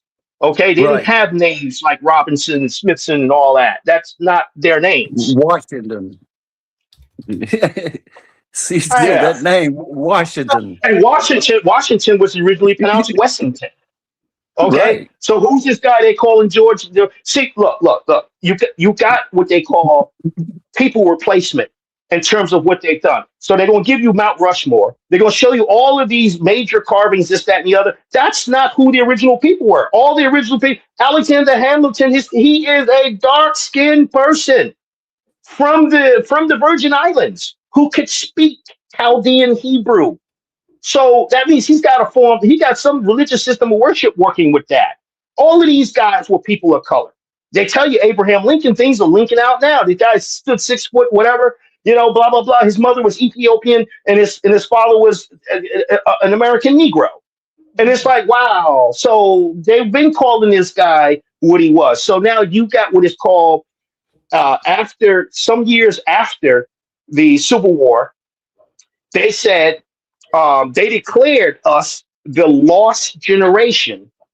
And the lost generation wasn't about how we were living then. It was what we once had that now we no longer have it. Okay? Complete overthrow. Talking about you was enslaved. No, you was a prisoner of war. And Putin and all these guys around the world, they know it. Saudi Arabia and all these places, okay? All these places know this stuff. They hide behind different religious type things, these new names of these nations and all this other kind of stuff that they're hiding behind. Their forebearers had something to do with us being invaded and then implode. They had agents working for them. They had all. This is not new. So the first war of violence that we're talking about was black on black. That's what I roll with. That was a hard pill to swallow at first. But after careful review of things in history and going back to things of look, I stayed living at the Cherokee Warrior Society back then because You know, it's a lot of that stuff will never be translated per se into English, but it's in the Cherokee dialect. So we know who is who. We know who's called a nigger. Okay, because that word is that's an old Shemitic word. It means you are a pestilence, a plague, a curse, and you ain't got no color. So when we saw these other people who are not Europeans, okay, and they're here, we saw the things they were doing, we called them Yonega. Yonegga. Yonega. They are the cursed, the pestilence, the plague. And that word nega is in the Old Testament in Hebrew as nega. And it has the same exact definition that we're using in Cherokee. So we It's just had a very it's good just like understanding. it's just like this, sister. Let's look at the children of Japheth. Magog, Gog, and Tubal, and Javan, and Mishman. They called Gomer's first son was named Ashkenazar. They named him Jews. Ashkenazar called him a Gohim. Those are slangs. You had to go in a chronological order of how these people changed. Ain't no such thing as a damn Jew. There wasn't no J's in nobody's language into the 15th century. And it's not a Hebrew Old Testament term, unless you were coming from the tribe of Judah. And also add a little bit more salt and spice to it. What is the mascot for the tribe of Benjamin? I'm gonna give you a clue of where in the world people was actually living. And yes, they're Negroes. The mascot for the tribe of Benjamin, one of the 12 tribes, is the wolf. Do wolves live in the Middle East? The answer is hell to the no, no, no. And all of the crops in the trees. So you need 2 books. And this is what I tell people. This got nothing to do with religion. You got 2 books you need to have by your side. A book in botany and a book in zoology. Right. And so when you come across something in Genesis to Deuteronomy and all these other places, you start reading, track down what crop it's talking about, the pines, the cedars. So in Cherokee, we know about the redwoods. Ezekiel was talking nothing but the redwoods, and they only grow in America on the West Coast. Period. They don't grow nowhere else in the world. In Cherokee, we call them the sequoia wood, the sequoia. So you got the redwoods, you got a place in California called Redwood, California. Come on. And how obvious can that be? So the term Jew is not even a term in there unless you're talking about the tribe of Yehuda. That's right. Let's get back. I want to break this whole video down with what we talk about the Democrats and what they think. Black people that don't know where from. Let's go into dispelling the information, the myths of what people might have a misunderstanding of. Let's go. This is not federal law enforcement. This is Donald Trump's private army. This is his militia. We got to be clear about what that means. FBI is now saying you don't have a right to show up at a protest with a weapon. If you do, you're presumptively a terrorist, a domestic terrorist. Now, what we also have not talked a lot about here on these airwaves is the fact that even when ICE shows up, it's not just ICE by themselves. We are seeing increasing reports of actual private militia, white narcissists, armed white narcissists who are accompanying ICE, who are fulfilling I'm deputizing myself into the racist war type of era. These are the people accompanying ICE. They show up when ICE is there. ICE is preventing effective actual law enforcement from participating. This is a militia. This is a militia. Now, you may recall that we've played previously clips where officers are talking about how when they are off duty, they are being arrested and harassed. I don't have time to play it right now because I want to shift gears in just a little bit. But in the podcast episode, which will be out later on today, Larry breaks it down where we go into all of these topics way more in depth. In the podcast episode, you're going to get a chance to hear our conversation about the fact that this is a private militia. And we know that even if your local law enforcement is in agreement with you that ICE must go, local law enforcement no longer has the capacity to enforce the laws in our local communities if ICE says otherwise. I need that to sit with us for just a little bit, because what this really, it would be tragic if all we focus on is what happened to Alex Peretti. May he rest in peace. And I mean that absolutely sincerely, because what's happened to him, what's happened to Renee Good, absolutely awful and diabolical. I do want to make a quick note, however, the say her name thing that I'm seeing a lot of people doing, say his name, Alex Peretti, say her name, Renee Good, that's not for y'all. Righteous, that's not for y'all. That be the reason we had say her name, and the reason that people like Kimberly Crenshaw and the African American Policy Forum came up with the say her name framework was because when Black women were being shot and assassinated by police, they weren't getting any of the attention. They weren't getting any of the organizing effort. And frankly, and this is not to set up a sort of a juxtaposition between what was happening when Black men are shot by police and what was happening when Black women were shot by police. It was simply a recognition that in addition to all of the work that we do to bring attention to what happens when Black men are shot by police, we got to bring that same level of attention to Black women, because it wasn't happening. Kimberly Crenshaw got a whole book about why say her name was important, working with mothers of the movement, mothers of Black women who were shot and assassinated by the police. So y'all talking about say her name, Renee Good? No. Say her name, say his name, Alex Peretti? No. Y'all, we know their names. That's the point. And as Qasim Rashid says, there have been 9 people who were shot by ICE this year, and you only know the names of the 2 white ones, Renee Good and Alex Peretti. Much love and peace to them, yes. But there are 9 people that ICE has shot this month. They shot Keith Porter. Say his name, Black man Keith Porter. They also shot a Cambodian named Paraday Lay. They shot 5 Latinos named Herbert Sanchez Dominguez, Victor Manuel Diaz, Luis Beltran Yanes Cruz, Luis Gustavo Nunez Caceres, and Geraldo Lunas Campos. And so at this rate, they're on pace to kill over 100 people this year. The say her name framework is not for y'all. I need y'all to stop co-opting things that ain't really for you. I need you to, the same thing y'all did with woke. I need y'all to, because if y'all had actually stayed woke, we wouldn't be in this shit. We wouldn't be in this shit. But the reality is, it's not just about the raw, naked grab for power that the ICE militia, Trump's private militia, is now engaging in. It's also about the elections. This has always been about what they can do to disrupt elections. We know that. Where is this wrong? This young lady is lost and lost. She don't know nothing about what she's talking about. It ain't no Trump militia. This is the federal government. And when you're so ignorant that you don't know, this is ICE is the federal government. It ain't got nothing to do with Trump. Trump is the chair spokesman for the federal government. And until you can understand that, but when you are I'll put it like this: when you are a ignorant Black American, that's a Democrat, that's a Christian, then you come here with that stuff. You don't know nothing about what you're talking about, and you finna get put either in prison or killed. Messing with the federal government. You cannot mess with right now. And you need to listen to what I'm saying. Right now, you don't have any business messing with the federal government, because if they come after you, you're in a world of trouble. And all of this stuff that's going down now, in less than 6 months, all of these blocking and all of this stuff you talking against the federal government is going to cease.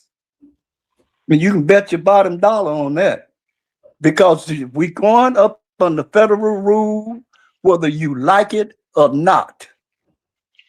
Now, this young lady, I don't know who she is. She don't know nothing about what she's talking about. Bring this to the table, because some people are like listening to like things like this and have no idea what's really coming down. They want the Insurrection Act to be instituted, but frankly, the Insurrection Act really means that the federal military, the armed forces, would be in charge of local domestic law enforcement. It doesn't necessarily give Donald Trump the ability to do any old thing that he wants, which is why I think he keeps threatening to do it. See, everybody thinks about Donald Trump. It has nothing to do with Donald Trump. Let's stop the Donald Trump. It's not Donald Trump, guys. Donald Trump he's just a person. I think he has dementia. Whatever he's going. But he's a figurehead. He is not controlling the ICE. He's not controlling. What's going down? He ain't really did it yet, because once he does it, what we're going to have is basically the armed forces doing law enforcement. But I don't know who would be worse at law enforcement. I would suspect that ICE agents doing law enforcement is worse than the military, which is actually trained in how to engage in these sorts of affairs. But I'm not willing to put that to the test. So I'm not asking for that. I'm just saying, let's be clear. But Pam Bondi sent a letter to Minnesota officials basically saying that if they want ICE out of Minnesota, they should turn over their voter rolls. Minnesota has almost a completely evenly divided state legislature. There was one seat in the Senate in the Democrat side that gave them the power and the authority to have a Democratic-led Senate in that state. But the reality is, in this letter, on the second page of the letter, Pam Bondi says, in order for you to get ICE out of your state, a state that has less than 200,000 immigrants in it, when Texas is right there, Florida is right there, Pamela Bondi said, in order to get ICE out of your state, in addition to other other things that she wants them to address, they have to, quote, allow the Civil Rights Division of the Department of Justice to access voter rolls to confirm that Minnesota's voter registration practices comply with federal law as authorized by the Civil Rights Act of 1960. Fulfilling this common sense, she calls this shit common sense. Fulfilling this common sense request will better guarantee free and fair elections and boost confidence in the rule of law. This is coming out at the same time that we learned that when Doge was in operation, then they were going to the Social Security Administration. They were also collaborating and working with private nonprofit type organizations, private loosely formed associations of people who wanted access to the Social Security information so that they would be able to manipulate state voter roll data.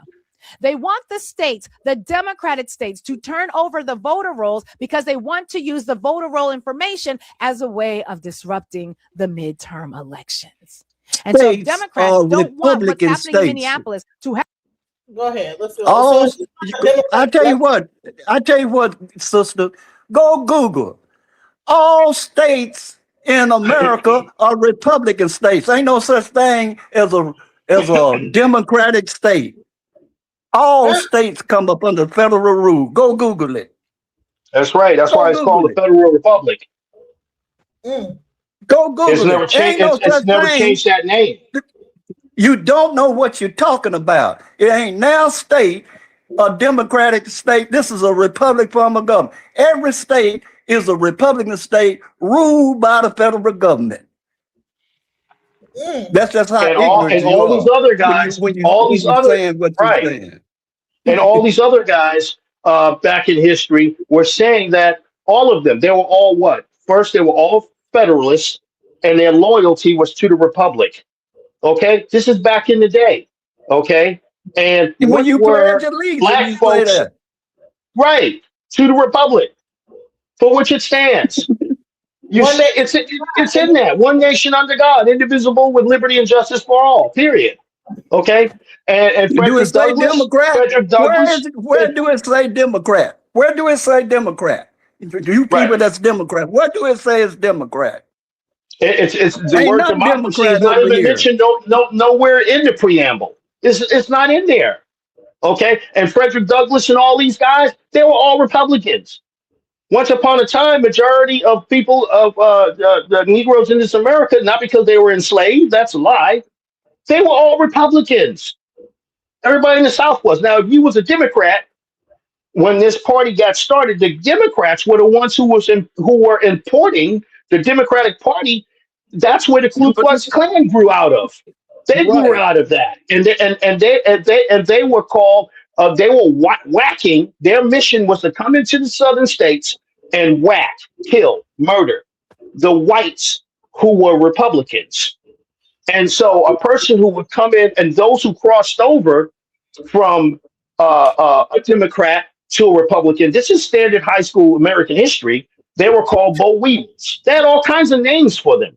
But the Democratic Party was the one who was responsible for importing foreign military into this country to fight against the Southern Confederacy. And that Confederate flag is not a Caucasian flag. That is a Negro flag that deals with 5 nations in the South. That same flag. They didn't even bother to modify the thing. They just took our stuff, and now we look at it, we cuss and spit at it. But once a time, we revered that flag because that was our flag. That's our flag. You got black Confederates down here in Texas. Every once in a while, that one guy, him and a handful of these guys either get on a motorcycle or they walk from state to state or as far as they can go. He's dressed in Confederate gray. And other black folks in the South are confused. He said, no, you lost your history. This is us. White folks then basically cough Right. up the information so that when it comes time for y'all to go to vote in the midterm elections, which are happening right now, we're going to talk about that in just a minute, they're able to do exactly what they want with them voter rolls. And they can come doing to everybody what they already did in Florida. Do you remember Florida with Governor Ron DeSantis? Remember when he created that election police force, which basically went around and arrested Black people, arrested Latino people, Black American people, for all of you who seem to indicate that, you know, your lineage won't protect you. It ain't. It won't. But okay. But they had a police force, Florida's election police force. And that's not what it was officially called. I can't remember the official name of it. But they basically arrested a whole bunch of Black people very publicly. It was kind of like a bad boys. They would have the cameras. They busted up in these people's houses. Came to they had cookouts. They were having summertime fun. Embarrassed them in front of their neighbors and said that they voted as criminals and said that they did not have the right to vote. Each of those cases ended up being dropped because it wasn't about the state of Florida actually having the information that said that these people have voted in a criminal fashion, meaning they did not have the legal right to vote. It was about embarrassing them and threatening anybody else who had been formerly incarcerated. If you did want to vote, you better not, because look at what might happen to you. They want to do that on the national level right before the midterm elections. And so I'm glad that America is. I think that people are very misconstrued thinking about this is about the election. The midterm. It's not. No, it's about the change. Man, it's about that flip that's going to put people into a psychological meltdown. It's not about the midterm elections, guys. Anyone who's watching, much love to this young lady, but I'm going to say this.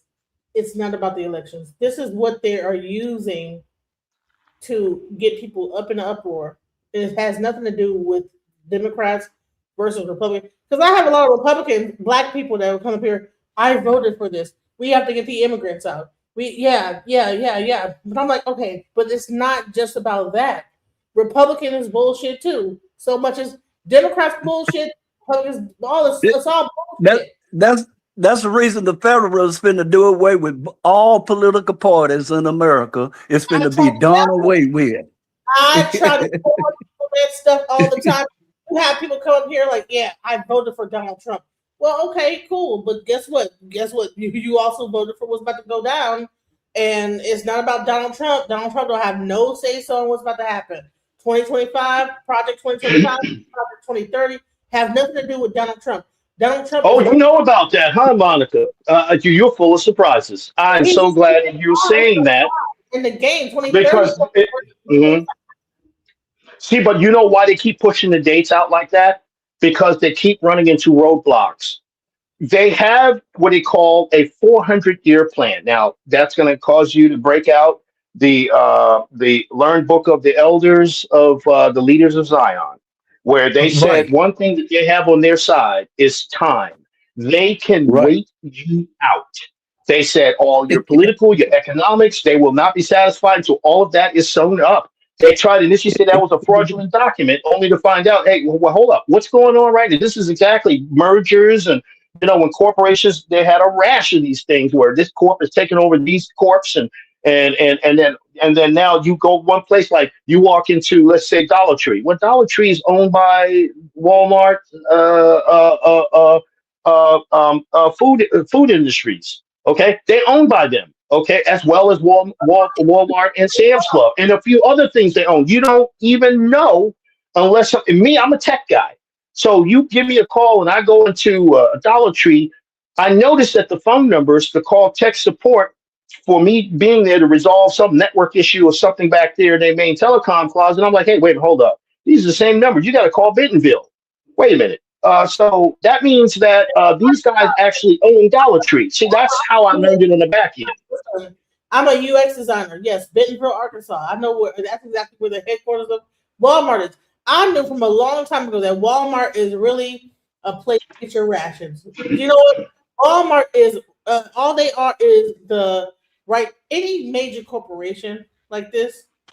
Okay, Walmart is ran by the federal government. Please do not be dismayed and think that even these social media sites, they listen. What's the guy who owns Facebook? No, this was already existing in the government before it ever existed. They just put this person to make you think that this is not the government surveillance of you to make you say, "Oh, Facebook, oh, YouTube, oh, Google." Who? Well, the So IP addresses that all of our devices use to connect to the internet came from the federal government. 198.1-2 one Any flavor. This is why I also know that the world is all, and the world itself at large is all working together behind the scenes, because even in Russia, as many nukes and everything they got, guess what they're using? IP addresses. Saudi Arabia, IP addresses. China, IP addresses. Okay, so where the IP addresses come from? They came from the Department of Defense back in the day before they started allowing us. the United Yeah, the internet was part of the military before it was ever put on the main stage. Listen, before out it made public, right? 1995, you know how if you flip over your fucking ID, it's called the new ID, right? Back in the Right. day, they had the same ID. You could like scan that thing in. They knew your blood pressure. They knew everything about you. In the military, when they would just scan your ID, they would know all of your details. This happened back in 1995 when I joined the military. They had the ID that did this. They're just now Yes. rolling, like almost 20 years later. These people are so much ahead of us that it's nothing you can do, bro. The best thing you can do Well, is you know what the social security number is supposed to be replaced with, right? I learned this in Introduction to Telecom 101 and 201. Okay, so they talked about identifiers. And for some reason, social security number was in the mix of the conversation, but they were going somewhere in that course that I was required to take. And this is when I was working for Fidelity Investments in the telecommunications division. The what's going to replace the SSN is the LPN. LPN is a life personal number or identifier. So children are born, you get a social security number, this, that, and the other. They switch into a different system. and the And this number is your phone number. It's everything. But to make this happen, they have to bring that technology down to the ground where you're either wearing an implant of some kind to really make this all make sense. Right now, it's bits and pieces, it's dragged all over the place, and it may not seem like it makes sense until you see how, and we use this term in technology, until you see how it's converged. See, they started out with everything separate. Modems were separate, this, that, and the other. And I got introduced to technology by the Electronic Services Division at the UN. They didn't have PCs yet, but they had other things going on. And then you start hearing about convergence. So now you don't have to go out and buy a separate modem no more. 200 baud, 300 baud, 1200 baud. You don't do that anymore. Okay, everything is all that. Now you got cellular. Now they're getting everybody off of the wires in the street. So if you still have an old traditional plain old telephone system called POTS, where you got a phone wire coming out your wall, they're already doing this for, because I got a contract, okay? I got major contracts, okay? They're on the East Coast doing a proof of concept right now. Work the bugs out. But they're going to eventually make their way over here to Texas, which means that when I get a document in my hand, a scope of work in my hand, I know exactly what I'm looking at, okay, and why. So they're getting everybody off of these lines, and they're going to take your regular phone number. It's not going to be a cellular phone, but it's going to go into a device from the old-fashioned setup, wires coming off a telephone pole and all that. Those wires are going to go away, okay, because we call it's nailed up a certain way, okay, BP, binding post. That's going to go away. And that phone number is now going to live inside of this ABPA device or POTS in the box. They have all kinds of names for them. And you see, and then they're going with Starlink. A lot of stuff that they're doing right now. 5G, 6G. This is all over the place. Okay. So I'm involved in all different types of aspects of this technology.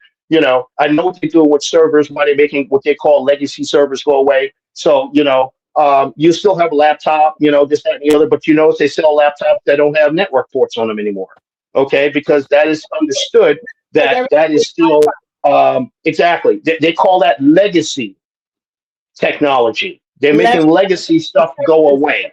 Exactly. And let me just explain this too.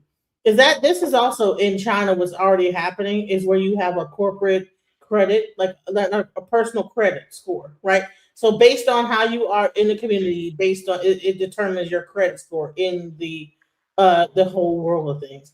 And that's all what's going to happen is that you're going to have they have this thing called Black Mirror on Netflix. All of the things that are fixing to happen is really like Black Mirror is showing you exactly what's about to happen. You're going to have a personal credit, and based on who you are in the community or whatever it is, your credit goes up versus down. And the bottom line is that when you actually talk about how like things are gonna like move into this whole structure, it's not Mhm. just about like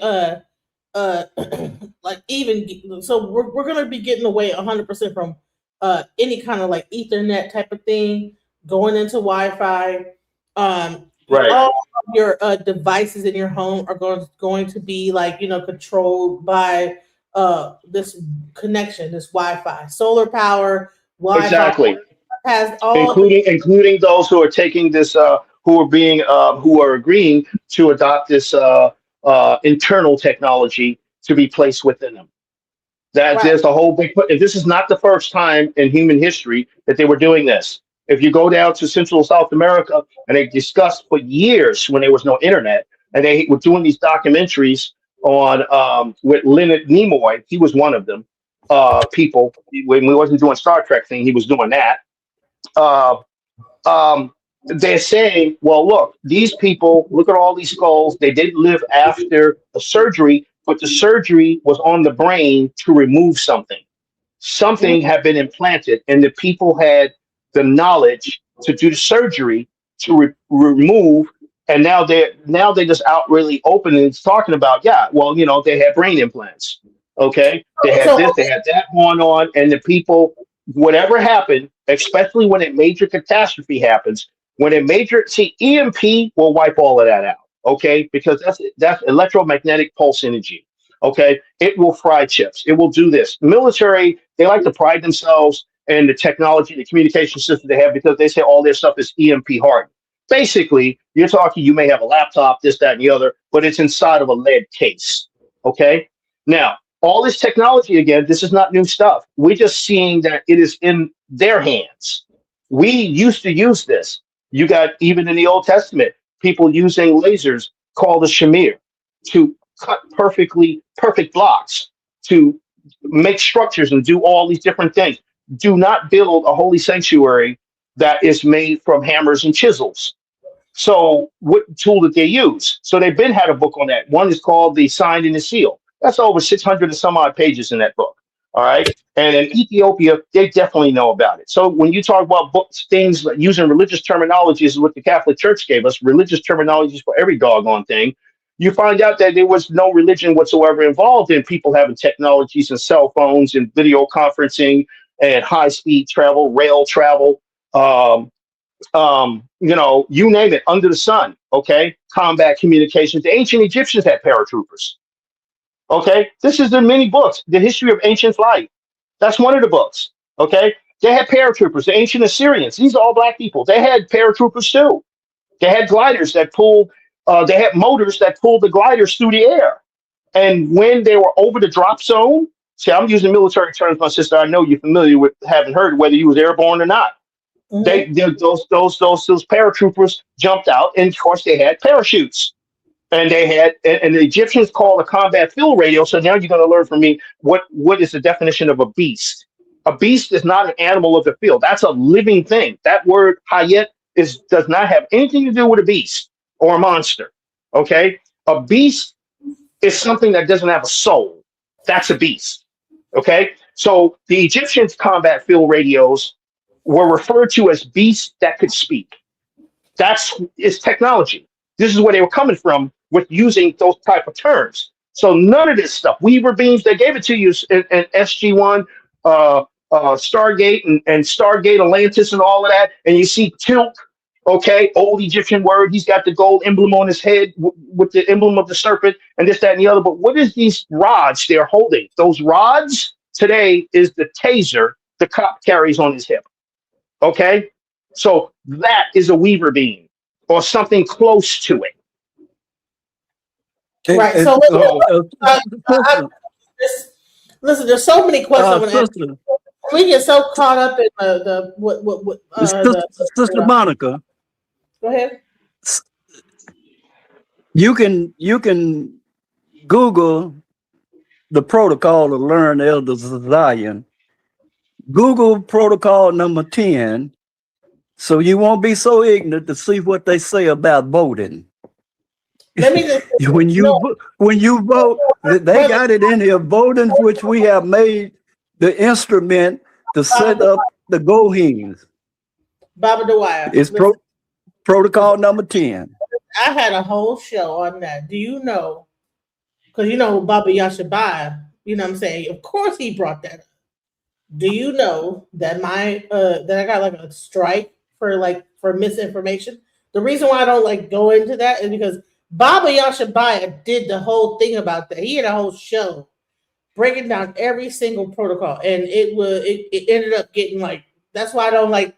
I try to like get away from that and talk about something else, because you know who owns this stuff. Also, this technology we're on talking about this is the people that made those things. So I like to like, we can't like talk about that because they will strike my stuff. You know. So yeah. Oh, okay. Well, yeah, I can show you. everything. Listen, Baba. Well, we're gonna have to put a workaround in place. I'm gonna have to put this program out. I've already got a program that allows this type of content and everything like what we're talking about, video and all of this, and people can join. Like you could mention it if you're using YouTube, you can mention it, and even this platform, and then they know when they come to your platform for further discussions or more in-depth discussions, they can actually go over and click on and end up on my network. I own my network. Period. Yeah, unfortunately, I had a whole thing called the Unseen Government with Baba Yashabai. May he rest in peace. And like when I did it, it was fine. But then when I tried to replay it as a tribute to him, I'm gonna show you guys. See this right here? I'm gonna just show you. I got like a whole community strike right here, and it was from the video I did with him where he was discussing all of what we're talking about right here. See this right here? Active community guidelines warning. It was from the video I did with Baba Yashabai called "Unseen Government." Rest in peace, Baba Yashabai. And even though the video still exists on my channel, if you guys go to my channel, because I tried to play it again as a not on video. You can't see it. All right, so what happened is I tried to like replay it, and then I got a strike for misinformation, and so but the video is still on my YouTube channel, the actual original video where he did discuss it. So if you go to my channel. If you go to my channel and you go right about here, you'll see this is the Unseen Government. All of the Unseen Government, he discusses that. If you guys look, this is the Unseen. Like if you scroll through here, he broke all that down. Trump being the Federalist government. He actually literally like went through all this. I just can't discuss it or play it because YouTube will try to strike me, unfortunately. But we did discuss it. Trust me. Baba Yashabai was very thorough before he passed on about discussing everything that I could think of. But if I try right now, what happened is that I think the TikTok got bought out by a Jewish Israeli company when we found out of all the books that we read that we broke it down to 2 books you got to know, and that's the Protocol to Learn Elders of Zion is one of them, because that's what we're in that book right now. This is where everything is that's going on worldwide. So you got what they call world government, and then you got nation government. So we're in world government. We up under world government. There's a book called the Conspiracy 300, Committed 300. You get that book and the protocol. You put them both together, and that's where we are right now. I mean, and when you break it down to individual timelines and events of what's going on, then you can bring in books like Morals and Dogma by Albert Pike. He talks about the purpose of what basically World War I and World War II was about. World War II was about the establishment of setting up something international, like what you see going, what Brother Duadia just mentioned. And then you got another book, the Unseen Hand, Right. I think it's the Hidden Hand or the Unseen Hand.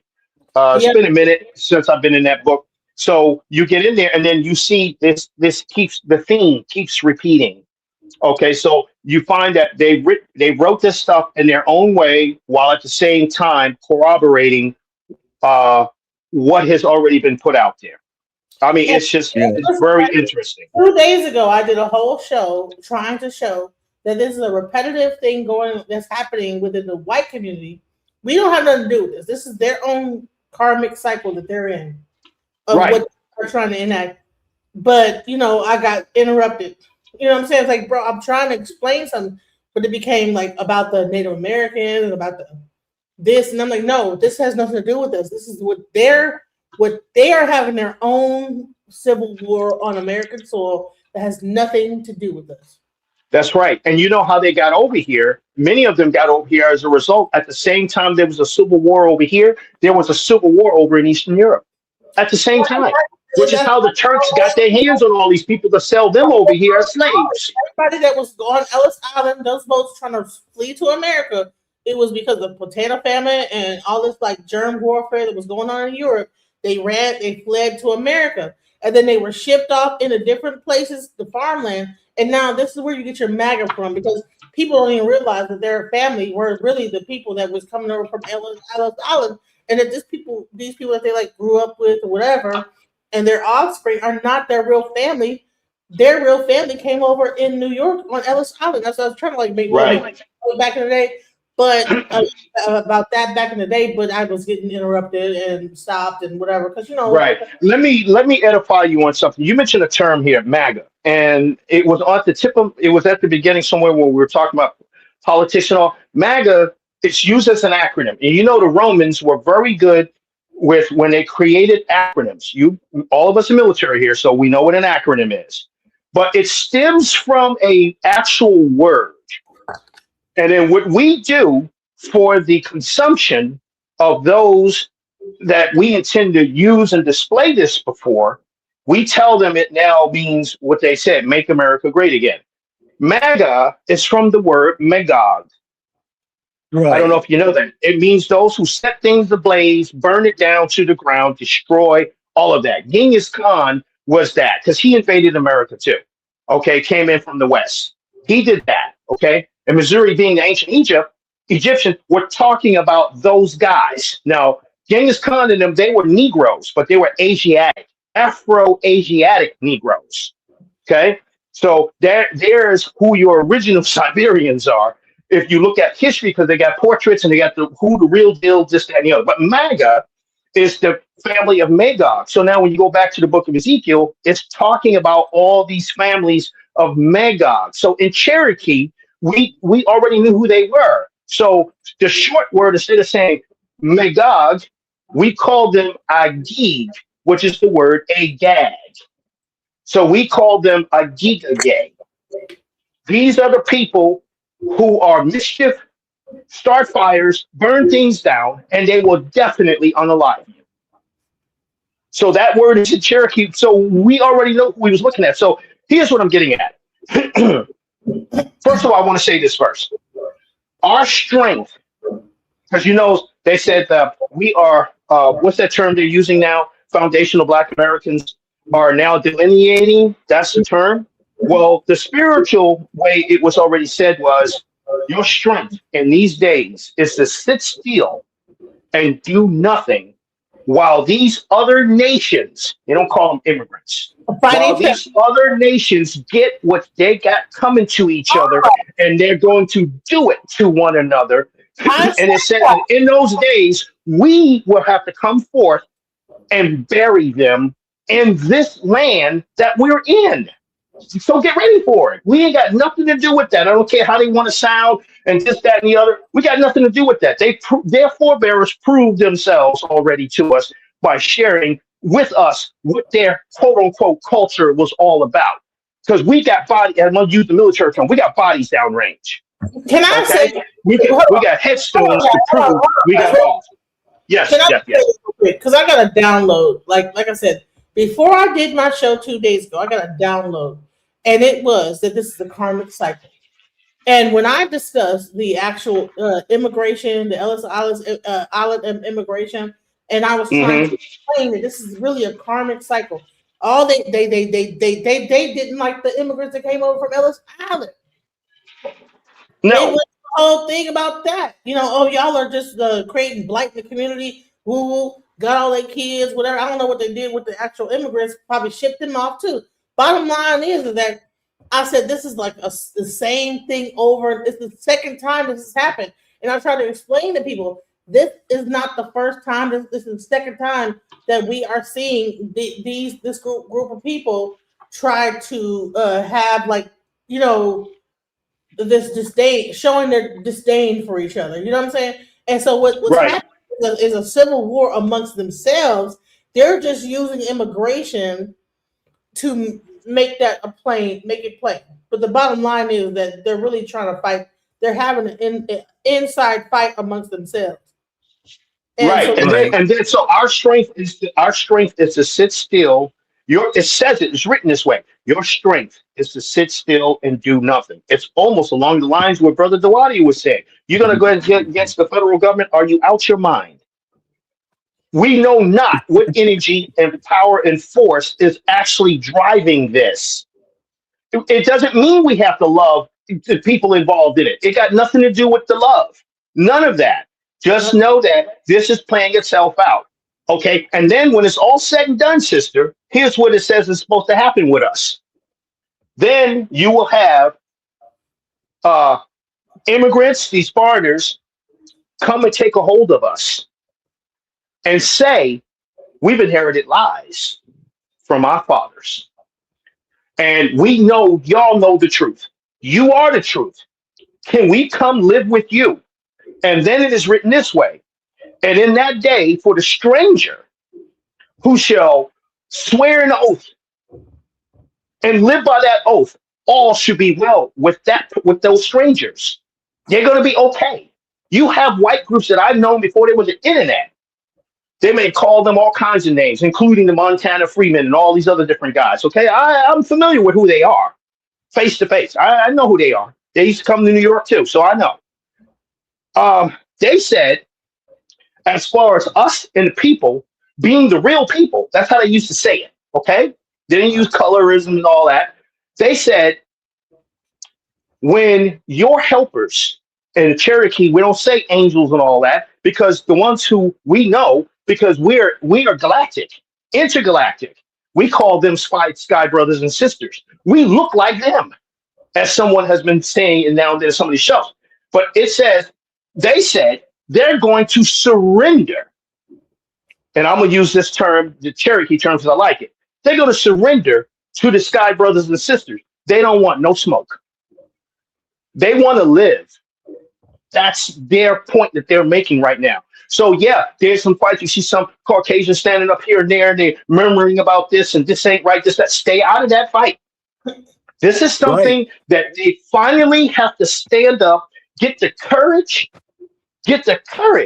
to finally, and once in their lives, stand up for what is right. And many of these Caucasians, because of how they get been sold as slaves before coming here to America, this, that, and the other, quite a few of them who do know their history is sick and tired that every time somebody saw a Caucasian, today known as the Libyans, the Somalis, the so-called Saudis, the Turks, and all these people who've been rounding them up, they were going as far as Iceland to get Caucasians. That was them folks over there doing that. And yes, they mess with us too. Okay? And yes, when they saw us, they already knew who we were. It was direct combat. There was nothing about we were confused and we didn't know our history. That's one important thing when one nation goes against another nation. Each nation that's coming against each other, they know their history. They got their language. Okay? They have reasons for why they would have a constitution, for lack of a better description, and swear an oath to my neighbor down the street. There's plenty of brothers that I see who are ex-military and they're talking like how we talking, okay? And I'm talking about these not no joke brothers, okay? Ex-Marines, all these guys. And I've told quite a few of them, listen, if it hits the fan and we have to go out and do that thing that we know that we really don't want to go do, it would be an honor to fight by your side. That's how real black men are talking. Right. So We here, understand clearly what the heck is going on. It would be an honor to fight, and if necessary, die by the side of my brother, who I know is my brother. Ashe. So here's the thing. So we have the man in the high castle. He's been waiting, have been very patient, haven't said nothing. Go ahead. What do you want to say?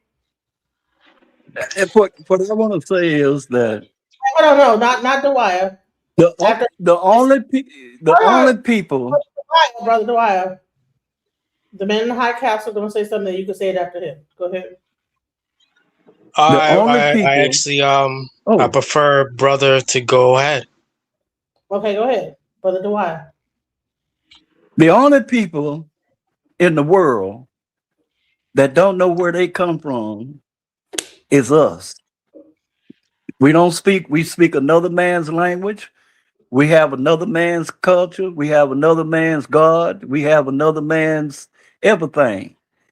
We had to go back and find out where we come from and whether the people that enslaved us was a certain Magog, Gog, and Tubal. You had to know who they were. Tubal is the Greeks.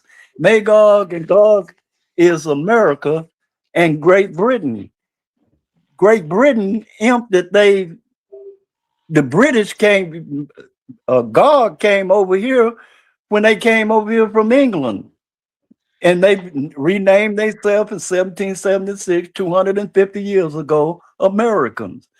You take the A off of that word America, and then you go look at a movie called The Barbarian and the Vikings, and you see where that country was over there. They was fighting in America then.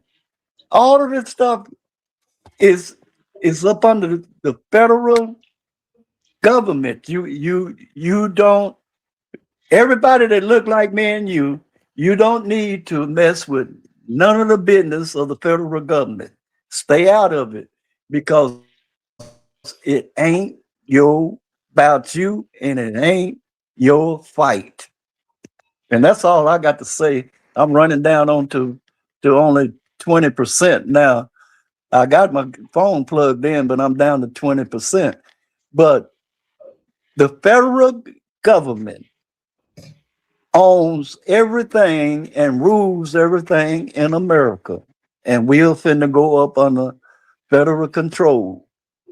If you rebel against them protesting, they call you a rebel, a terrorist against the federal government. They will kill you, imprison you, beat you unmercifully if you get in their way of the people that they have appointed as their regulators. See, they first had federal regulators when it first started off. They had federal regulators, which we call the militants. These are the regulators. Google what is a regulator, and you will see that what is a federal regulator? What are they? What divisions and is federal regulators as we speak right now? And that's all I got to say. Thank you. And all right, go ahead, man, high castle, go ahead. Good evening, everybody on the panel, and Good evening, sir. And good morning, and to anyone who's listening from abroad. Proud Americans. Previously on Alchemizing Energy, the man in the high castle did speak on this, and here we are. We're closer to the government shutdown. Are you prepared yet? Or are you underprepared? We talked about this stuff tonight on the panel multiple different times, past and present. But what are you going to do? Are you going to get involved? Are you going to get involved when it spills out into the streets? The man at High I'm not. Castle should just, no, not at all. It has nothing to do with us. We thrive Right. under adversity, time after time and again. But what I see what's going on right now is anarchist in Minnesota. And Tim Walz with the glasses, he's been given an ultimatum. Come up with 3 things. Do you know what those 3 things are, fellas? Lay it down for us, brother. We listening. Go ahead. First and foremost, he wants President Trump in this administration has asked for them to comply with ICE agents to bring the police together and bring the illegal immigrants to the ICE station. Voter registration, they want all that, all the information on that. Again, Tim Walz says he's ready to play ball, but I don't believe him. You know why? You know why I don't believe him? Why don't? Because he's with it. Mm-hmm. He loves that. He loves all that money that they stole. How do you steal $20 billion of taxpayers' money? Mm-hmm. Now I have a question. Do you think that man who was just shot, do you think he pulled out the gun or he misfired?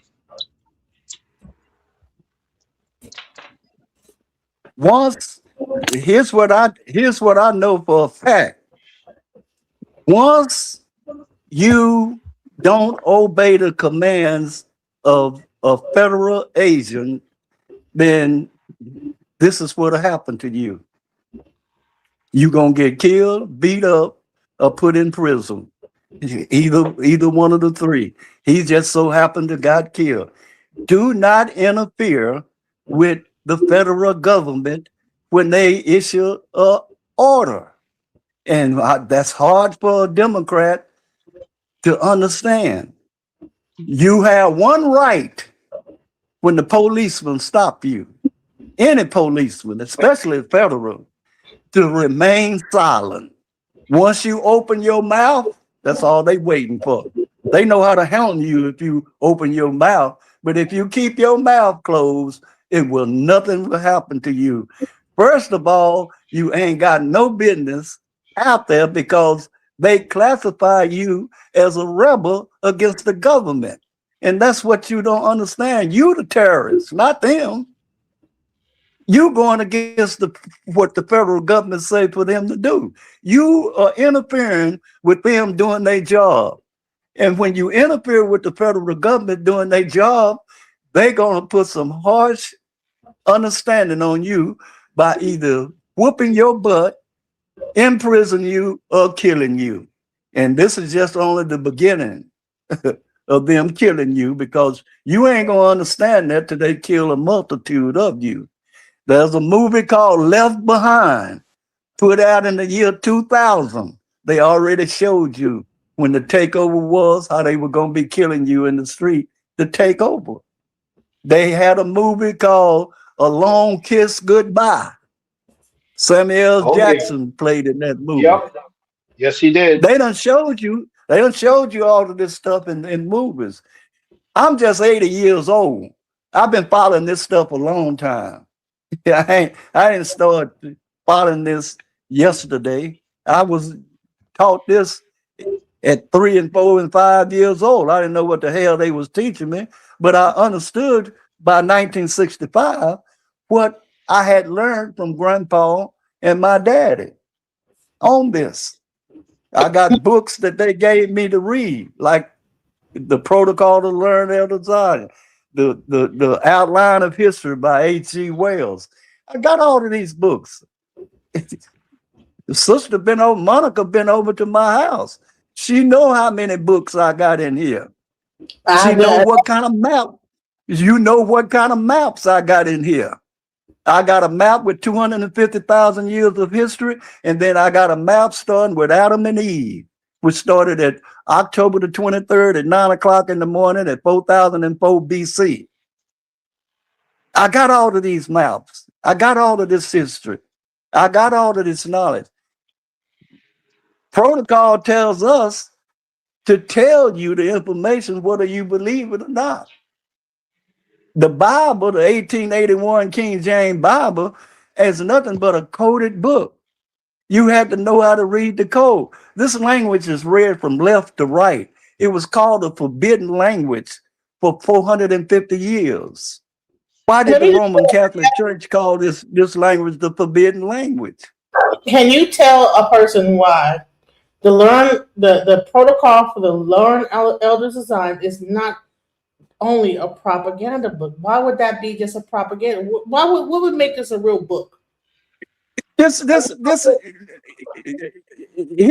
another book that you need to read called The International Jew by Henry Ford.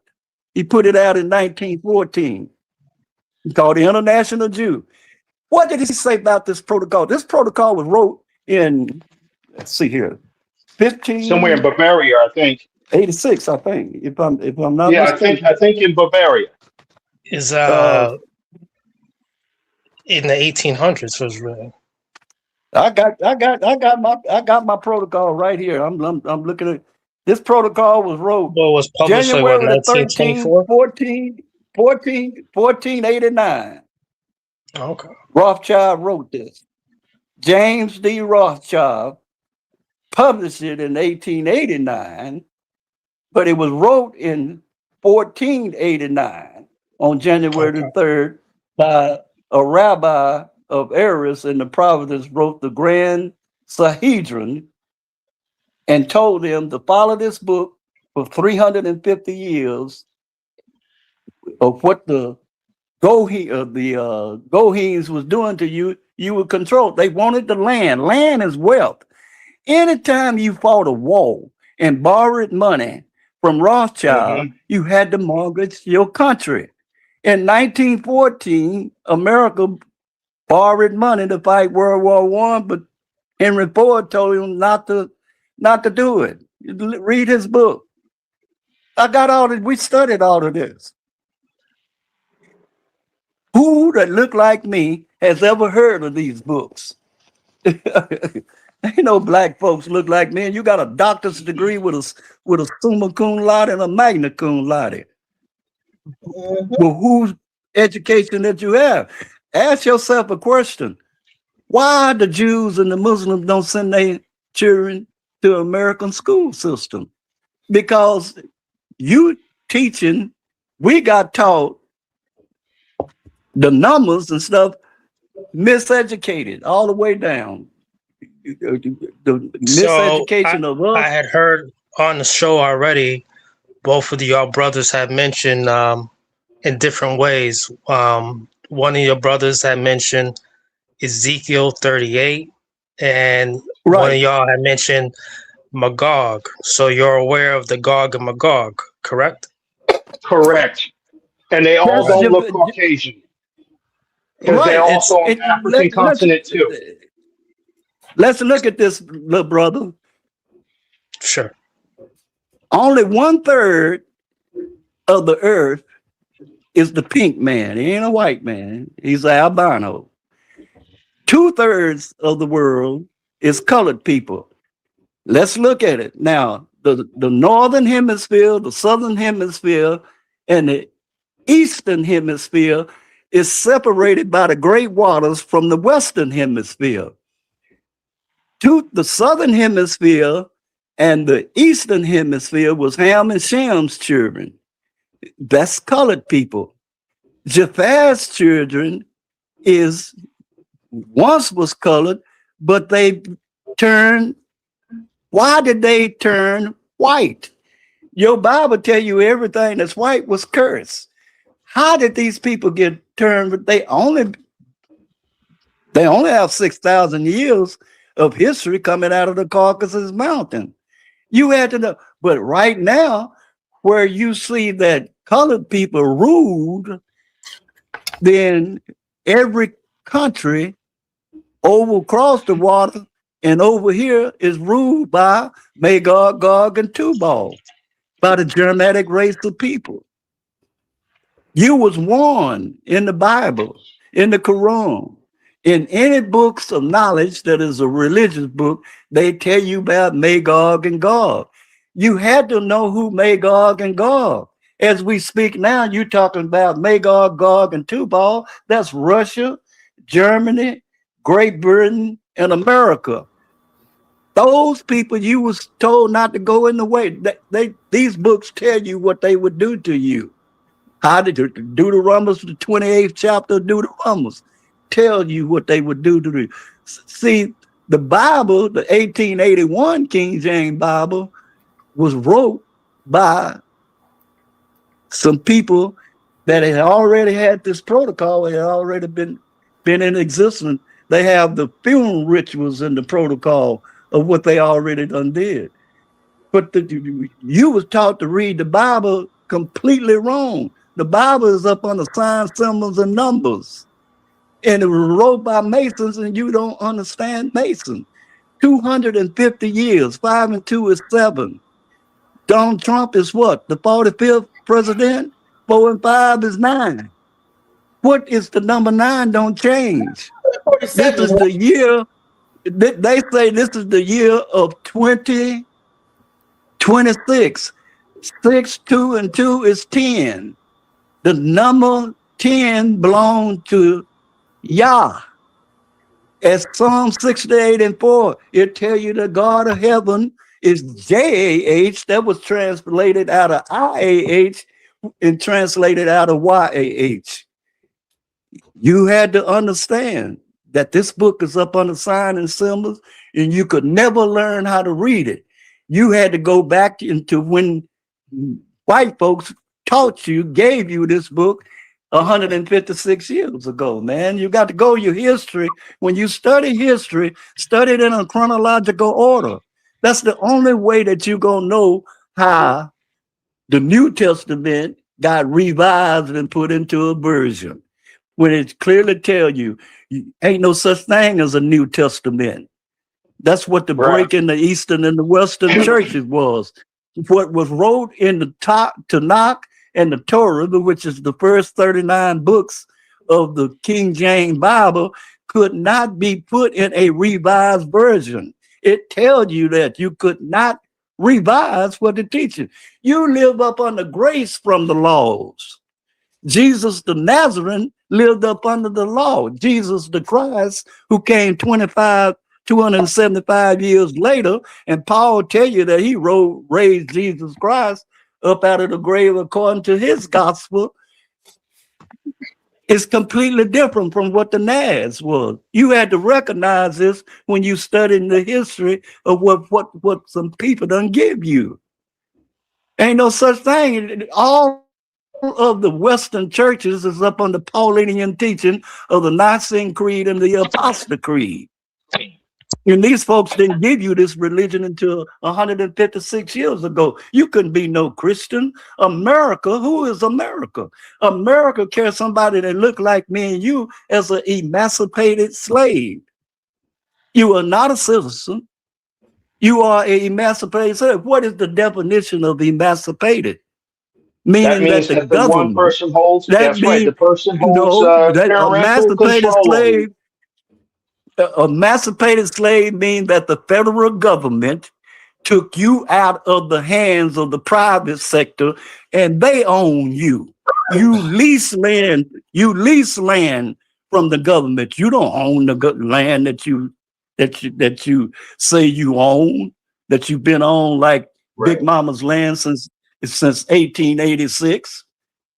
Big Mama been on the land where Big Mama's house is that we own. She owned that from 1886. But if we don't pay the taxes on it, the government go back to the federal government. Everything in America is ran by the federal government.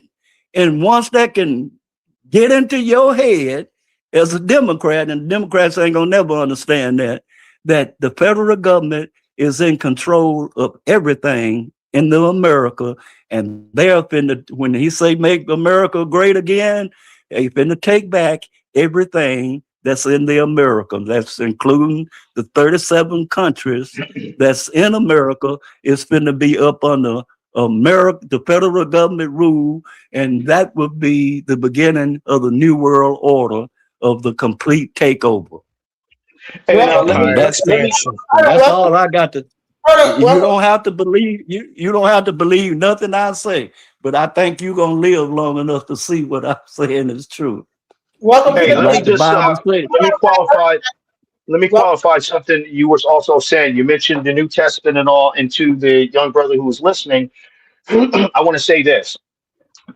One reason there was no such thing as a New Testament, okay?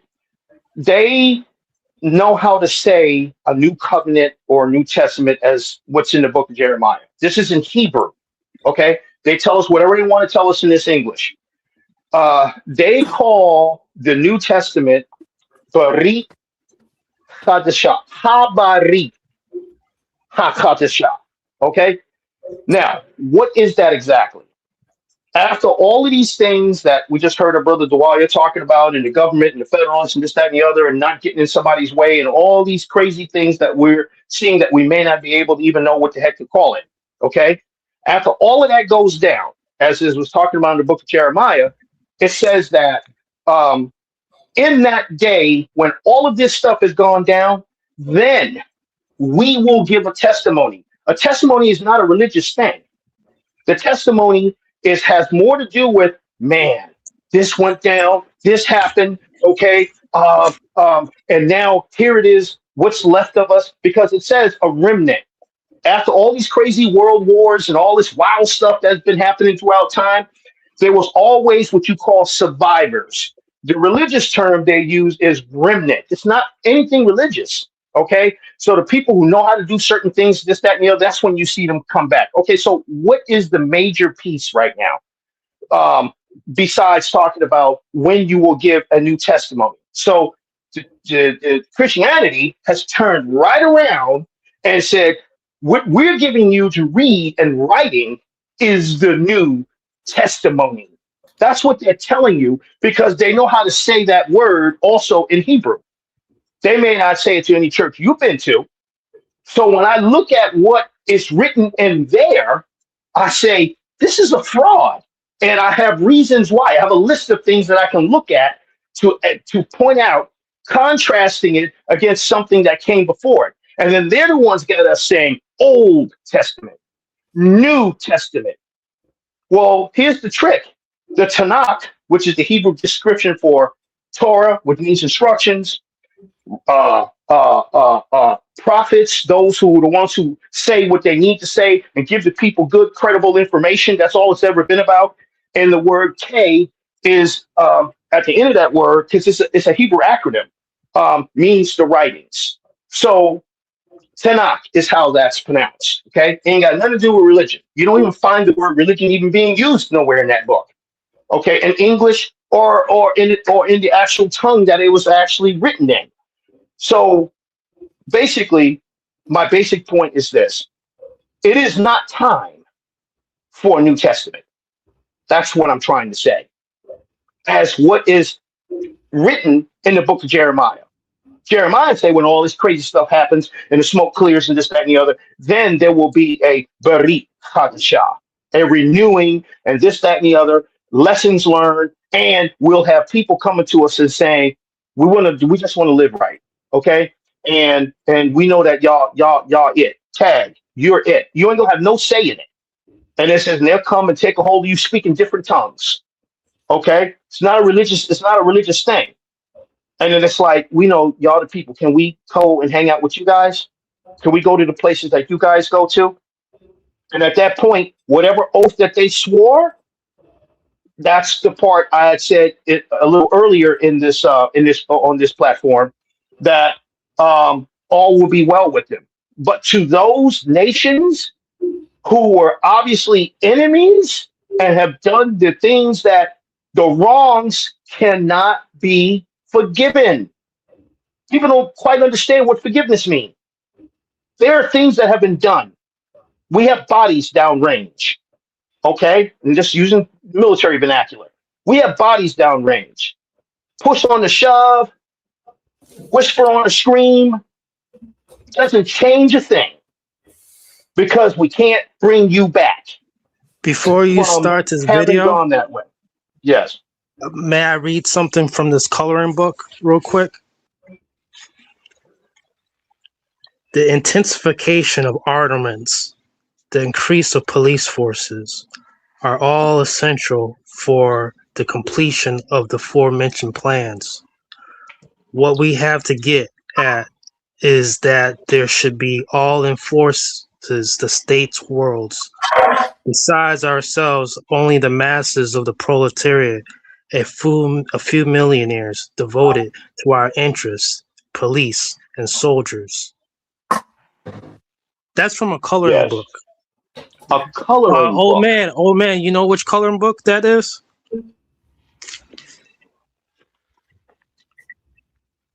Go ahead. Tell, what is it?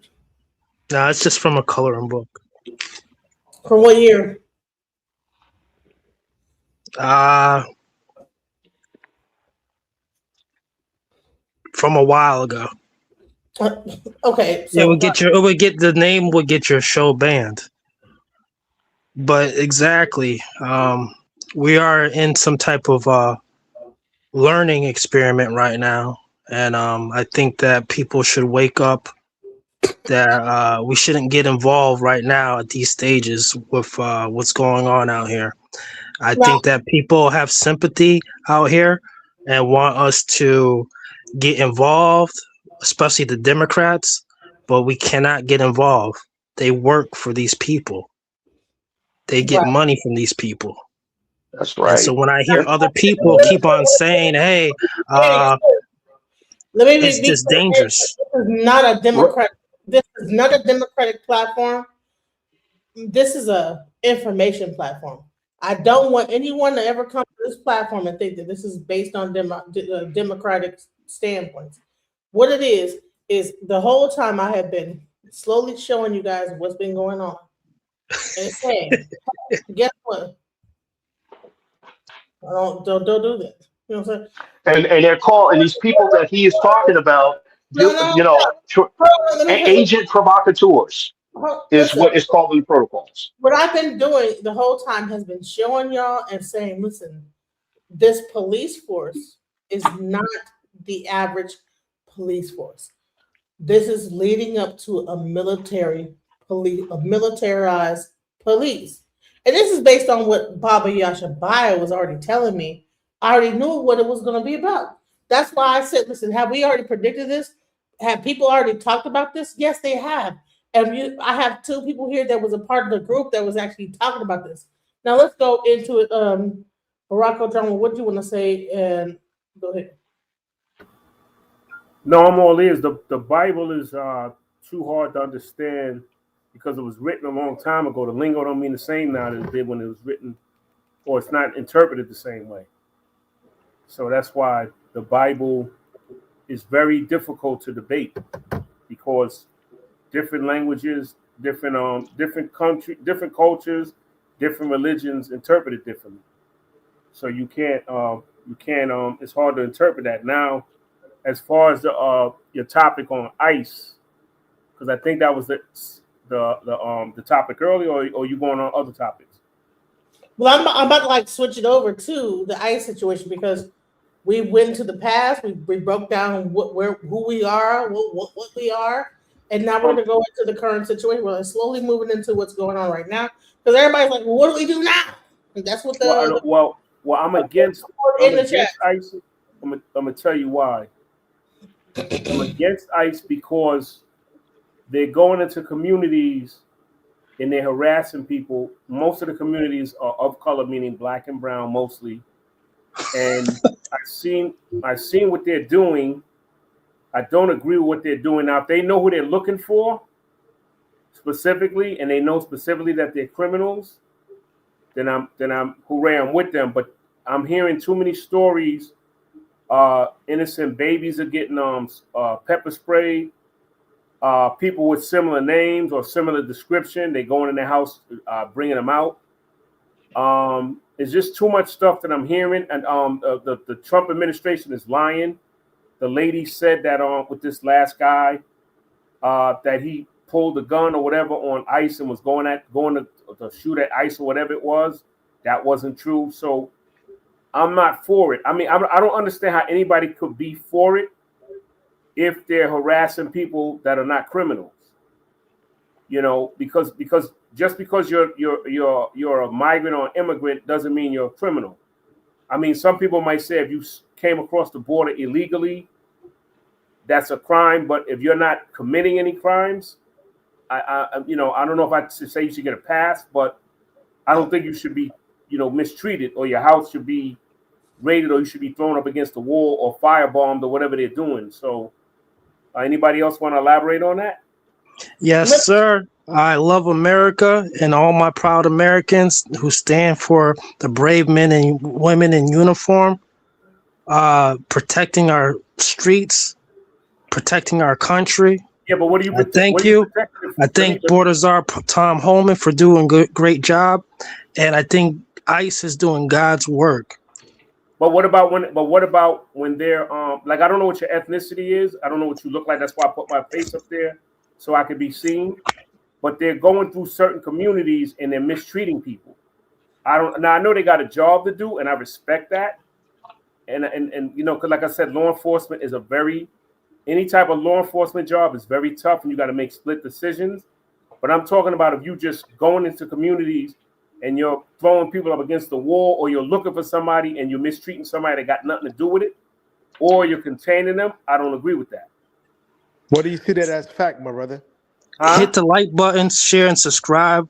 We're all about to start cooking tonight.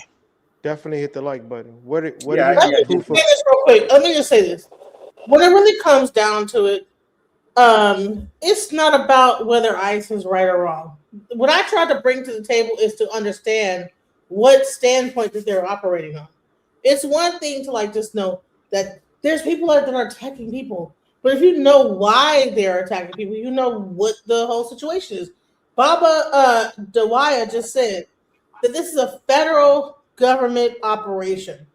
So if you are out in the streets trying to fight against them, no, this is no longer a matter of a police situation where you're just breaking or your constitutional rights. It's no longer about that. This is now you're going against federal police officers that are operating in whatever capacity. So they're coming into a place, they're grabbing a person up. You have a bunch of people swarm in, blow their whistles, and then it becomes like a whole chaotic scene, right? All that is not conducive. Why?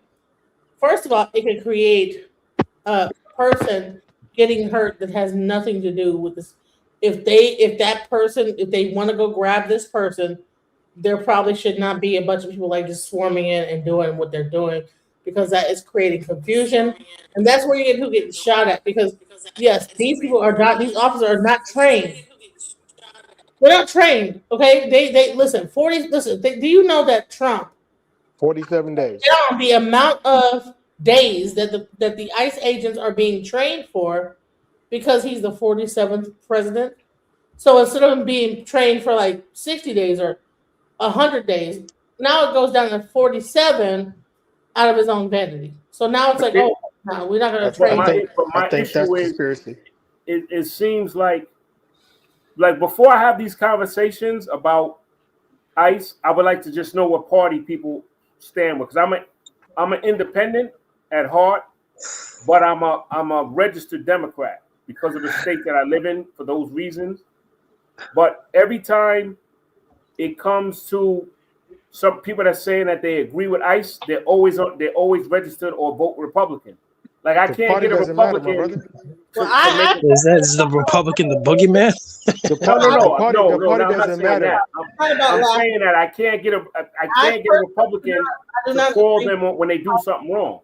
I do Like, The not party agree. doesn't matter, brother. Speak your yes, mind. it does. It does. It doesn't. says Speak your because mind. let me finish I'll my go point. first, brother. Good. I'm just a proud American, ordinary brother from the United States of America, What are and you I registered voted. at? And I No, I'm voted just for asking you. this. What And do I you- what do voted you- for I just this. want to ask 2 questions, and I want to know what I'm trying to Did say. you hear is- the first part? No. You didn't I'm a listen to proud me. American.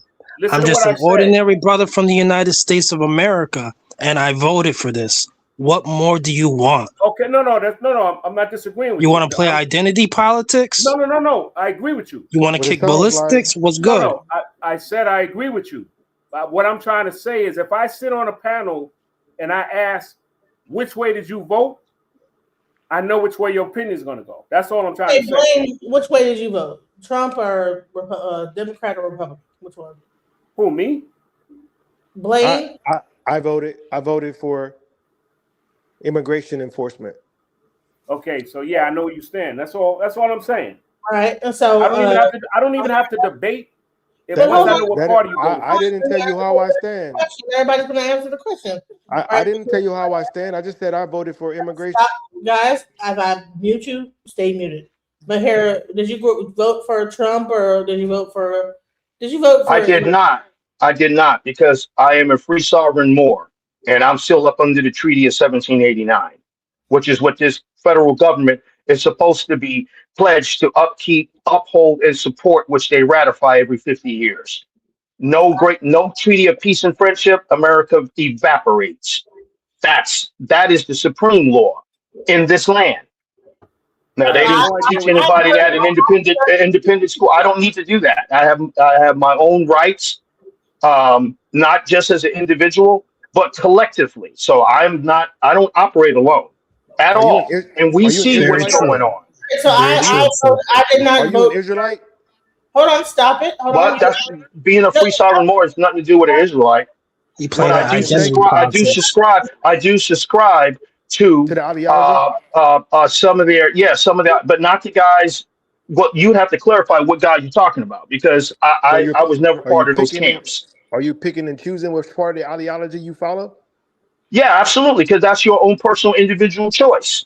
You have a choice. To mix up ideologies and no, you don't make up an ideology. Documentation is the conversation. I deal with original history. That's what I deal with. I agree with most of what you're saying, but the part of you take part of what they're saying plus your studies to come up with your own idea. No, it's not what they're saying. You didn't hear me quote any of them. I'm telling you, I speak 6 languages. Gotcha. So there's some parts when they're quoting the stuff that is correct. I can read Hebrew. I don't need the English. If I pick up the Quran, I can read in Arabic. I don't need to have an imam in front of me trying to explain something to me, which I may or may not agree with. Why do all of that when I can read the language myself? I speak Cherokee and Choctaw, which is like Old Hebrew and Arabic anyway. So these things that we're talking about, that's how we know who's quote unquote needs some more polishing up and dusting off, so to speak, based on what they're saying. And you know right away, well, this person really doesn't know the source that came from. And I agree something with, I heard the brother who's asking the question of what party and such that people agree with, that they subscribe to. I agree with how he said what he said, because that is going to define how, listen, I'm former military. I was a commander. Okay. So I had to learn, accept, and acknowledge 138 men under my command. Okay. And those, we were all the same. I had Greeks, Italians, Irish, okay, Panamanians, Hondurans, you name it. These guys were under my command.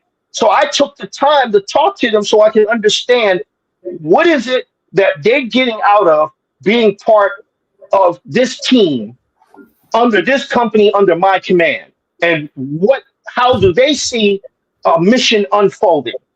How do they see that? Okay, what does it mean to them and their family? That's the way because they told you it is against the federal military uniform corps military justice. A person who's in charge is not allowed to endanger the well-being or welfare of somebody subordinate to you. So I'm That's not about to even have that kind of conversation in front of a court-martial board about how I jacked somebody up because I felt a certain way. I can't do that. Sir, that's a great Yes. question. However, most importantly, we have a lot of proud Americans dropping the American flag in the chat. Keep it going. The man in the high castle loves that. Understandable from things you were mentioning, sir. I My think father everybody. did 24 years in the military. I'm So actually he in a retired. military town. He retired from the military, and I can tell you this: from I'm 49 at this point, so I'm not a young buck. But at this point, do you realize most of the people that's in the military? I'm not gonna say all, but a good majority of them are there to make a better life for their families and get a paycheck, right? It's always Patriotism. been about that. Okay, so we agree on that point of it. So when Yes. you brought that up about being in command of most of those men and learning and getting to know what they were about, the basis of all of that probably was they were trying to make a better way for themselves to earn a paycheck and have a guaranteed life. Is that correct? That's correct because the military provided a sound, solid structure, an organization, and something they can put their hands on and know it's going to work because there's Indeed. others who outrank them and it worked. I'm 64 years old. Okay. So Gotcha. I did 14 years. I didn't retire. Gotcha. Okay. So I was an enlisted man first and then I became an officer. So I got to see both sides of the coin. Understood. Brother Mahal, Well, here's Yes. a question. Go ahead, Baba. Brother Mahal, Yes. I'm 80 years old, young man. When I went Yes, into you the are. Navy in 1963, when I went into the Navy, I spent 30 years in there. It was segregated. When you went in, you just got here. Wait a minute. What year did you go in? In 1963. Well, my father's a Korean. He grew up warrior. in He said under it Jim wasn't Crow. segregated. How old were you in 1963? I wasn't born. Well, then, I I'm know just saying something what that you I'm don't just- know. Listen, I just said what I'm only. This brother took out My father Charlie. said he was in the first desegregated unit. That's what he told me. It was segregated. let It him didn't get Desegregated. integrated in the Navy until 1969. You he couldn't told me it have was if you look like me, you couldn't have a 5 rates. I was the first black they let go into computer school. I was the first black was in the Blue Jackets choir. I was in the first black that was in the Navy Flying Rifle drill team. I was the first black that they would send to sniper school and scout school. Okay. Tell him about it, General OG. Tell him So, about it. Yeah, you the veteran. See, Yeah, when you listen, respect to you all didn't the go veterans and to the families who some of y'all are on this panel whose family have been that. Because I will not get off this program without saying thank them for their service as well. Also, wait a minute. out there in Minnesota, I want to point out real quick. Out there in Minnesota, yes, they have a lot of ICE officers, but they are outnumbered by the anarchists right out there in Minnesota, in Minneapolis. They're called nihilists. Nihilists. That's by 30,000. design. No, they're not. Listen, stop this. Listen, we're not going to do propaganda here either. No, we're not going to call because there's everybody that's out there is not a nihilist. Why would you say? I said anarchist. Anarchist. No, like they're anarchy? They're not all anarchists. So I didn't say they're all anarchists, but there's 30. it's Think you breaking up, brother, or am I breaking up? I'm being muted. The sister was speaking. I can hear you. There's 30,000. If he's muting him, No, he's not muted. Make your point, but no, man in high castle. He always likes to interrupt me. You will get to make your point. Anybody else will get to make your point. Mm-hmm. Okay. Bottom line is that everybody that's out there that is protesting are not threats to society, terrorists, whatever. It's regular people that's out there that just disagree with how ICE is doing stuff. Ms. Denounces, can I ask you a question? They are being labeled that, of course, but there's regular people. This guy that got shot is not a fucking Antifa terrorist. Stop it. Stop it. Let's not get into listen. Why can't you wait for me to finish my sentence? I'm so sorry. I thought you stopped. I swear to God, I'll let you go. When I right. get done talking, you all will get a chance to talk. You're definitely right. I apologize. Deficit disorder right there. Apologize. That because I'm saying something, you want to address exactly what I'm saying at the exact moment. You can't wait. That's ADHD. Okay? We should have some decorum. All right? You're Much right. love. You're right. So what all I'm saying is that everybody that is going against ICE, and that this could be in your neighborhood, you can just go outside and get tackled down. Let's not pretend that ICE is not like just wilding out a little bit. Let's not be just so pro getting rid of immigrants that we don't realize that ICE is doing a show of force. If you understand what a show of force is, it's like making an example to show people, like, okay, yeah, come out here and you're gonna get dealt with, right? And they know exactly where to do that shit at. Minnesota. These neighborhoods are not used to seeing people running through their neighborhoods, blowing whistles and screaming and all this like chaos going on. That's not a norm in a Minnesota. I mean, I don't know if you've ever been to Minnesota before all this was going on, but Minnesota is not where all this is good. This is like the suburb white communities. It's not a place where all this chaos is going on. People coming outside like, what the hell's going on? That is why people are, I don't know why they chose this place. It's really weird to me. They chose a place that normally is Shea Whitey town. You know, it's not Detroit. They didn't go to Detroit with the bullshit. They did not go to Houston. They didn't go to Southern California over there where all the Mexicans are at. They went to Minnesota. There's something to that. Nobody said. They went to Chicago. And here at the same time, you have people saying, why aren't Black people getting more involved in this fight? Let's go. I've been involved almost since we got started. For more than a decade, Baba Akili's been a leader for the Black Lives Matter movement. But today he's speaking out for immigrants and all people impacted by recent ICE raids in Southern California. It is not only wrong, it's immoral, but it's not the kind of society I want to live in. In South Los Angeles, he says people are frightened. And you can see it. You can see it with the street vendors. You can see it with the people who are taking care of our children, cutting our lawns, making sure that our food is prepared and served. Akili's now urging the Black community to speak out against the increase in immigration enforcement. We are solidly behind the need to fight back. We are solidly behind the need to express our opposition to what's going on. The people united. This weekend, there was another display of unity between the Black and brown communities when the group Connecting Compton rode horses from Paramount to Compton City Hall, showing support for immigrants. We cannot afford to sit this out. We cannot afford to sit this out. I know some people are saying, well, it's not our issue. It is. And there is this African proverb. When you see a crow eating your neighbor's corn, shoo it away. For tomorrow, it will be eating your corn. And there is an argument that has been developed in this community. Well, they never supported us, or they voted for Trump, or they're displacing us. That's real.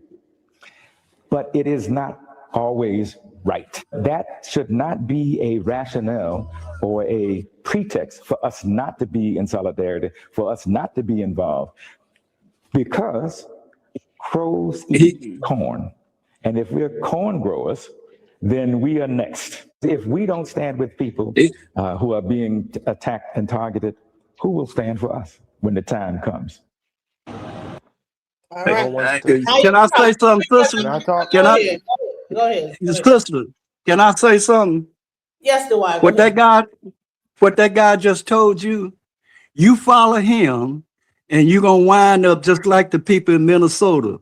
Another thing, that stuff ain't coming to Texas, sister, because Abbott will put the National Guard on you before God get the message.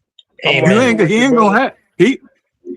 gonna have that junk coming down here, sister. I'm right That's Austin, Texas, that stuff that they doing in Minnesota.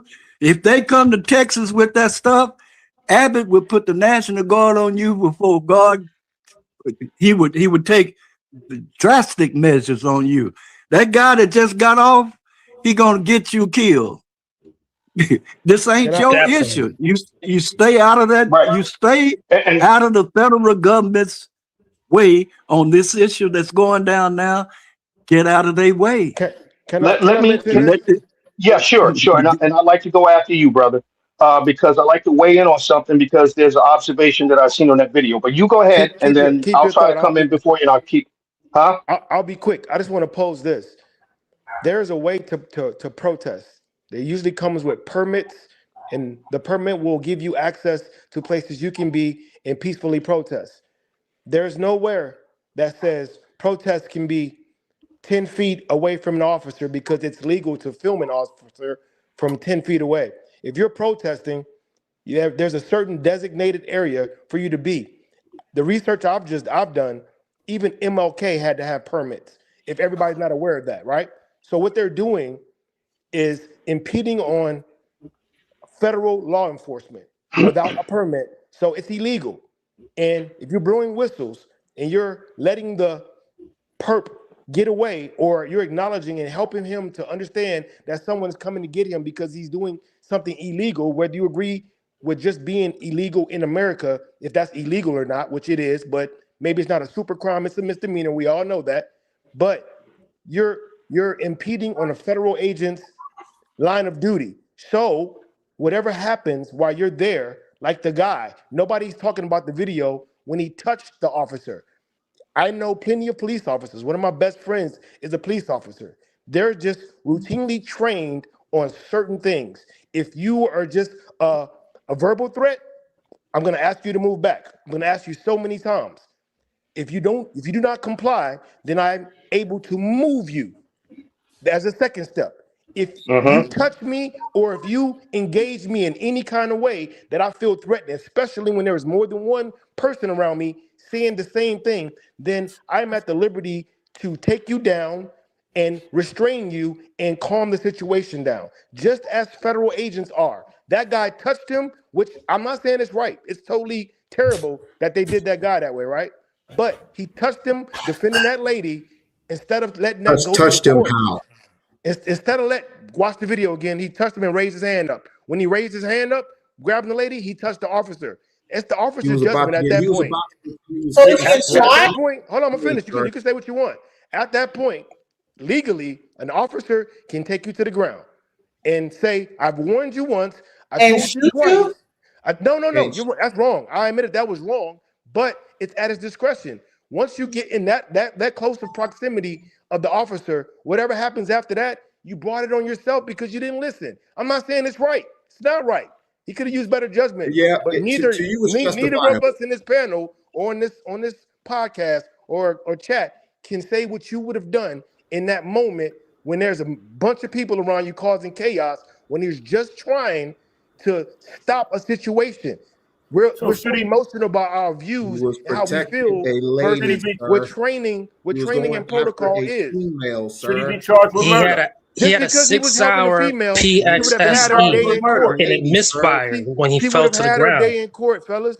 She would have had her day. It was clearly on tape that he pushed her down. He was wrong for that, right? But she would have had her day in court.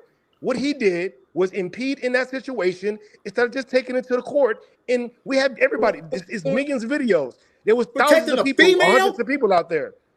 Bro, you gonna help a female and go to jail or die when you could just take them to court and sue them or get them and put in jail later? So that's just what he be charged with murder. Nobody he said had it was one justified. hand on his pistol, which was a 6-hour, and It it misfired. Nobody said it was justified. It's not justified. I'm not saying that at all. All I'm saying is the guy put himself in the situation. You're taking up for a Nazi. No. I'm not taking up for anyone, sir. No, I'm not. I'm just telling you what police protocol is. It's whether you, as a sane man, want to involve yourself in it and put yourself in it. First of all, you shouldn't be out there. First of all, you shouldn't be out there. Well, you're emotional then. Stop being emotional. Think about it as a logical, like men do.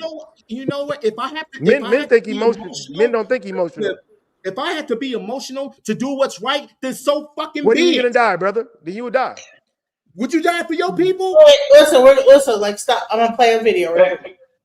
I want to hear what you have to say about this, okay? Because here's the thing: you have a lot of people like saying, "Okay, it should be like this, it should be like that," right? But in the meantime, you have to put people are saying, hey, we need, where are you guys at? You guys should be a part of this whole thing, right?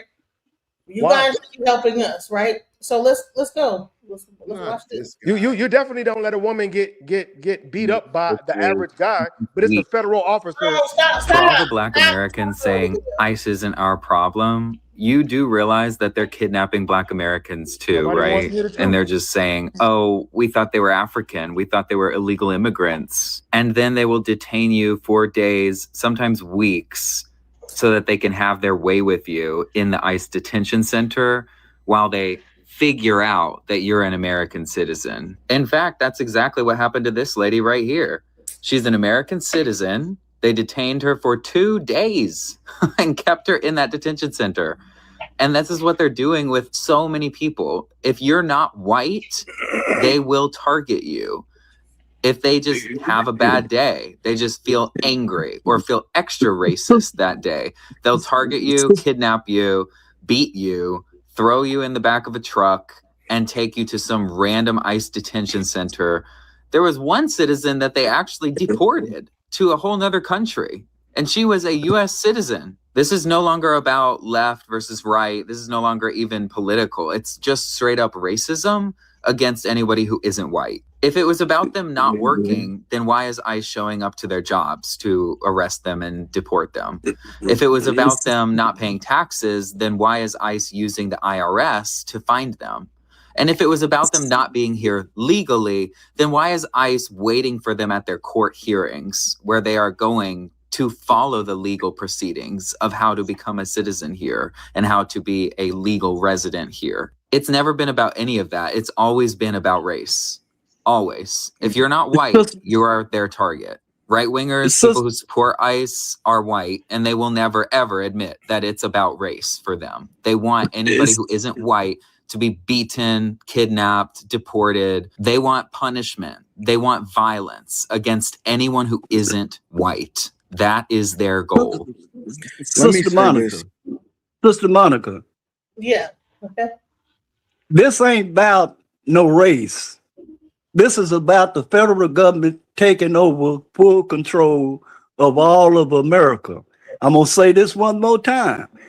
America, the federal government classify you as a terrorist if you out there protesting.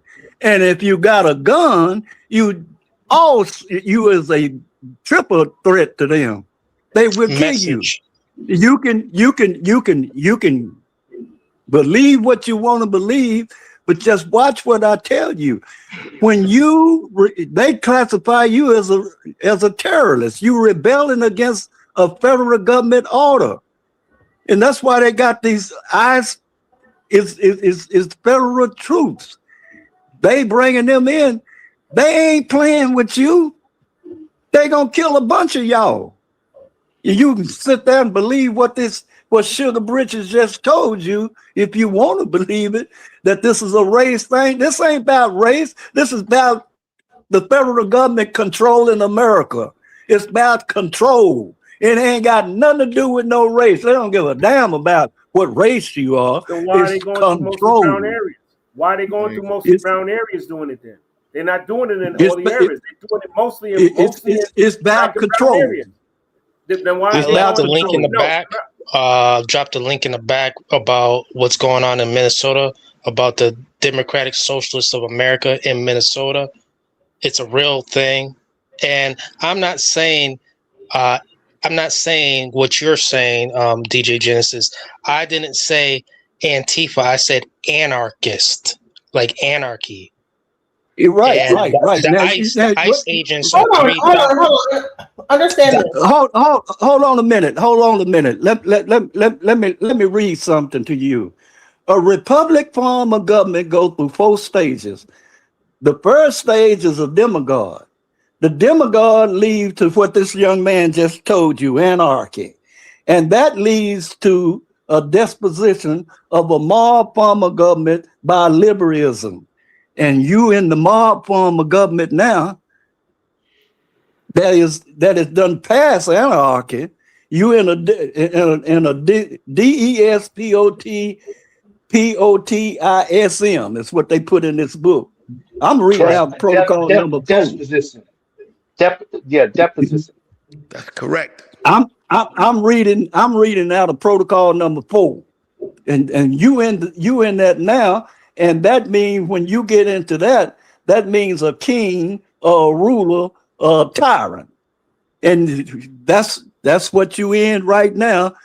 You in the 4th stage, which is 250 years. It done went through this, and you a mob form of government. When you start protesting against the federal government, they classify you as a terrorist. You the enemy. They ain't started killing you like they don't kill you if you don't cut this madness out. You can let somebody look like me with a black face to take you into that knowledge, like this boy trying to do out there in California, that this is your fight. This ain't your fight. This is about control. It ain't nothing about no racism or nothing of that. This is about control. The federal government taking control, and they gonna take control, and it ain't a damn thing you can do about it. Because you ain't got no military. What you're saying. I want to compliment what you're saying, Reverend Rupass, real quick. We have to remember, when I'm saying anarchist, anarchy, and what you're saying, law enforcement, the mob. See, the mob out that way, they are anarchists. They are lawless. They're trying to get law and order out there. The ICE agents are only 3,000. There's 40,000 people in the street overwhelming ICE. How long do you think they're going to let... I'm going to ask you something. How long do you think the federal government is going to let you keep protesting in the streets? When they call martial law, on you, and they go up under, you ever heard of a bill called the Federal Register? Look it up. And JFK put it into existence in 1960. He broke 12 executive orders. Executive order number 1100 is the only one that the federal don't control. 1100, executive order number 1100 is say when the federal government take over control of the American workforce. They ain't did that. That's the only one they ain't did. Go to them 12 executive orders. I've sent them to Sister Monica. And they've used certain semblances of that lightly, Brother Dawadia, throughout time with Ronald Reagan, when the air traffic controllers went on strike, and he issued an order ordering them to get back to work. So it wasn't the full-fledged, but he was able to do that because they're up under the federal control and rules anyway. Now, yes, they are. I wanted to comment on something because Sister Monica showed a video, and I'm very observant, when it comes to the things. Now, she commented on the things, Sister Monica, you commented on the things that you needed to comment on, hands down. Now, me having been a former commander, also in the National Guard as well, we train and cross-train with law enforcement, okay? Don't matter what the level is, okay? So everything in riot control, physical control. So what I heard the gentleman saying, the same thing about there's a thing that's called physical security, okay? That's an actual course and training on what level somebody goes from verbally saying something. So if you deal with a National Guardsman, the reason we gel so well with local law enforcement is because people are not aware of this. We actively cross-train with one another. That was the big thing when I left the regular Army.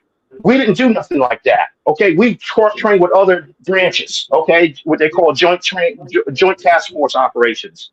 But in the local community, your next door neighbor, it's more than likely is a National Guard member. Okay, Army Reserve is not even involved in this because they don't cross-train with local law enforcement. National Guard do because of the state's forces obligation to the governor first and the state troopers, and everybody else trickles down in that mix. Now, I want to say this.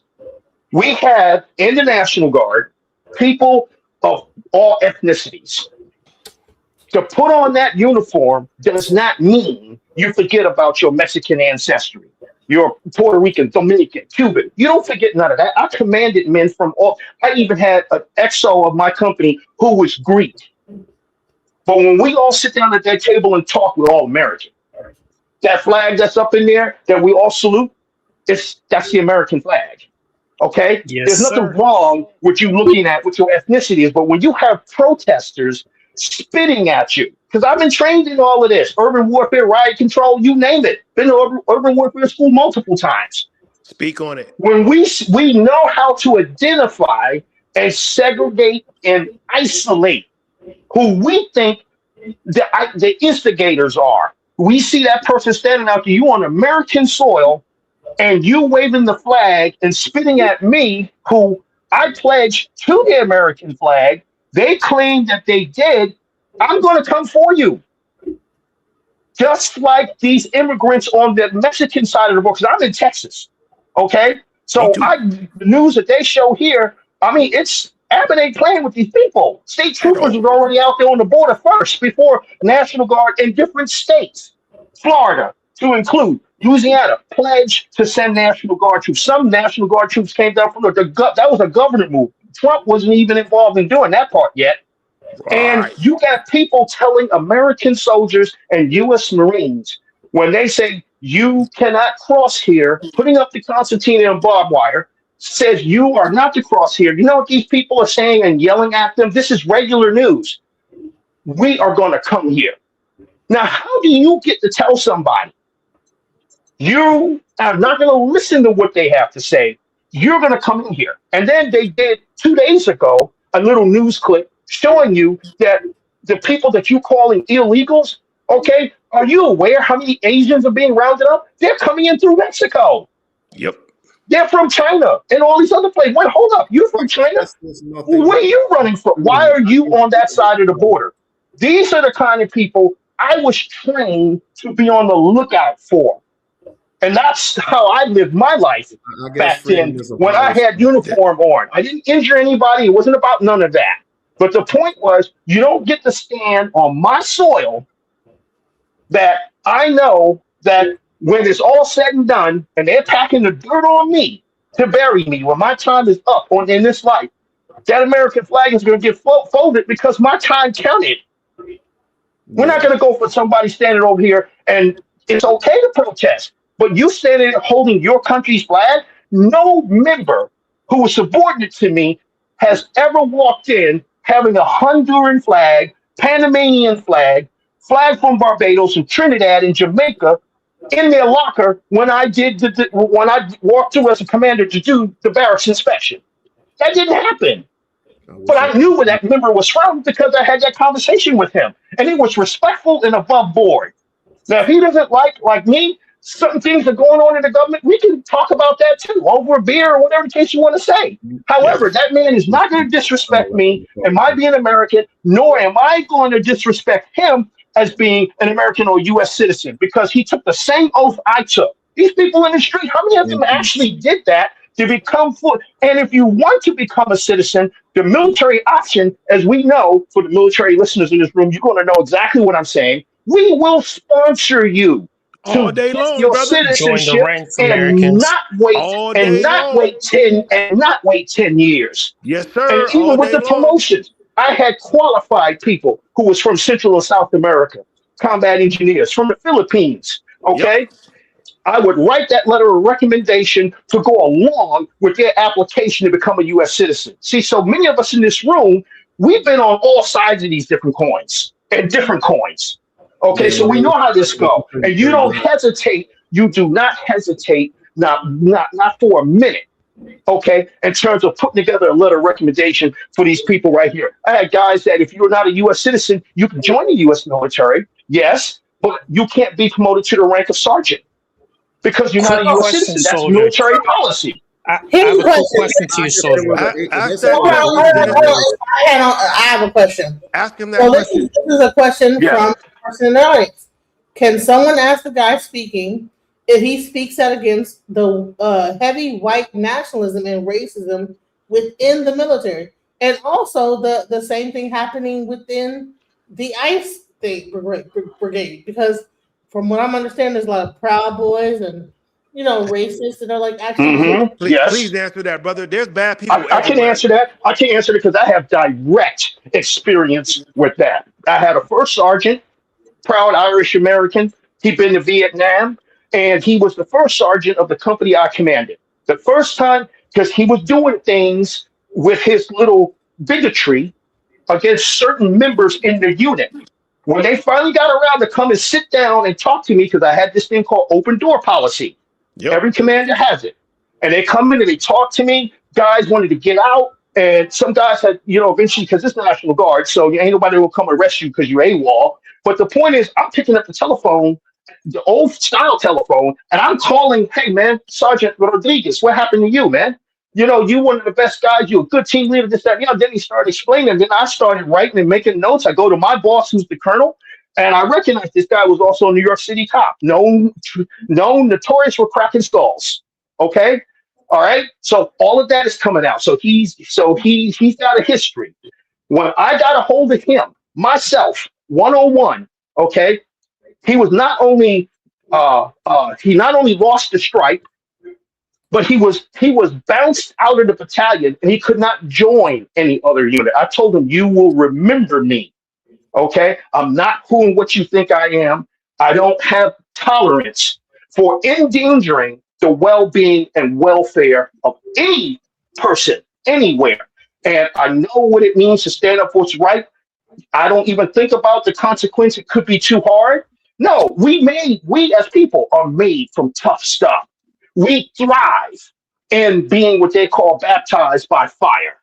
And I was a second lieutenant, Butterbar, commanding a full line unit, supporting a 5,000-man infantry brigade.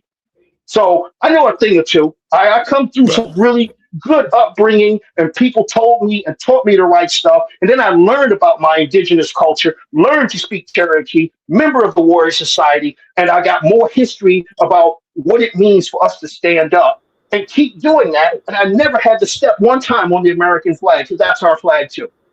Now, Period. Sarge, can I ask you a question, Sarge? This is the man in the high castle. Don't disrespect him like that. He way more than a sergeant, brother. You're right. No, ain't no sorry. He's a commander. He's way more than a sergeant. I was a captain. I was a captain. I was a sergeant once upon a time before I got commissioned through the Army ROTC program in college. All right, Captain. And then I went back in. Captain, I have a question. Yes. This is a situational question. Could I say, for instance, you're in TSA, right? At the airport. And a man walks up to you. You can see that he's visibly strapped.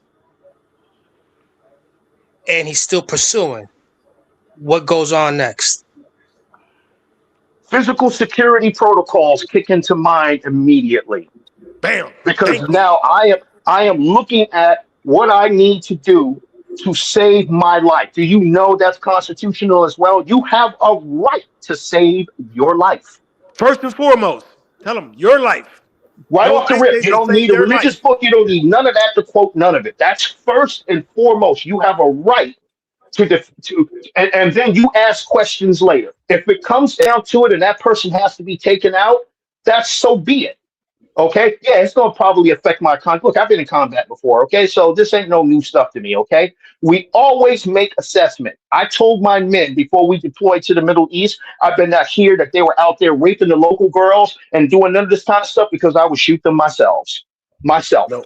I made that clear to my company before we boarded on the plane to fly over there what I expected from them.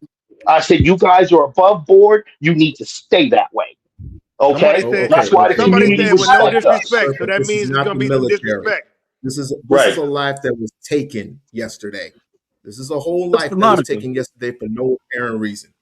Yeah, but you should feel a certain way. I'm not going to disagree with you feeling a certain way, bro. Weapon on him, man. That's all I need to know. He touched him. Did you hear what? Hold on a second. Did you hear what I said? My response is, you have a right to feel the way that you feel. You have a right. And given the current climate, okay, because what is missing from most of us on the day, I used to do these lectures back in the day. I was part of a group called the Unknown Brothers in New York City. So we talked about, and we had classes up in Harlem. There was no internet.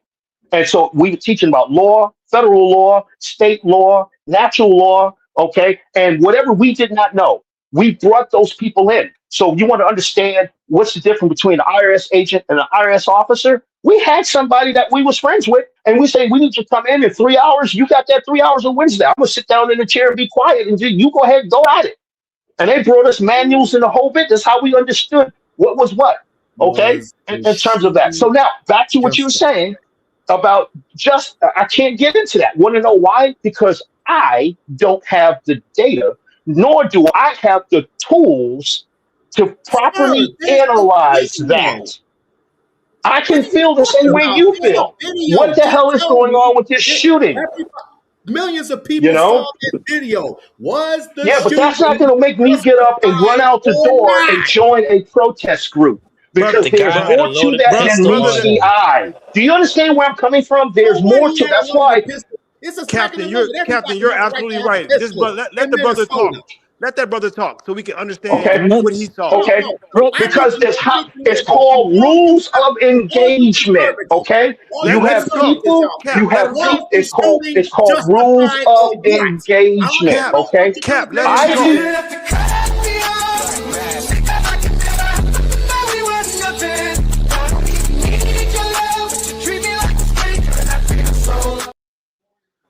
You have to keep a clear mind and a clear conscience and a clear head at all Was times. the Let shooting him talk. justified? I Yes am not weighing or in on no? that. I'm not weighing in on it because that's not a yes Then and why no. are You you saw what happened here? in the video, right? Why the But hell are where's you all the here? detail? Where's all the details that actually led up to it? A video, if The videos goddamn without video. What are you words. talking Videos about? are without words, man. Videos is Body without cam words. footage That's not coming. how that is not how the military My intelligence operate. my They brother, send all of us out into the Genesis, field pull up the and video. Genesis, pull they up the send they video. send they send everybody out into the field in military operations, and everyone has Yeah, it takes acronyms 6 that they people to feed put up the 1.6 channel million down. that gives different pieces of information, and your military intel people, government, and as such, take all of this information, MET-T or COCA, you name it, whatever the acronym is called, and when you radio it in, they put together to Your see what answer the big that you did picture not is give and an how it answer, sir. started. It is justified to you because you did not give a clear. Baba, Well, I'm gonna tell you this: you can't speak for me ever. brother, let Baba speak. I real just quick. You, did. yes, I you just did. cannot speak You for are me ever. justifiable. You cannot. This is Let You the not. OG cannot. speak. Let the OG speak, y'all. Stop it. Like let Baba. Someone got Trump derangement. Everybody put some likes in the chat. Put some likes in the chat, everybody. Yeah, put the lights in the chat. Yeah, it's a lot. It's Brother Mahal, Brother Mahal, the What you second can't law of do nature, is tell me how I should the, feel and what I should do. Because one, I wasn't there. That's number one. Because that's how it works. What Who's a difference is it credible whether witness? you were Who there or was not? All you there? have to do is say yes or So it no. does matter. It matters That's all the all you have time. to do is say yes or Let the goddamn OG speak, no. fellas. Let the You OG seen the speak, fucking fellas. Okay, video, it man. This matters. guy's It emotional, matters all the Genesis. time because when we're busy, You seen when the we white have to woman get call hit, right? somebody, hold on.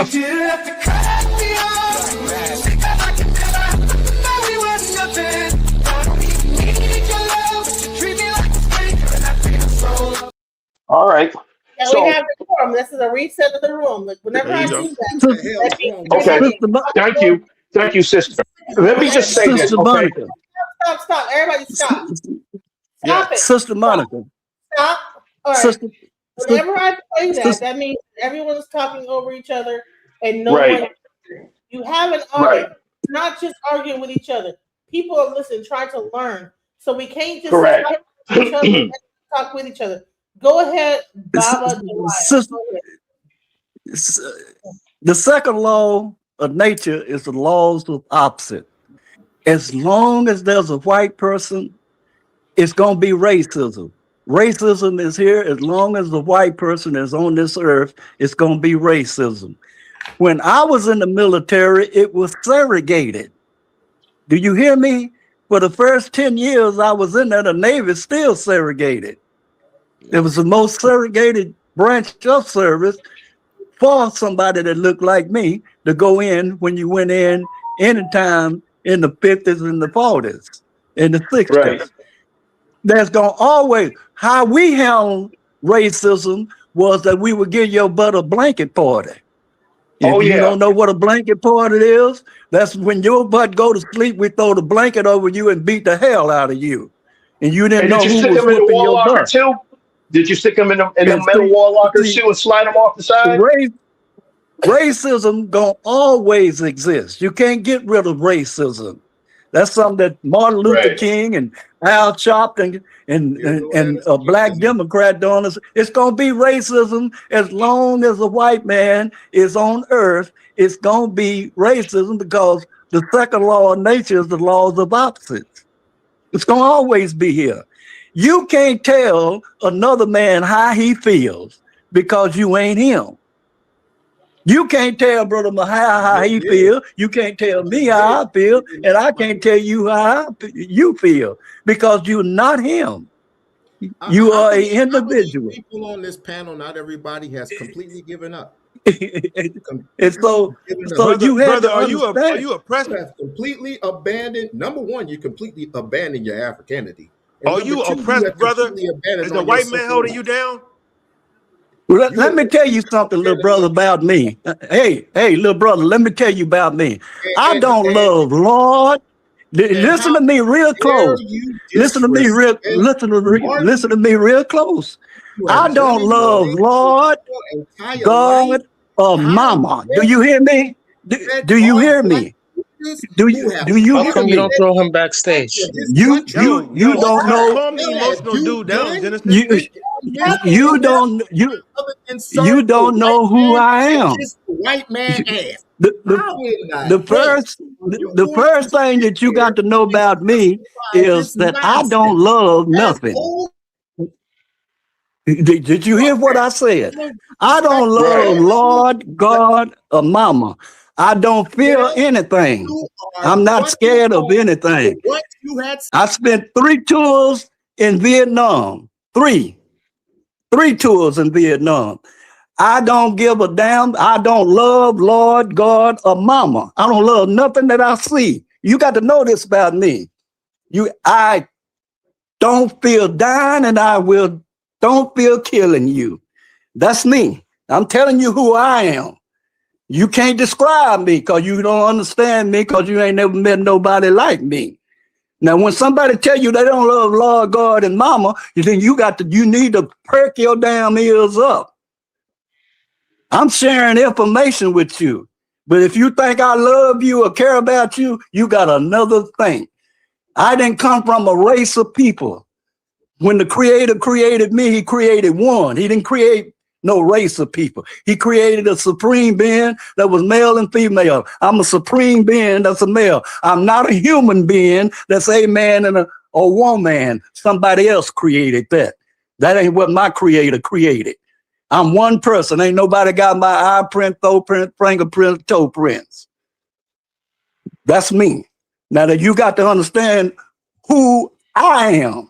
You can't put no label on me or no title. Now you need to understand that. I'm sharing information with Monica because Monica asked me to do that.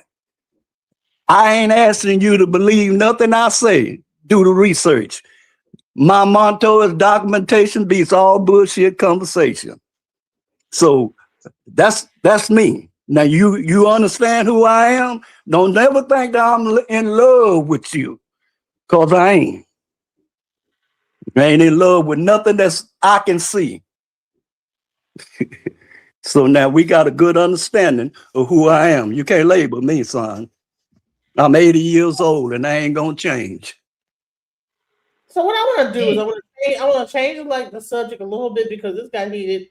Let me get into the Black Panthers and how a guy named Paul Birdsong began to go into the community and then promote the new Black Panther Party and discuss that. Maybe this will be a change in conversation because this has got really too much, and we don't want to be. All right, so everybody, chill out, calm down. All I right. think that was a great conversation, but the Yeah, black, well, it is. We gonna move. the fake Black Panther Party though. Come on now. Right. Well, it's interesting because what he just did was he just denounced it, which is really interesting. That this shows a lot of crazy, like how people can like be proclaiming one thing and then denouncing the next. ICE agent That's ever a run up on Democrat me. plant. I guarantee you they won't. I'll put a hole in their chest the size of a window. Safe line repair, safe line replace. That's what's gonna happen. They touch me. Unarmed woman was killed by ICE. If you think you're about to come and brutalize the people while we're standing here, fuck around and find out. Our interactions with the police and ICE, and we hold them accountable. We hold them accountable. We patrol the community and we hold them accountable. The Black Panther Party for Self-Defense, we're the same Panther Party from back in the day, but we're a little more aggressive now, you dig? Carry bigger guns and we don't take no shit. Places where there are a lot of immigrants at, I think that the community around them needs to take special care to them and needs to start escorting them to and from everywhere to make sure that they're safe. Because them ICE agents ain't gonna act like that if it's a bunch of people standing outside with assault rifles and shotguns. It's a semi-automatic shotgun. That means them shotgun shells that shoot out of a pump, they shoot them rapidly. If you are gonna legally arm yourself with something bigger than what they got. Those who serve in the public, they should be fearful of the public. They should be fearful that the public is going to be dissatisfied with their job that they're doing, not feeling like they're tyrants, not feeling like they're bullies because they got guns and body armor and walkie-talkies. That makes them immune to whatever the people will do. I think you want to correct the ideology of the pig and the mentality of the slave catcher. You meet them with equal force. All power to the motherfucking people. No power to the pig. He is fake as hell. Let's talk about what's going on with that. Can I say that is the most asinine bull crap I've ever heard in my life by a light-skinned brother. I'm making jokes on that part of it, but come on, y'all. Come on, man. That ain't our fight, man. That ain't got nothing to do with black people. You know, Huey P. Newton was light-skinned, right? I just said it was a joke, my brother. You being literal, but okay, no. whatever. That's LB. That's LB4. That's LB4 telling you to be gangster again. I want to hear from. Hold on. I want to hear from ain't gonna pick up a gun and shoot. The Black Panther movement, and is what he says. Does that sound like how Black Panthers move? Yeah. Baba Dwight. Yes, sir. Is that he ain't? He's a wannabe. That the Black Panthers wasn't for that. Black Panthers helped the community. I was there when they first started the Black Panthers, and they weren't pushovers either. Right. See, what he's talking about, he's finna get killed. That was a civil rights movement. This is not the same as a civil rights movement. If a black man is saying this is the same as a civil rights movement, you are uninformed. How do you know that? Have you spoken to him? Have you spoken to him? I'm talking to you, bro. I'm talking to you because you're helping up for it. No, it's not the same as civil rights. It has nothing to do with civil rights. Those people are out there saying they're protesting. Go ahead. I'm sorry. He is not trying to frame this as a civil rights. He's saying that the new Black Panthers, that actually the Black Panthers at the time was not just a black nationalist group, but also combined of a global national. They started the meals for the children. See, I was there when the Black Panthers were there. I was there when they had modern medicine. They helped. I was a grown man when the Black Panthers came into existence.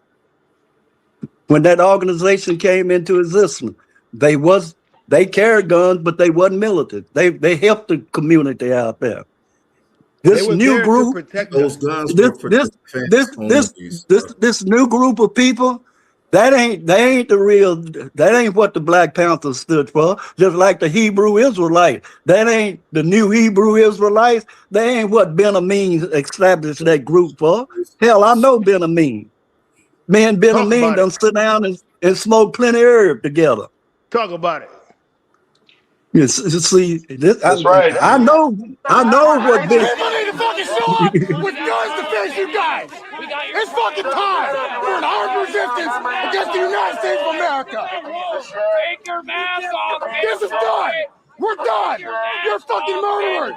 You shot a woman in a wheelchair. But it's okay what they're doing, right? It's okay what they're doing, right? Get a gun. Everything's justifiable to them, right? Face you guys, man to man.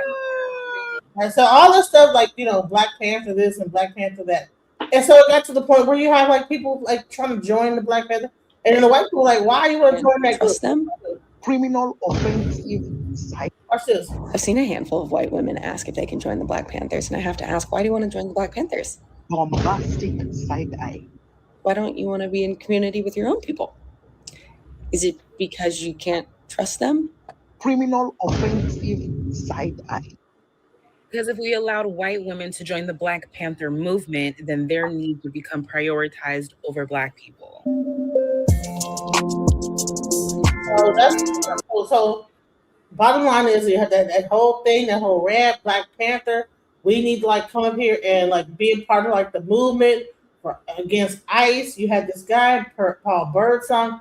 And after all this whole thing, it came up a whole thing where he got up in arms. Now Paul Birdsong is now denouncing Black Panther Party. Let's go. Check 1, 2. Welcome to another edition of More Speaking. Real Speaking denounced being the chairman of the Black Panther Party. He also denounced the Black Panther Party. This little plaque that I got, it says Paul Birdsong, and as a Panther says since 2020. I don't regret the work that I've done because it's brought me to this point. But going forward, these Panther patches will no longer be on my uniform. Now, because we corrected him. It's like an episode of A Living Color. The real people corrected him. He was just going to fade out. Yes. In covering these stories for the last few years, I already knew that Paul Lawrence Birdsong would not last. I already knew he wouldn't last.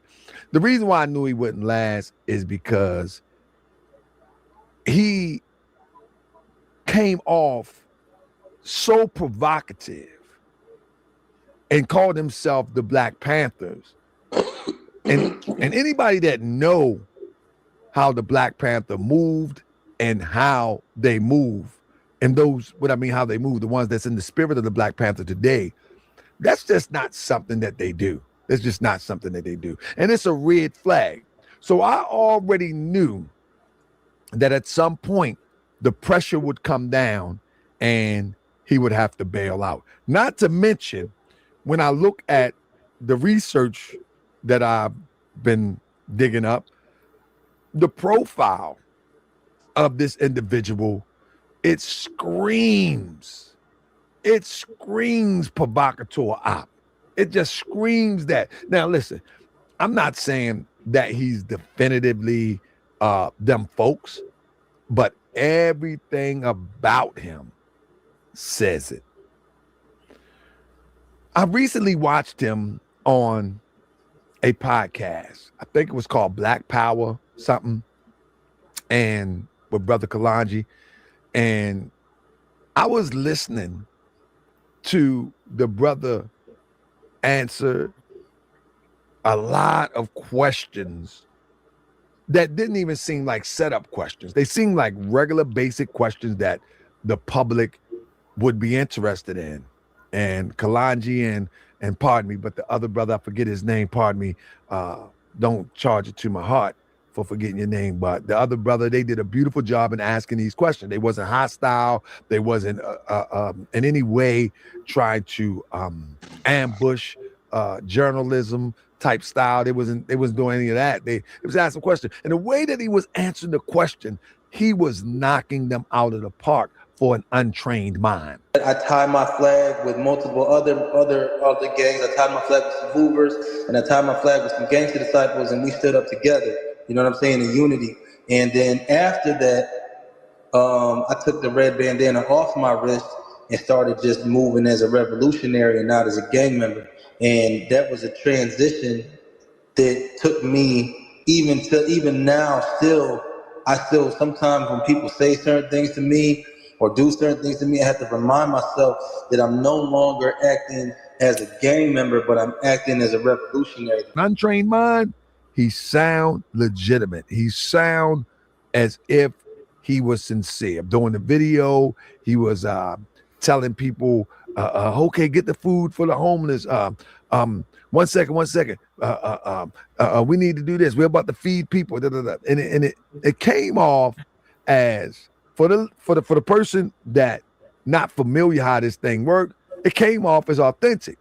But for one like me that have been studying these behavioral patterns for years now, I was like, nah, Nah. And I'm saying I hope that the people that is viewing would see it. Well, obviously they seen what I seen, because when I went back and looked at the comment section today, everybody was on the same page that this guy here is most likely sent by that guy over there, if you know what I'm saying. And so here's the thing. So he ends up denouncing the whole Black Panther part. They throwing the thing onto the Black Panther emblem onto the table after he had done all this like raising hell, all this like I don't know if you see this. I'll go further and see how he was just raising hell in this whole thing. Like what? In this era of time, that is sitting up there talking about you're going to put a hole in somebody big as a window and then do a Safe Line commercial. There is nobody that requests the police come down to a certain street and say, I dare you. That's not revolutionary. That's crazy. So with that being said, Paul Birdsong has denounced the name Black Panther Party, and he also denounced all of the uniforms associated. When I say uniform, the patches and everything else. So I guess he said he don't own anything white and red or any other colors. I guess he will be stocking up on other colors besides black. Thank you for joining me, family. Tonight on Morse World TV, we will be talking about. Yeah, so pretty much what happened is that, he initially came out saying he was like the chairman of the Black Panthers. They think, he's smart, like, we're part of this, we're doing this. But then it became a whole thing. Now he denounces the Black. What do you think is really behind that? It sounds really interesting. I'll go first. Can I say something?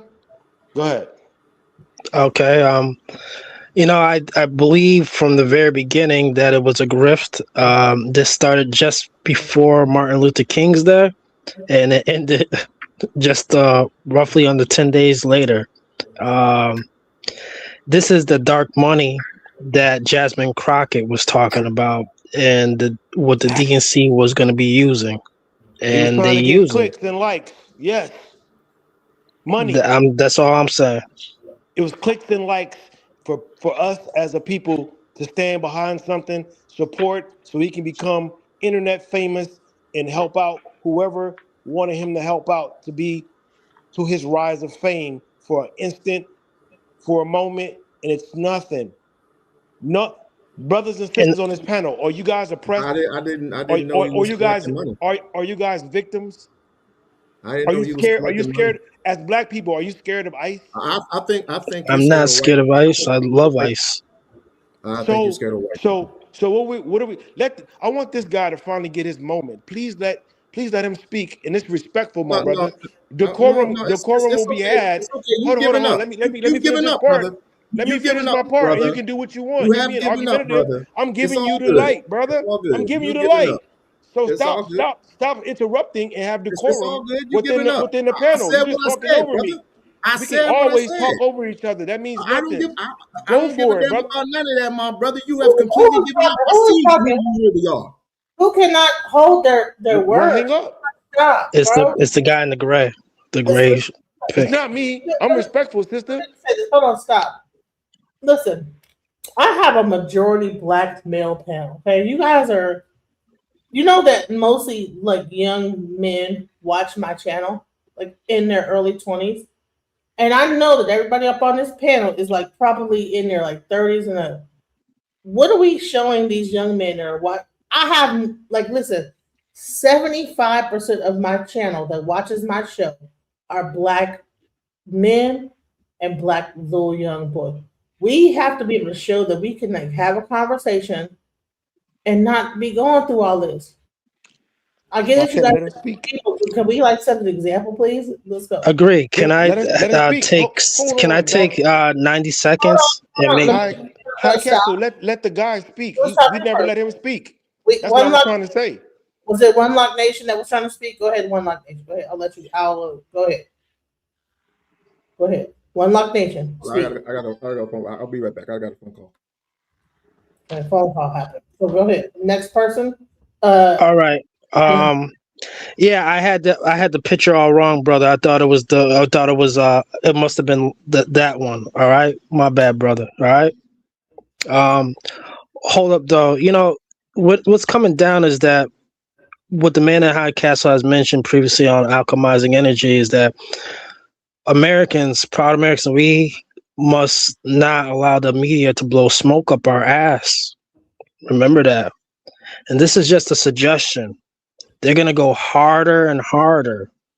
In the stock market, we would call this a rug pull. What Birdsong had just did, that fake Black Panther.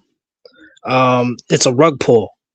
He just came in there to start up like he had a cryptocurrency token, and then boom, he got you all into it, and then boom, he pulled the plug and he took all your money.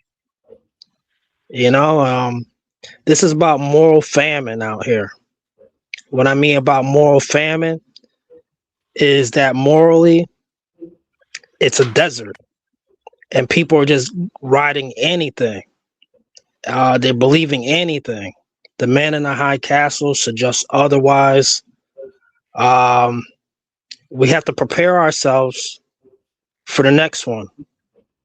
Just ignore. Our silence is much louder and far more deafening. Just keep up the same momentum. Silence. Can I say this last thing about Go ahead. people that don't want to articulate their point but just argue? The captain in this panel and the OG, I can't remember his name, I'm sorry, is what you said. Most of your channel is about young Black people or young people in general. I don't want to be about a race. Anybody that's young, that's trying to figure this stuff out, that hasn't done most of the research. I'm not going to say I'm the most educated in all the researches of past history. Common sense and logic and listening to what people have been through will give you a lot of knowledge in the aspect of what's going on right now. If you can understand and then be able to articulate your words back and maybe speak upon something that you disagree with. But just to have an emotional outburst about how you feel when somebody who has been there and done that has told you what it's like is just crazy to me. It's weird. So you can't believe what everybody tells you. Do your own research. I'm going to give that advice to anybody that's young. Do your own research. But there's an 80-year-old brother in this panel that's telling you how it was. And there's another person that experienced the military on both sides as an enlisted person and as an officer that's commanding more people than you probably ever did in your job every day. And you can't understand to take a moment to listen, whether you disagree or agree, to understand where they're trying to come from, and if they're articulating something that possibly could be the truth. Even the guy with the Most High, he's telling you stuff in a way that may not be norm to most of us that want to talk the lingo. But what he's saying, if you go look it up, he's not far off from whatever else he's saying. He's just telling you in a calm manner what's really about to happen. He mentioned the shutdown that's about to happen. That's a big thing. Nobody's talking about it. We can talk about that later. And I'm gonna get off this and I'm gonna land my plane. What I'm saying is these brothers that's in this chat right now, for some of the people that's listening and may have negative comments because they're emotional about what they saw in this instance with ICE that just came up, you have to understand that everybody has a job to do, right? I'm not saying their job is perfect or whatever it is, but within that job, there's rules, there's regulations, there's procedures that's followed. And in the end, each person wants to go home. And when you're in the federal government or the federal law enforcement, they have rules and regulations that they're going to follow, and they're going to make sure they go home. No one has ever said that they should agree with whatever happened to Mr. Petty, I'm sorry if I'm saying his name wrong, should have happened. But when I mentioned earlier that he touched the law enforcement agent when he raised his hand, if Genesis, if you want to play that, it's easy to see. When he touched him, there's procedures that law enforcement has when it goes to the next level of just being a verbal threat to a physical threat. The captain tried to tell you guys on what's next. There's not a book that tells you how to go home. Once you become a physical threat, I don't care if you put your fingernail on me. When there's a bunch of people around me, now it's go time, and I'm going off of training, whether it's 47 days or whether it's 6 months in the police force, because I know that's what they do. And then you have to learn on the job. But when it comes to your life versus an agitator in the sense of not being a permanent protester, because we all forget about that. Protesting, I'm gonna say it again, it comes with a permit. You have to be permitted to protest peacefully somewhere. It's documented.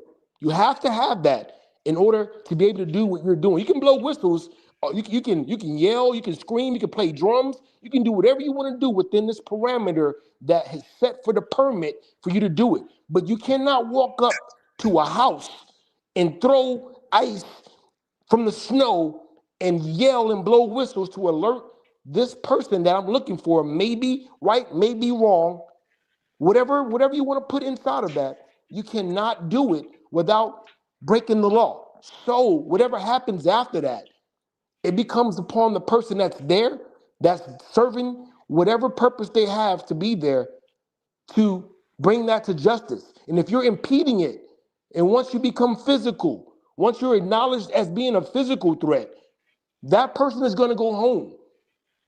No, it's not right that they shot that man in the street. No, it's not. It's not cool. But if it's you on the front line doing the job you're paid to do, and you know that it escalated from one to, they're not thinking about you as Tommy or Jim or Pookie or Tyrone. Once you go to level 1 to level 2 to level 3, their training says level 1 do this, level 2 do this, level 3 do this. That's all it is. But the emotional part of us wants to understand what the other side is saying and why did that happen. It's not that when you're performing the duty. The duty is level 1, this is what happens. Level 2, this is what happens. Level 3, this is what happens. Level 4 and beyond. And that's how we end up in this situation. As Black people, this one isn't on you. You can sympathize and have empathy toward everything because you should because you're a human being. And the OGs in here and the people that's been there, done that, such as my father or my brother-in-law, who's a battalion commander in the military, and certain things that happen, this is what they deal with on a daily. This is what they train for. This is what their career is in. So you can't say your feelings trump what their actions have to be in the moment of life or death. And I land my plane. Oglala Sioux tribal council members. Thank you, bro. And there was 4 tribal members who were picked up by ICE in a community called Little Earth right here in Minneapolis, St. Paul. And one of them has been released, but they couldn't locate the other 3. So the council members here they're all elected officials of the Oglala Sioux tribe. And they gained access to the facility and they couldn't find their 3 tribal members. They claim that they're not classifying them by their nationality, which tribal members are also citizens of the United States since 1924. You know, there's nobody more American than American Indians, but they were unable to find them here today. Bullshit. I am fucking furious. I am done. I am beyond fucking infuriated by the shit that's been going on regarding all this ICE shit. ICE was unleashed to brutalize and target Latino and immigrant communities, to raid homes, stalk communities, and terrorize families. But that wasn't enough. Now they have turned their violence on Native American communities, and they are doing so shamelessly, openly, and with full government backing. And let me just say this openly. They are detaining Native people in their own land. Members of the Oglala Sioux tribe, U.S. citizens, by the way, were recently detained by ICE in Minneapolis despite providing legal and valid tribal identification. Native people were detained and held in federal custody until tribal leaders intervened, being forced to prove that they belong in the place their ancestors came from. In Washington State, Elaine Miles was detained and arrested by ICE. And when she showed them her tribal ID, they said it looked fake. Fucking fake. As if indigenous identity were foreign. Indigenous identity was suspicious. And then recently there is Peter Yazzie, a Navajo man, whose case exposes the lies that this is about paperwork or documentation. Peter Yazzie told ICE agents exactly where they could find his certificate of Indian blood, his birth certificate, other documentation proving that he's not only a tribal member, but a U.S. citizen. It didn't make an ounce of difference because on January 12th, they arrested his ass, aggressively forced him in the back of a vehicle and drove the fuck away, ignoring his rights, his tribal sovereignty, ignoring the overall truth of the situation. They don't give a fuck. They don't care. It's not about confusion or some type of weird process that they didn't fucking understand. It was all about fucking power. Across the Southwest, Navajo people are being stopped and detained and threatened despite having tribal ID, certificates of Indian blood, or state valid IDs. I'd like to, this is here, I'd like to comment on your question, sister, starting with when you were asking about the Black Panther Party and basically what was our thoughts before giving commentary to the videos. I want to also say thank you to the brother who had spoken before you put this video on when he was talking about procedures and as such. Police, ICE, government, they all have something called an after action review. Okay. And this usually happens after some encounter of some kind. This is just normal stuff that I'm describing. What the Black Panthers did differently back then. So I'm born in 1961. Okay. So I only got a little taste of that growing up, you know, as I was before 10 years old. All right. In New York City. So born and bred in Harlem. So there are some things that I do know. Okay. And when I was 6 years old, as far as other aspects like i.e. the Nation of Islam and as such, I still remember Minister Farrakhan walking past his secretary, whose name was Sister Mary, to get into his office in the morning, and his son was in my classroom and Temple number 7 back then. So I like something that Brother Dewadi, and I haven't been living as long as he's been living, obviously not. But there are things that we were, if you want to use the word indoctrinated, through indoctrination of some sort, this is true. We, our minds were cultivated to respond in terms of defense of people, and that's and the list goes on and on and on. But let me just fast forward now and talk about, by the time I'm now in the National Guard, if you see someone, and let's say it's a riotous type situation or something like that, and let's say you see me, the first thing I am looking for is not to come in with shields and batons and start wailing and whacking on people. That's not how we do things. Okay? We don't do things that way. We look to see whom do the people respect that's in that group. That's how it was kind of done in the old days. Yeah, sometimes things did get out of control. That's true. But what we look for is, and we're taught to spot, okay, that person over there that's on the side that's protesting is someone that I think that this community looks up to. Why? Because you see the people that are stepping over to that person.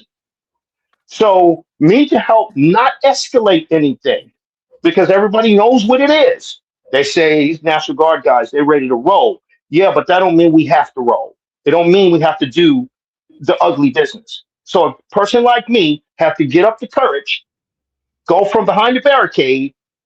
My men are watching me, and they're going to make sure that nothing happens to me. If something happens to me, then, hey, the gloves come off. But I'm going to walk over, and I'm going to let that person, whoever it may be, that the people respect, he's going to be able to put his hand on my shoulder. He's going to talk to me. I want my men to see that. I wanted my men to see that. Facts. So in their mind's eye, they're at ease. They're like, okay, I think this is going to be a good day for us, guys. We ain't going to have to get stupid. We ain't going to have to zip tie and tie wrap. Nobody. It's not going to be like that. And what I'm interested in having that conversation, which I through training and interactions and certain things, I'd never liked to show up and I'm on the other side of the barricade. Okay, where because the adrenaline and anything can go sideways when your heart's racing and you got this adrenaline running through your blood. You know, you're already trained to pull the trigger and do all the other things and toss grenades and tear gas and all this other kind of stuff. That is not something you have to think about. Training has shaped and molded you into that. It's as simple as drinking a glass of orange juice. You don't have to think about how to drink the juice. You know how to do that. What you have to take control and keep control of is your faculties and say, listen, what is my intention? This is what happens in discussions that break forth in after action reviews. I knew that there were what I was learned about in terms of the original way the Black Panther Party did things. They were also receiving aspects of government funding. Did y'all know that? And it wasn't so they could mislead their people. They were doing what they said they were going to do. Help their people, feed their people. And they weren't pushovers either. So National Guard members, we were not interested in trying to go head to head and toe to toe with someone who actually had values. Someone that we also agreed with in everyday life in and out of uniform. See, that's how you talk about how and why you have respect for somebody. And then these guys knew how to talk to us too. I'm talking aspects in the younger, all the way down to the Hells Angels. They knew how to talk to us. And then they were veterans too. They served in these wars. Come on. So we say at certain points, we get away with all of the stigmas and stereotypes, and we just talk what they call veteran talk. We don't care what branch of service you served in. We know how to talk to each other because we know how to be a team and we know how to help each other. And all we're looking for is, what do we need to do to fix this? Because I'm not going to come over here and I'm not going to disrespect you because then your people are going to go off and then my people are going to go off. And we don't want that. We're not talking about who we think is going to win. It's not about who we think is going to win. But we do know if you got heart and you stand for what's right, okay, all that matters is you can stand the scrutiny if you have to ever go before a court martial because they're going to ask you. We know what happened out there. We got the photos. We know about you. What was your intention? That's what they want to know because your intention is what describes the motive. So you shot a person. Okay? We're not arguing the right and wrong of that. We're going to question what was your intention and your motive.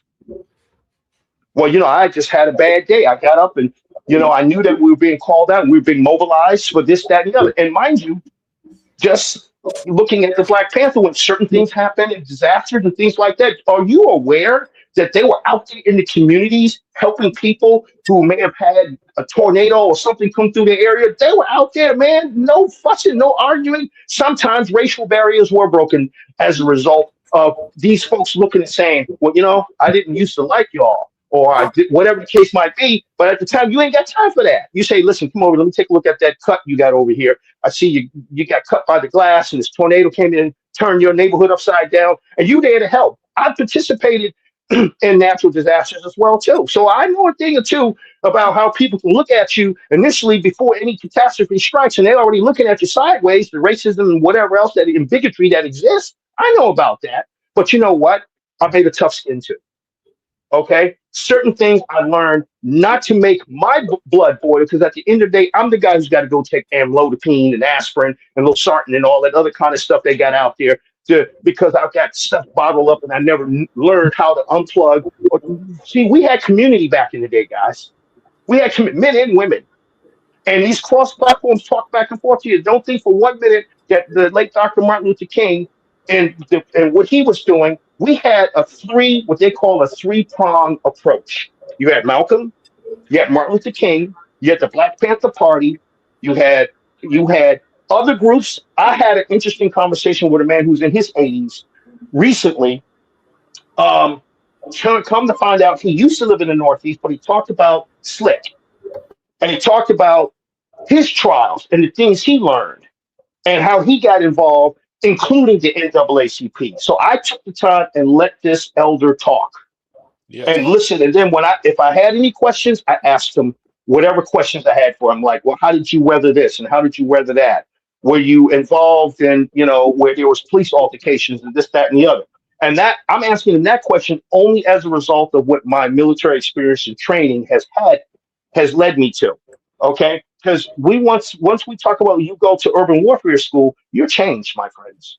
You get changed because you're like, we can actually cause major harm to people with what we can come in and do. And I'm not talking air support and all that. I'm just talking people walking on the ground carrying heavy arsenal.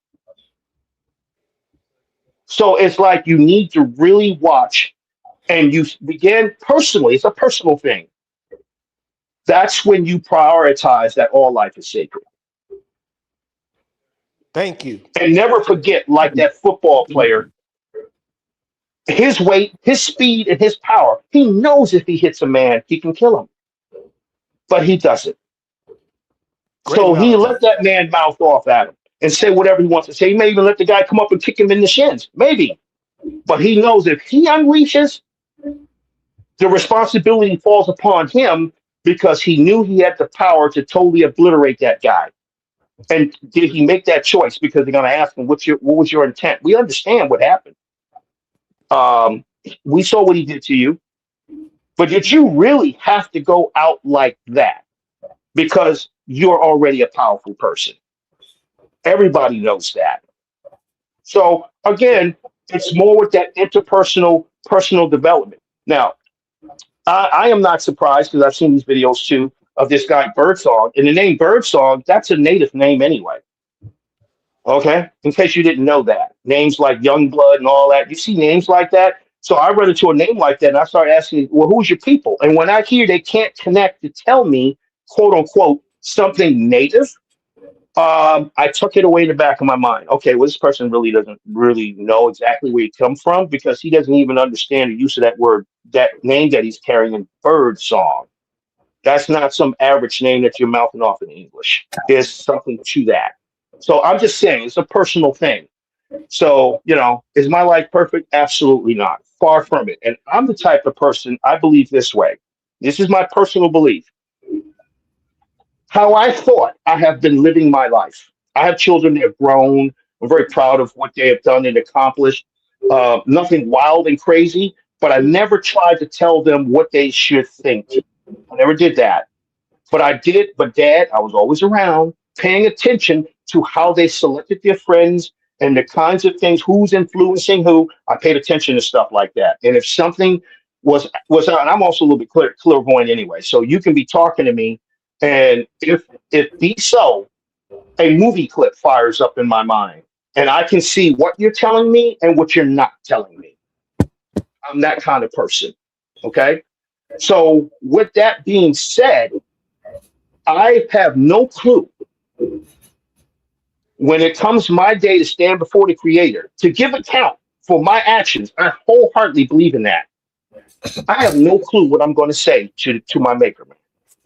I really don't know. Because this life I thought I was living is not exactly what it appeared to be. So I have to bring in my tentacles even closer within myself as I get older. And I'm 64 now.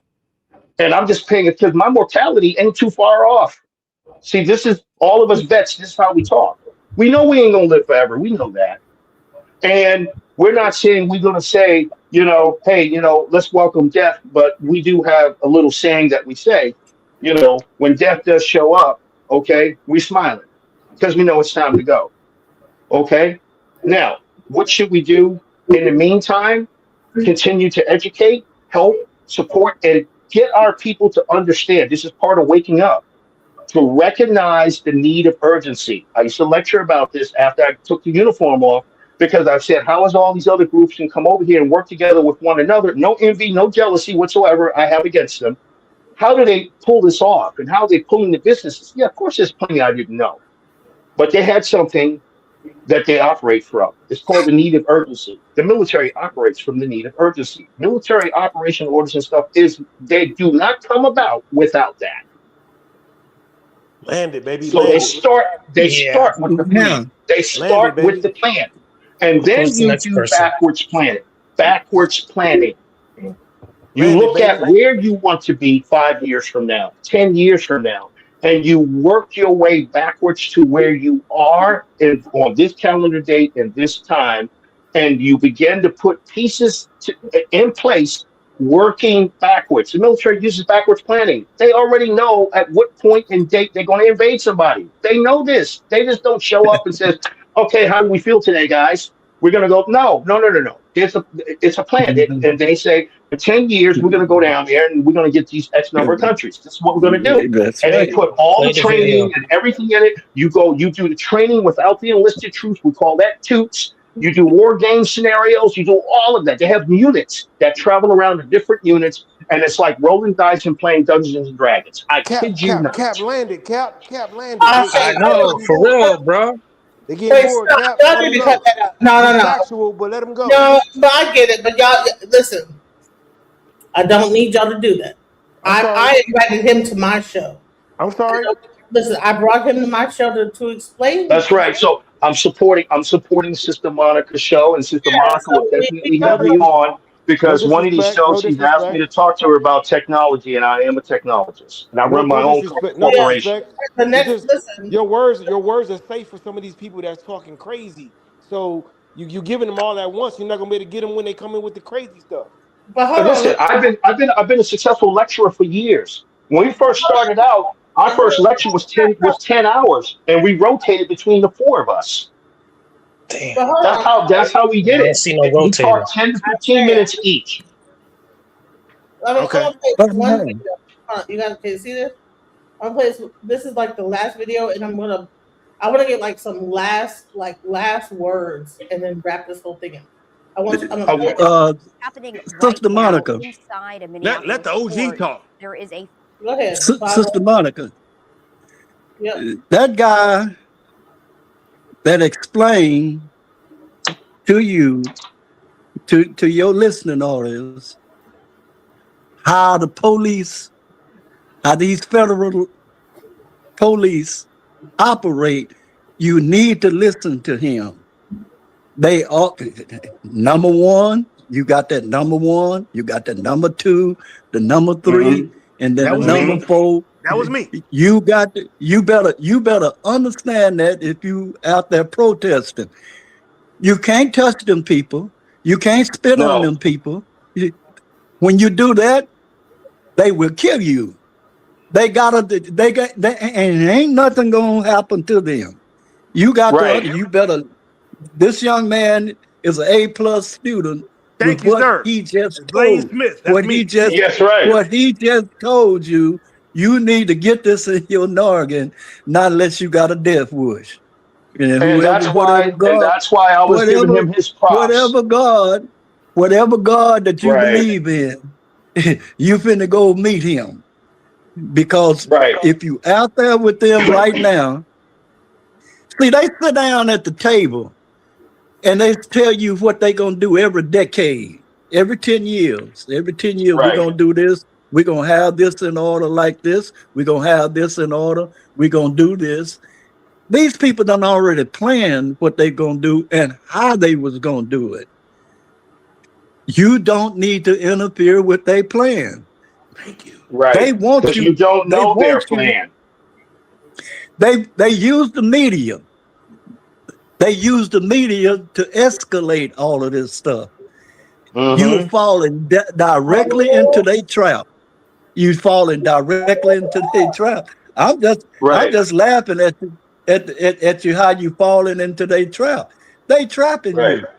And they trapping you with the news media. The news media is they number in the protocol number 13 tell you they use the news media to excite the children, which they said the youth of the Gohens. They using that now. Keep telling them. They using that now. They using that to the max. And with all religions is emotional. Emotional. You emotional. They dealing with, they making you put your energy in motion. That's what my daddy used to tell me. Don't put your energy into motion because you become a danger to yourself and everybody else around you. They're Right. Hey, tactical brother and we're Dawadia. emotional. They're Brother Dawadia. tactical and we're emotional. What that young man told you about Right. how you have, even if the police stop you, put your license and stuff on the top of your car, and when he get out of there, you can call it bootlicking or whatever you want, because he's designed and trained to get out the car for you to have an attitude. You meet him with, yes, sir. What can I do for you? What did I do wrong? Give me a ticket. He ain't gonna even give you a ticket. I ain't got a ticket. He ain't got. I done been stopped 100. I done been stopped with an ounce on me, and he told me, "Go on down the road. Take care." There you go. Me too. But if I'd have got out of my car talking shit to him, he know how to handle you.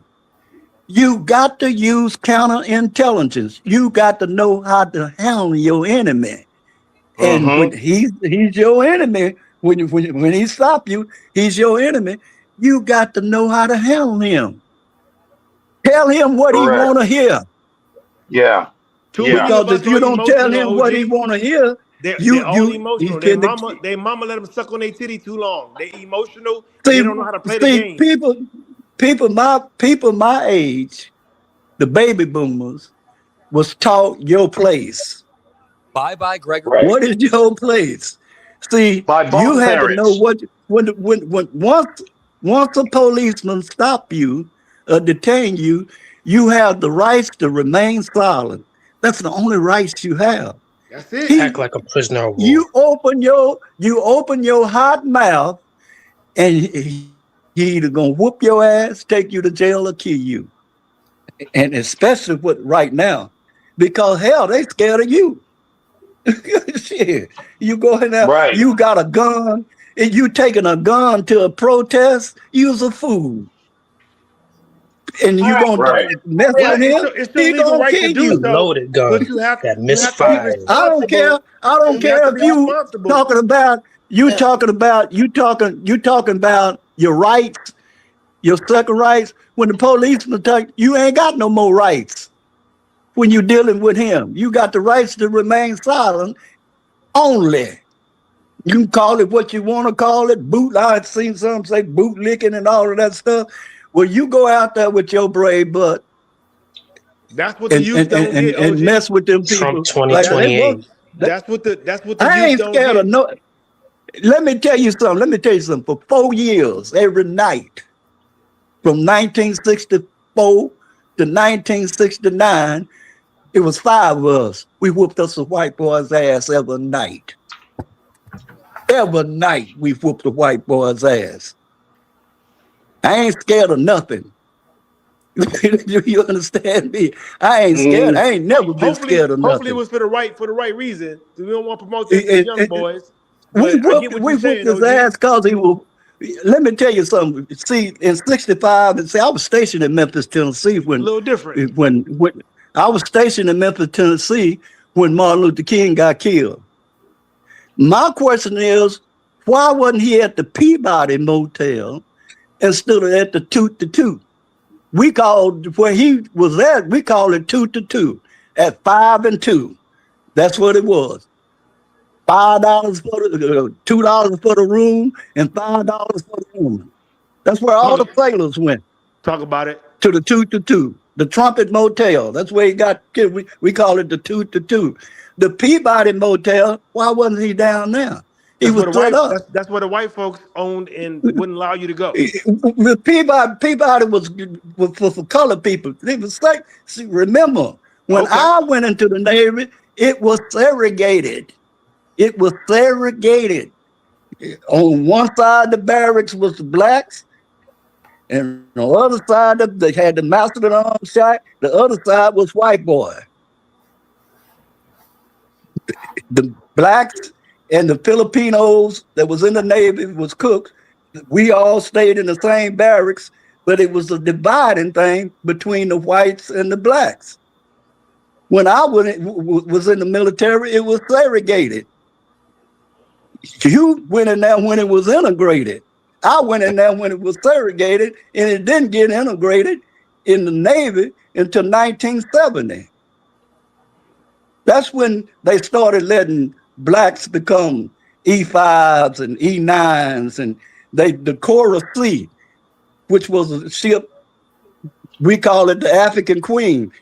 They started letting black officers come in. They trained on the Cora C up under a white boy. I went through all of this. I went through, when I was stationed in Biloxi, Mississippi, I had to be off all the black sailors when we went to firefighting school. You couldn't go downtown after 6 o'clock. They had a curfew. If you was a black, they didn't care if you was in a clown suit, what they call it.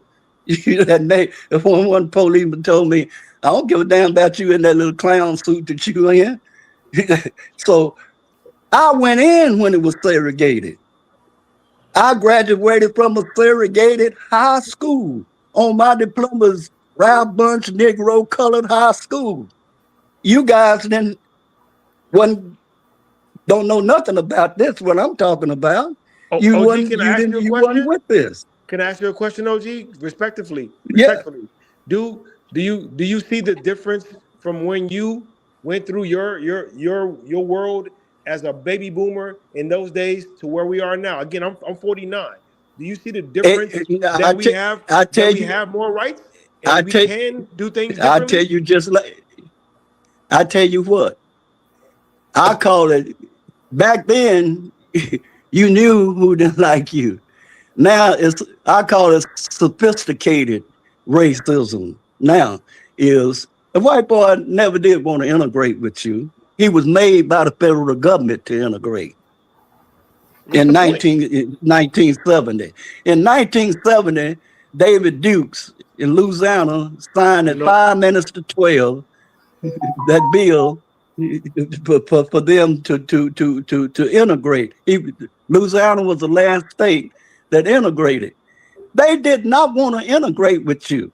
They did not want you sitting at they integrating with you. They did not want to integrate with you. The government made them integrate. These white folks still got that same mentality, man.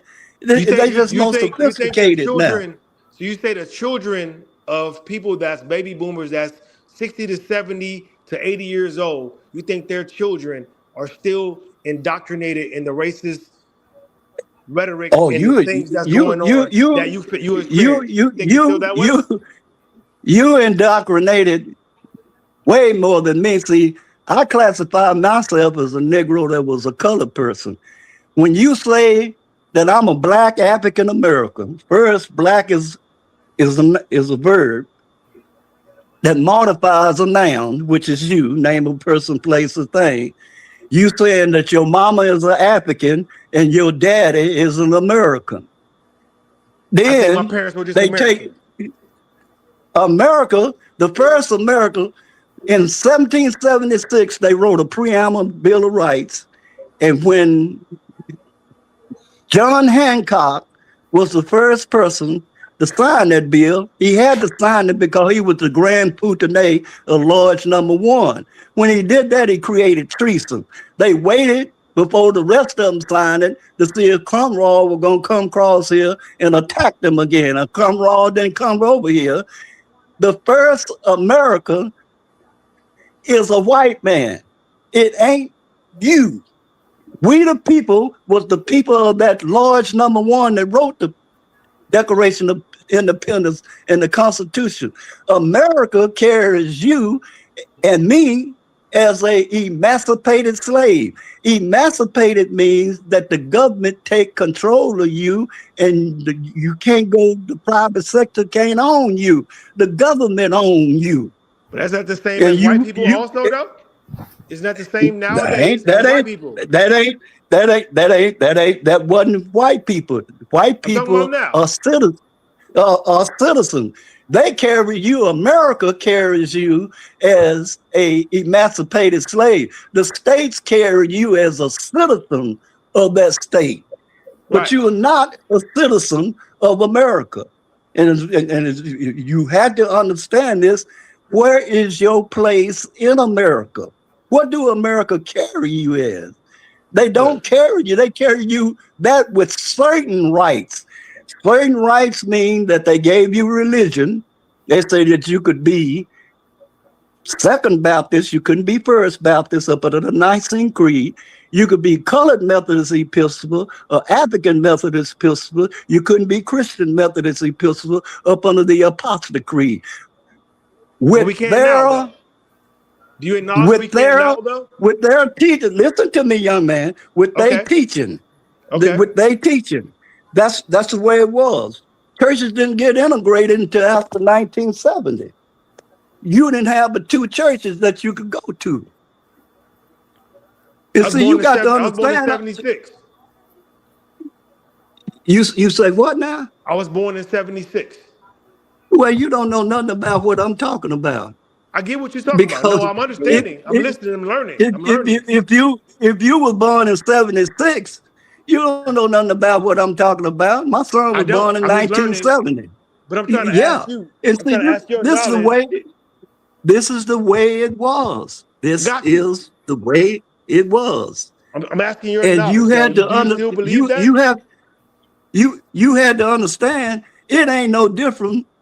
To me, it ain't no different from back then as it is now. Okay, it's worse than now because let me tell you something. It's worse than now because you know what? We had 129 all black colleges. Like I told them down at Texas Southern when my grandson graduated 4 years ago, it wasn't even a white car on Texas Southern College when I went down there in 62 for a scholarship, football scholarship. It wasn't even a white car. Now you ain't even got no all black college. You got a historical black college. You had everything that a white man had when you were segregated. You had your own community, grocery stores, barber shops. You ain't got none of that now. Do you still think we should have that? Well, I tell you what, that's how you gain economic. You don't understand political economics. You might understand economics. I'm just asking you that question from a different standpoint. I actually do, but I just want to see what you feel because I respect your journey. So respectfully, I'm asking that question. How I feel about it? I feel that you got anybody born after 1970 has been genocided. There's a book called The Science of Eugenics. You ever read that book? I have by not, Sir Walter Galt. Sir Walter Galt. Well, I got the original book of The Science of Eugenics. Okay. And you've been genocided. You've been genocided. I think different. I think as the white man thinks, what does that mean?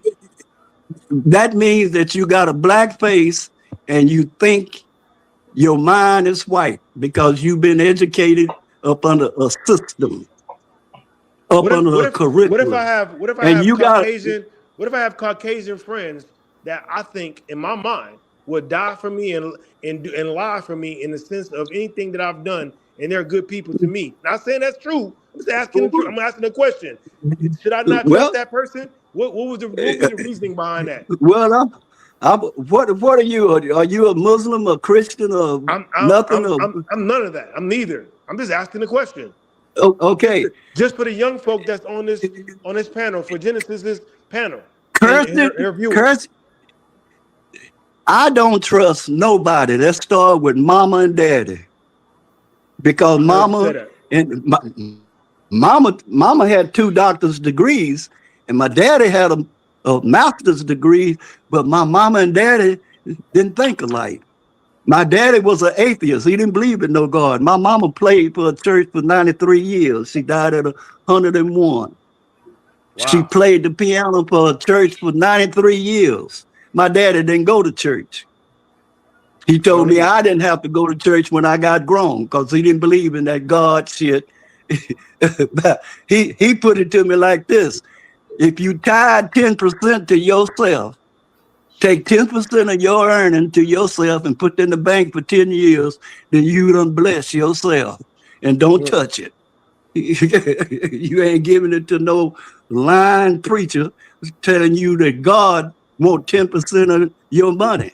What's the name of this God? Can I ask you a God is a question? God is a Germanic word that came in the 6th century. Before the white boy called him God, he called him Guten. In the 3rd century, he called him Wooten. 1st century, he called him Odin. So you believe in God. Oh, yes, sir. I believe that there's a God. God is a 6th century word. And once you tell me you believe in God, I know this. The white man done conquered your mind. Because we studied with etymology with the 5 W's and 1 H in a chronological order. God is a 6th century word. Google it. Okay. They'll tell you they ain't going to hide nothing from you. But you believe in God, don't you? I You believe that's I believe there's a Most High. I don't know his name. Well, what is the Most High? I believe his name was Yahweh by the book that was written. Yeah, okay. That's all I know. Well, then, when you tell me that you That's why I'm believe in asking. Yahweh, well, Yahweh means Yah and what?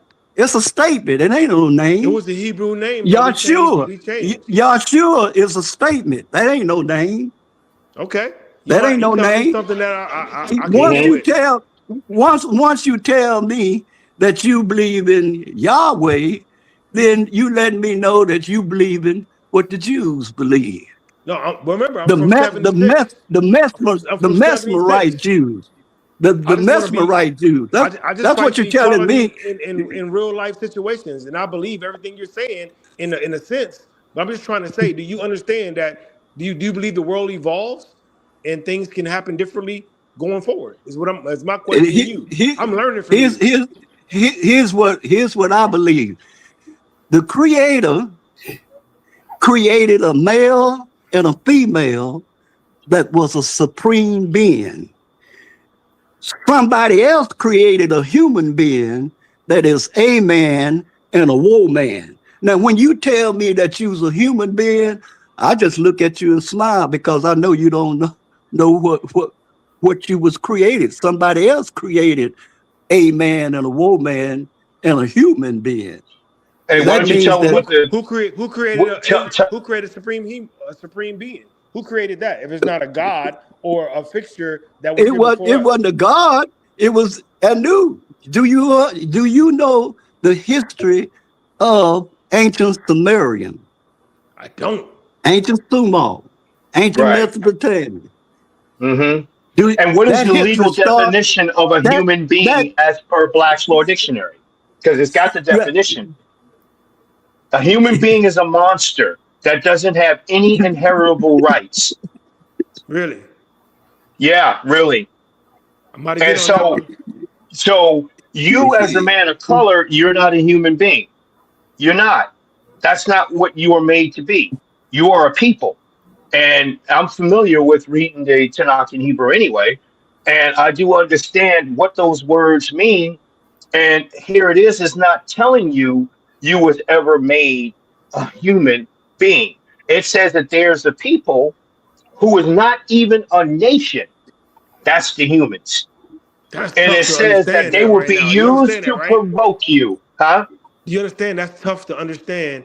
I I just told you I know. was born in 1976, and reading a book to tell me that in 2026, it's tough for Mm-hmm. anybody on this panel besides you guys who are educated in past history or in OG is 80 something years old. So I'm not here to Right. denounce nothing he's saying or you either, respectfully. Right. But you have to talk to the people as where they come from.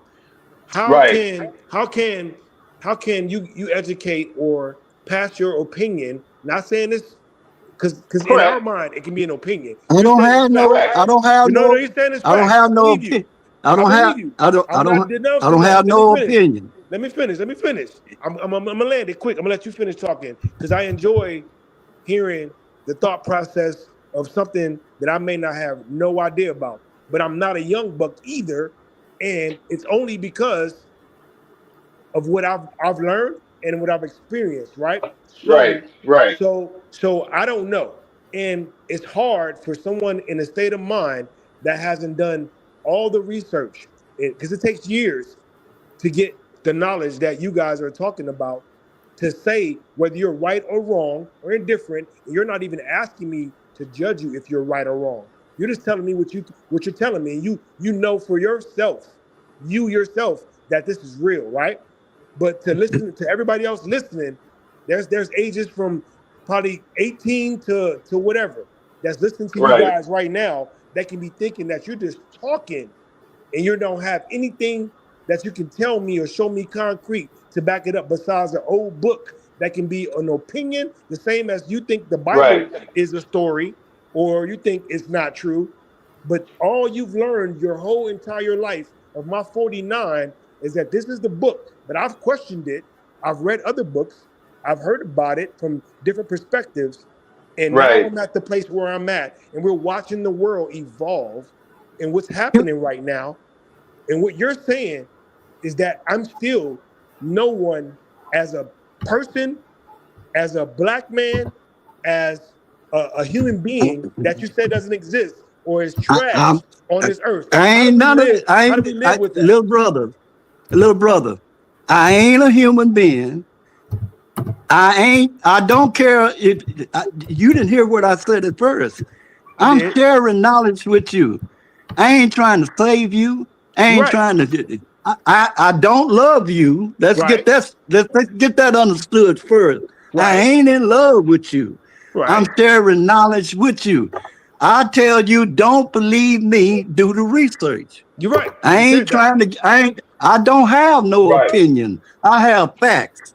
And see, opinion is something that is an in-between. You either is with me or you ain't.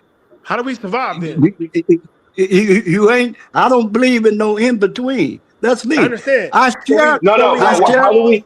We have a cause and How do we effect. survive this? How do we How do we survive then? survive this? We How do we survive? survive this by doing in the path that you are currently on right now. You are not a sleeper, for real. And I know that from how you talk. Okay. Okay, you don't sound like some guy who's a dope head. You ain't none of that, okay? Because number one, you wouldn't be able to talk to any one of us anyway if you had that type of mindset. It ain't gonna happen because I would never give you the time of the day. Period. Unless I saw you was in that level of stupor, and I said, "Wait a minute, this guy is searching," and then I have to ask you some questions. Why are you doing yourself this way in the first place? Tell me something about your life, and then that's up to you to say whatever you want to say.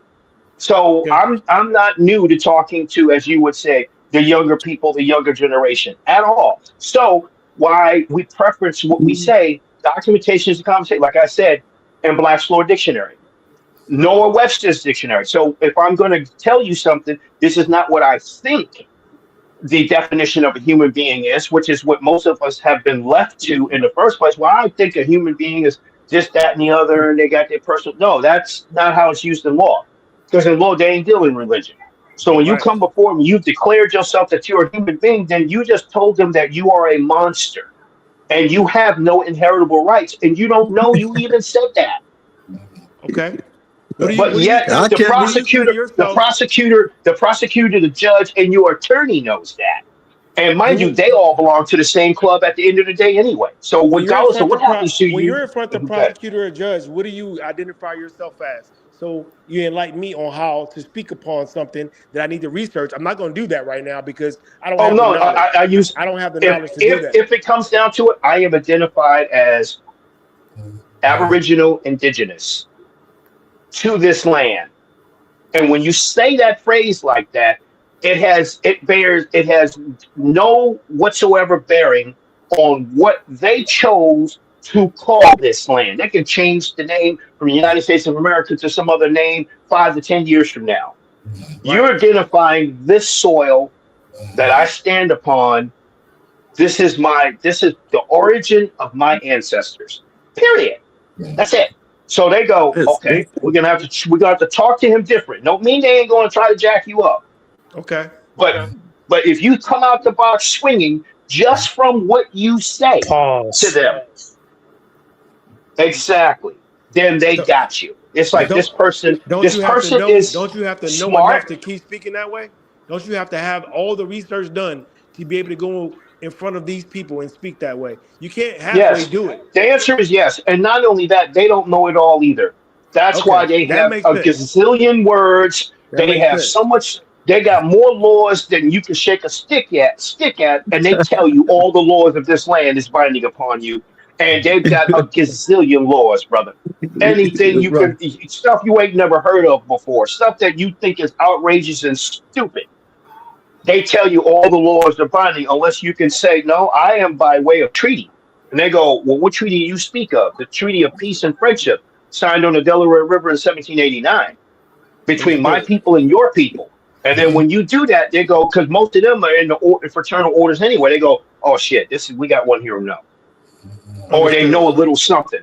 And now they're going to change the tempo. They're going to change the energy in the atmosphere because now they can't come at you that way. That don't mean they like you more because now they want to move a little bit closer to you, so they can say, this person needs to be examined by us because how did they come by way of understanding of what I just heard them mouth off and Uh, say? uh.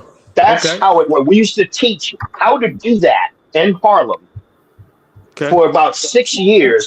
Every Wednesday night, we explained to them what federal rules and guidelines were so they can understand how you do this. You need to follow this. You need to do this and that. And then whatever we didn't know, because we can only take them but so far because I'm no attorney. I am not no lawyer. I'm no judge. But we're going to bring people up in there who is actually actively who does that work, and they're going to tell you about what it is you need to do, why certain documents are formed the same way. And it's not all to deal with some law and order and all that. It's everything. Land, allodial titles, all of that. That's how we roll, bro. And I was Wow. not even 31 yet. So I was a fairly young man like myself when somebody reached out to me. Now, mind you, internet did not exist. So when this information first, I came in contact with this information, and I started to say, okay, I'm going to come out more and hear this. Okay. I was like a deer in headlights, man. I wasn't a stupid guy, but I was searching for answers and most importantly, understanding. That's what I was looking for. Same. And I told them I wasn't there to join their religious groups if they had one. Because, I've gone in different places. I learned Hebrew in the synagogue, man. Come on, bro. An Yo, Ethiopian synagogue. the How funny, about the that? funny, the funny part about this is you guys scroll back to the chats and they're like, let the OG talk and all that. I think I did a lot. I didn't You did. interrupt you guys. You did. I did it You did. respectfully to try to understand where we are going. And I'm sorry, the 80-year-old My, brother in the room, oh, Brother and Dwyer. Brother Wyatt. And what was your name Yes. again? Dewaya? Both of you guys said a lot, and I thank you for speaking and me being able to listen and you answering my questions. That's all it was. That's all it was really about. It wasn't cutting you Right. off. It was just No, trying to I never understand. saw it. You was doing that, and So not only the that, chat is what you going got crazy going about on let him with you, talk. yeah, hey brother, what you got going on, you dealing with the Book of Joel anyway, bro. The Most High poured His Spirit out upon all flesh, man. Seeing visions, getting, man, you in there, man. I mean, whether you understand fully what's going on, it's not because of us, okay? Because we recognize that the brothers who started teaching me back in the day, they saw what their shortcomings and failings were. Brother Dwalia, he's in that same class. He said, look, the hell with all of this, whether somebody like he's going to teach, if somebody says that what he's telling us is the freaking order secrets or whatever the case might be, he don't care. Because look, one of the day, all of us gonna have dirt packed on us, man. So what Right. kind? So how are we gonna be remembered? Um, is the most important thing. It's like, so you expect to be accepted on the other side into the spiritual realm, and the people you should have helped hated your guts because you did not do what you were put here on this planet to do. Share. It's not yours to keep. That's why it ain't about, it's all about secrecy and talking secret. Hey, hold up. I'm not swearing to say, I don't care if you got your butt whooped in the lodge and this, that, and the other, and you swore that you knew that if you did, they would do all this. I don't care nothing about that because I didn't go that way. I went to order Red Hand. Red Hand is the original teachers Okay, if you want to talk fraternal order, we the teachers Sharing best originally, practices. and we got bumped off. Gotcha. So we understand what we're talking about. Well, listen, brothers, it's been real. I want to thank Sister Monica for even bringing us in and bringing me on. I had no idea what I was really in for. So this has been a full course meal. And I promise not to be no stranger because I'm right at home, especially with the military crowd and people who get it, who understand. And brother, just and the young brother I was just talking to, bro. What's your name again? Say your name, your screen name, or It's Blaine. It's my real name, Blaine Smith. I don't got nothing to hide. Blaine Smith. And in case you don't know this, brother, because I deal with names. Okay, I mean, I speak German. I speak 6 languages. Okay. And I can tell you that Smith is originally a Hebrew name, whether you know that or not. And I'm also a member of a Jewish war veterans post here in Dallas. So they don't mess with me at all. They don't start no crap with me. They don't do none of that. They know I know, and I let them know that I know. They know I know. That's all I wanted to share with you. Who's snoring? So I go. Like, Yeah, I don't know, man. Who cutting the wood? Somebody's calling the polar bears. I can tell. They should come up and speak though. Whoever's laughing. They are. No, they ain't laughing. Let's hear your Somebody thing. fell asleep. Somebody fell Be asleep. quiet for a second. Let's hear this. I thought they were laughing. They If saw they're that laughing, wood. They should speak. They're their knowledge. snoring. They're snoring. Damn. No, that's them being funny, my brother. I promise you. That's jokes. That's not real. That's not no funny. That's for real. What you That's talking for real. about? Somebody fell Damn, asleep bro. and they forgot to mute their phone. Bro, it's 11:40, fellas, and where I am in Texas, and right now that's the I'm in person Dallas. they're being facetious. I'm right by Fort Hood. I'm outside of there. I'm in Oh, Killeen. I'm in I know Harker Heights. If you know where it's anything about at. the military, Yeah, I know where it's at. I know where it's at. I come that's on where I'm at. down That's where every I'm so at right now. So often. my dad retired. I'm Yes, half a sir. military brat. I'm originally from New Orleans, but I've been in Texas for like 27 years. Mm-hmm. So, Mm-hmm. What so part of Texas? I'm What seeing part both of sides Texas of the you in? struggle. I got parents He said he's and family clean. members that was the What part of real Texas are black you in? Democrat people, huh? What part of Texas you Killeen. in? I'm in Killeen, right outside of Killeen? Fort Hood. You know where the Army base Fort Yeah. Hood is. Back in your day was Camp Hood. Little brother, I've been had a band and playing the blues for 70 years. Okay. We play in Killeen. I still play the blues. I'll And come I'll see be you, brother. playing Where you tonight at? if it was snowing. Where Huh? you at? I'll come see you. We play in Killeen. That's We play crazy. in Killeen 2 or 3 times a year. Okay. I need to follow Jane you, brother. Bullen, the Cool Show Band, Meatball. I would definitely. I respect people that's been on this earth that long, and I got a lot to learn. You know what I mean? So Oh yeah, I've been playing music. Me and 2 guys been together 56 years playing music. I'm playing the blues. I got a big blues band. I play 5 and 6 nights a week. We just snowed in now. at But 80 years old, you still playing play blues? Killeen. We play Killeen. We play Killeen all the time. We used to play it's a club down there we used to play in. Yeah, I don't really go into them It's not joints like that that, far but from for a the base. concert, I definitely It's will. not that far But from the base. I go to Dallas, I go to San Antonio, I'm 45 minutes from Austin. I'm all around Texas. So like Yeah. I learned a different Well, perspective by I tell living in you, Texas when it comes to some of the stuff that people do in the world, man, and how they act, right? Is this different? yeah. Texas will humble you. Yes, it will. Yes, it will. But you traveling. You when you get my age, you'll learn. I've been around. I've been a lot of places too, but I'm just saying this state. Right. I'm not gonna lie. I love Texas, man, because it Yeah. holds you accountable. I feel like it holds you accountable for what you do, right? But it's Yeah. every politician, every situation got its own bull crap. But Mm-hmm. like, it's just certain stuff that you see here that you're not gonna see somewhere else. When I was in Louisiana, Right. it was different. When I was here, it's different, right? And it's Mm-hmm. different in a good way. In some Right. phases of my life, now that I'm 49. And I Well, you know, want my to stay brother, here and keep talking.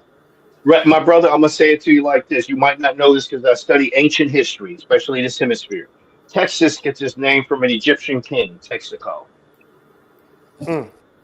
the gas station you go and fill up at. And the Apaches, who speak an old form of Hebrew, call Texas Ha Sinai. That's in the Webster's International Dictionary under one of three definitions for Texas. So when I saw the word Ha Sinai, that means Mount Sinai or the wilderness.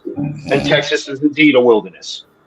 So you know that in the wilderness is where we're supposed to get our act together, right? Because that's what happened before. This is Act Two, to be prepared for whatever may be The captain leading is to speaking right a now. form of exodus, wherever that might mean.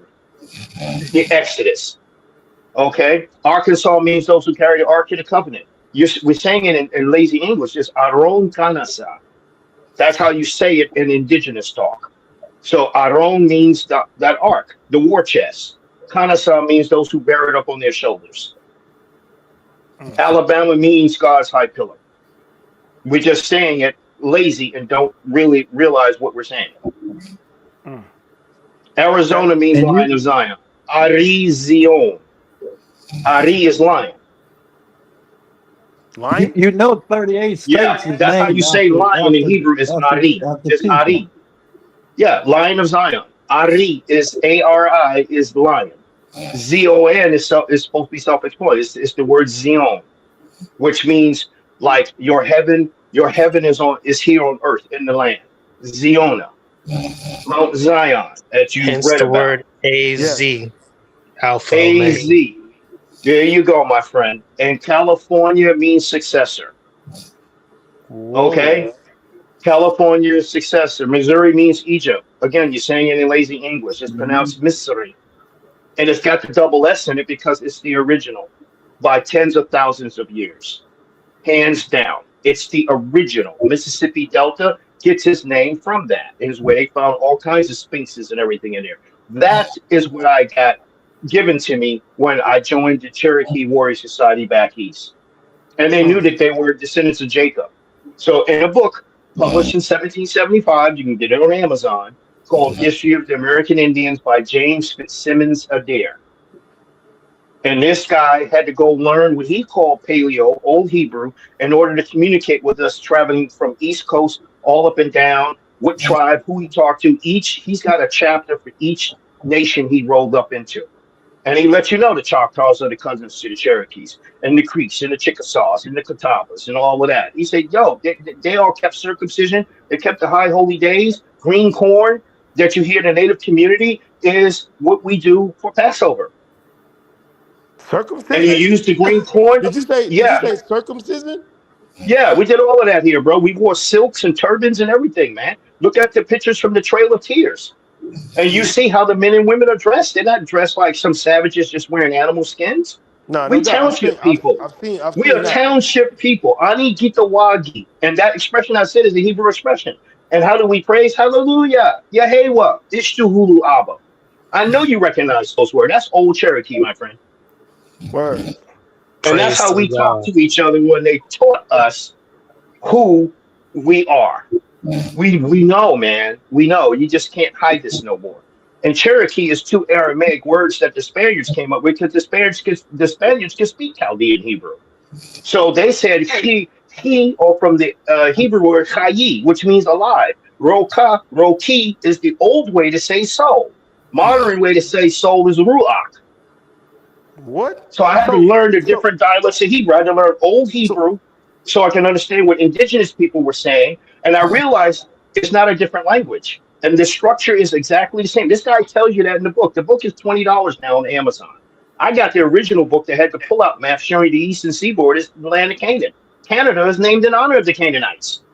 So Kaanida, that's Prophet Daniel style of I speaking. thank you for that, and I'm gonna go on Amazon and check it out just to read because I'm And interested you in it. need and you need But two let more books. You need two more books, my brother. If all you're right. going to be reading in a book, even if you don't know Hebrew, you need I a book don't. in zoology, and a book in botany. Because All when right. you go back through Genesis and Deuteronomy, pay attention to the names of the trees, the birds, the animals, And most importantly, if you're going to deal with the tribe of Benjamin's mascot is the wolf. A wolf does not live in the Middle East, bro. They can't. King David Beowulf. fighting off bears to save his sheep.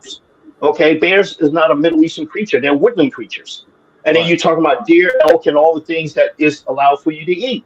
All Right. those things, they don't live in the desert. They can't. They don't. Wrong environment. Eagles do not live in the desert. They do not. That is a Northern Europe and a Northern America creature. And then they tell you in the book of zoology that all domesticated dogs came from the American wolf. How about Yes. that? Now, Cap, I know a I little have bit a about question. that. Yes, sure. But Now, since you're talking about the Bible, you know, the basic instructions before leaving Earth, do you know about the Enuma Elish? And also, yes. Also, yeah. when it comes Yeah. to the book of Genesis, Gen of Isis, or Genes of Isis, Right, that's what that means. Do you correlate Torah as like the God of the ultimate God of the Bible, the serpents, as like the Anunnaki and the God of the Bible being Marduk, ultimately? Well, let me answer the question this way. First of all, If you all of the peel back names the that you layers, like said, the prequels. before you even go to any sources first, all these names you said are already in the entirety of what they call the Old Testament, the Tanakh. All those names in there, because the Anak is known as what? The Anakim. They're in there. The Raphaim, the Giborim, they're in there. And the Giborim supposed to mean the great ones. The Anakim means the leaders, or those who has the nexus, their necks stretch out forth. And I want to share this with you. The Quran is a different dialect of the same language because the syntax and command structure is the same. The verbs heard are that. the same. Well, it's Heard more that. than that. And what it says in the Quran, O ye children of Israel, call to mind a special favor which I bestowed upon you, and know that I favor you above all others for my special message and purpose. It says, keep and fulfill your covenant with me, and I will fulfill mine with you. It's in the book 4 times. Does it also say And kill infidels? yeah, but who are these infidels is talking about, though? That's Those what I'm infidels asking. are not the people who are the people of the book. I understand that well. Because That's these what I'm same asking. words, You know, the I word, believe at the hold on, time they let were me answer. talking. Go ahead. The word Muslim is in the Old Testament in Hebrew, bro. Your pastors ain't going to tell you that. What does King it say? David calls What's the name himself of a it Muslim. in it? What is the In name in there? Psalms, the word is pronounced in Hebrew Muslim. It Okay. means one who perfects themselves, not the definition that you hear the Islamic world says. The Islamic religion today in the world is not based on the Quran. And That's where I was going. those people are not the original people over there. The Middle East did not get a Quran in their hands until the French walked in the door with one in 1924. And then they modified the Arabic, the Turks, the Saudis, Did you and say the Egyptians, and the 1924 Egypt 1920. The or Prince Philip, 1824? no, 1924. Word? I did a tour duty in the desert over there, and I went toe to toe with this older Iraqi guy, and he had to back up off of me. He was older than me when he first knew that I could speak Arabic. And number two, I let him know how you calling yourself Iraqi when that you are Iraqi when Iraq comes from the Native American word Iroquois. You're not Iroquoian. Iroquois And Indians? yes, all these words. The flag used in Algeria. Okay, that flag was last seen in America in Louisiana before it was called Louisiana, and the Cherokee Nation used it. Right. 1840, 1846, 1848 was the last time that flag was seen here. So everyone has come here, taken our stuff, and split the scene. The same thing with the Moroccan flag.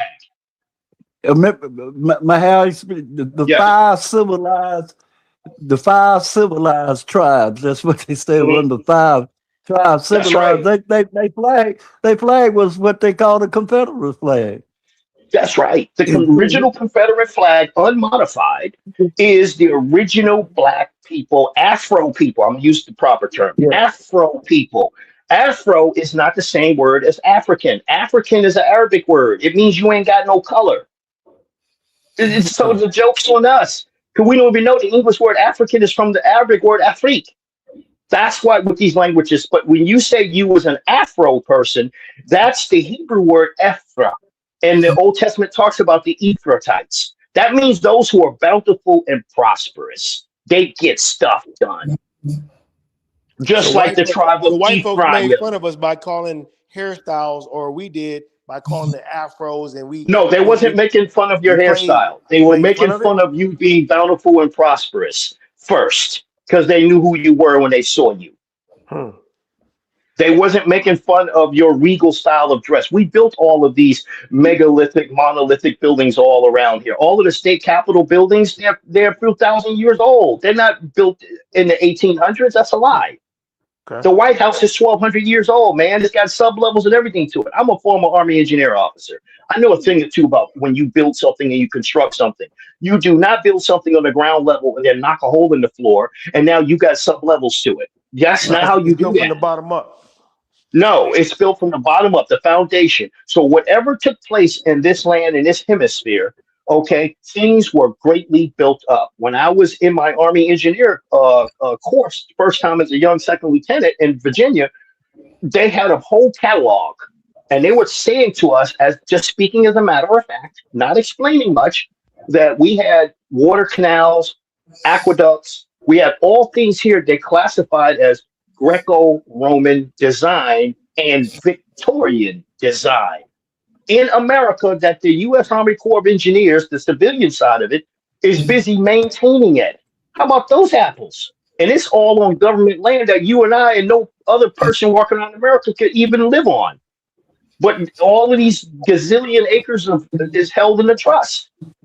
This is stuff I learned about why they're doing this like this. What does all of this stuff actually mean? So anyway, long story short, those folks in the Middle East, they did not have a Quran, man, until 1924. Prince Philip, who died not so long ago at age 99, is older than the last Arabic revised Quran from the Middle East. How about that? So meanwhile, in America, you have a Mecca over here, bro. It's in Northern California. Cleopatra City is over there, but it's not a municipal city. So you don't see a police car riding around that says the city of Cleopatra. But if you look on a Google map, it's a geographical area. Cleopatra lived here. Alexander the Greek lived here. His tomb is outside the city of St. Louis. They had all his money, his stone. They knew what the man looked like, where he came from. Is originally from Florida. And get this, the original Greeks later on, when the man changed their name by one letter, it's called a one-letter rule change. They either change it by one letter, or they take out a letter and or insert a letter to throw you off. The Greeks got a name change, and they became the Crete Indians. So that's how you got Cretes out of the Florida area. So you believe Tartaria? That's a term that is also an old term, and the answer is yes. There was a lot of interaction, and it was multicultural worldwide. That's why in 1812 they had a nuclear war to destroy them. Look at the Russian flag. He's got the Russian flag is showing somebody standing on the neck of what they call a dragon. We are all called the dragon people for some reason. We're called dragons. So all around the world, this empire existed. They already had advanced vehicles and motorcycles and Wi-Fi and Bluetooth and all that. Even in India, they got the carvings on the stone. It's right there. It's well preserved. They had spaceships. They had all of this stuff. What did Solomon say? Nothing new under the sun. You just said there was technology. Yes. The Vamadas. The Vamadas. Yes. Technology. Yes. Face-to-face video and everything. They use free energy. The ethers. Ether, in my degrees in physics, a long time ago, ether as a atomic symbol on the chemistry's periodic table used to be before 1919, and then they took it off. You're not supposed to know about that. It's not even a chemical element in the teachings of chemistry anymore, right? Ether is just they don't teach about it. It's not talked about. It used to be. I got a Okay. history called the Encyclopedia of Jews, 13 volumes, dated 1913. What's in those volumes is different than anything they can teach you about. And they tell you about Jews living here. Countless number of people have wrote about the original Hebrews and Israelites living in this hemisphere. Lord Viscount, he put together a 26-volume encyclopedia where it says he went broke. The man went broke. He died in debt producing that dictionary. And you got a whole list. Portuguese and the Spanish, they exactly knew. And the Portuguese and Spanish could speak Chaldean Hebrew. That's why they were able to talk to the people. They didn't make everybody learn Spanish. And here's the other thing you might not know. The Mexican style of Spanish contains no less than 4,000 Arabic words in it, which is actually Hebrew as well, because they're not a different language. It's a dialect. It's not a different language. We say the same things. Ani, ana. Ata, anta. Nachnu, nachnu. Same stuff. Same Definitely verbs. believable from the same of an East Coast accent versus a person in the South. There you go. Because somebody in the South using English has a different way of how they say what's up. Where I come from New Indeed. York, what's up? And Indeed. then you come down to Texas, they know the phrase Yeah, what's he up. is. They know that, but they also say, so what you know? We don't Right. say that on the East Coast. So when I said what, they knew right away, hey, he ain't from around here. Now we all speak in English, but they know we ain't all from around here.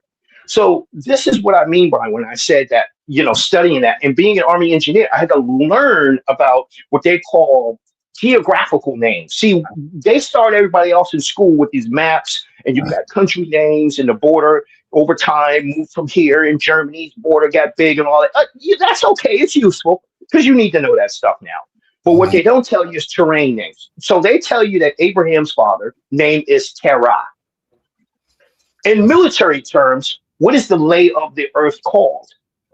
It's called terrain. And what's the earth's old name? Terra Mata. You see where I'm going with this? So some names that they give you, you would think it's a person or a personality, and it is not. It's a geographical name. They tell you Mesopotamia. Mesopotamia. Those are two words. Yep. What is that river outside of DC called? The Potomac River. The Potomac River. Okay. Yeah. That's right. And what is the rest of America is called? If they're talking about indigenous people in America, they say Mesoamerica. Take the two words and put the two words together, and you got where Mesopotamia is. It's here.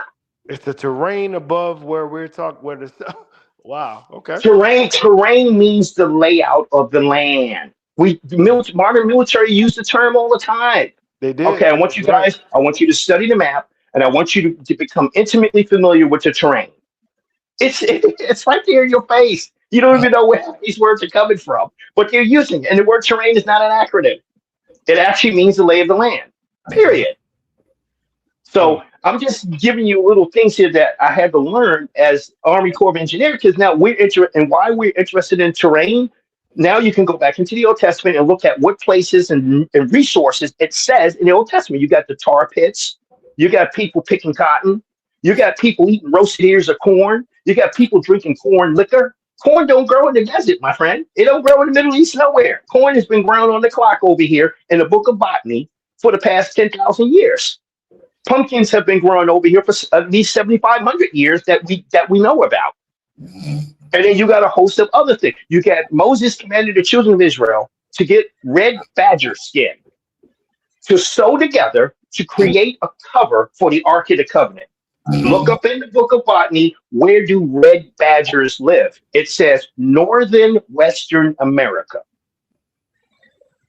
So my next question would be this. I hear this a lot from Pan-African trolls, and they'll say this stuff when they encounter like the indigenous history. They'll always say, especially to America, they'll always say, so did we sprout out the ground or something?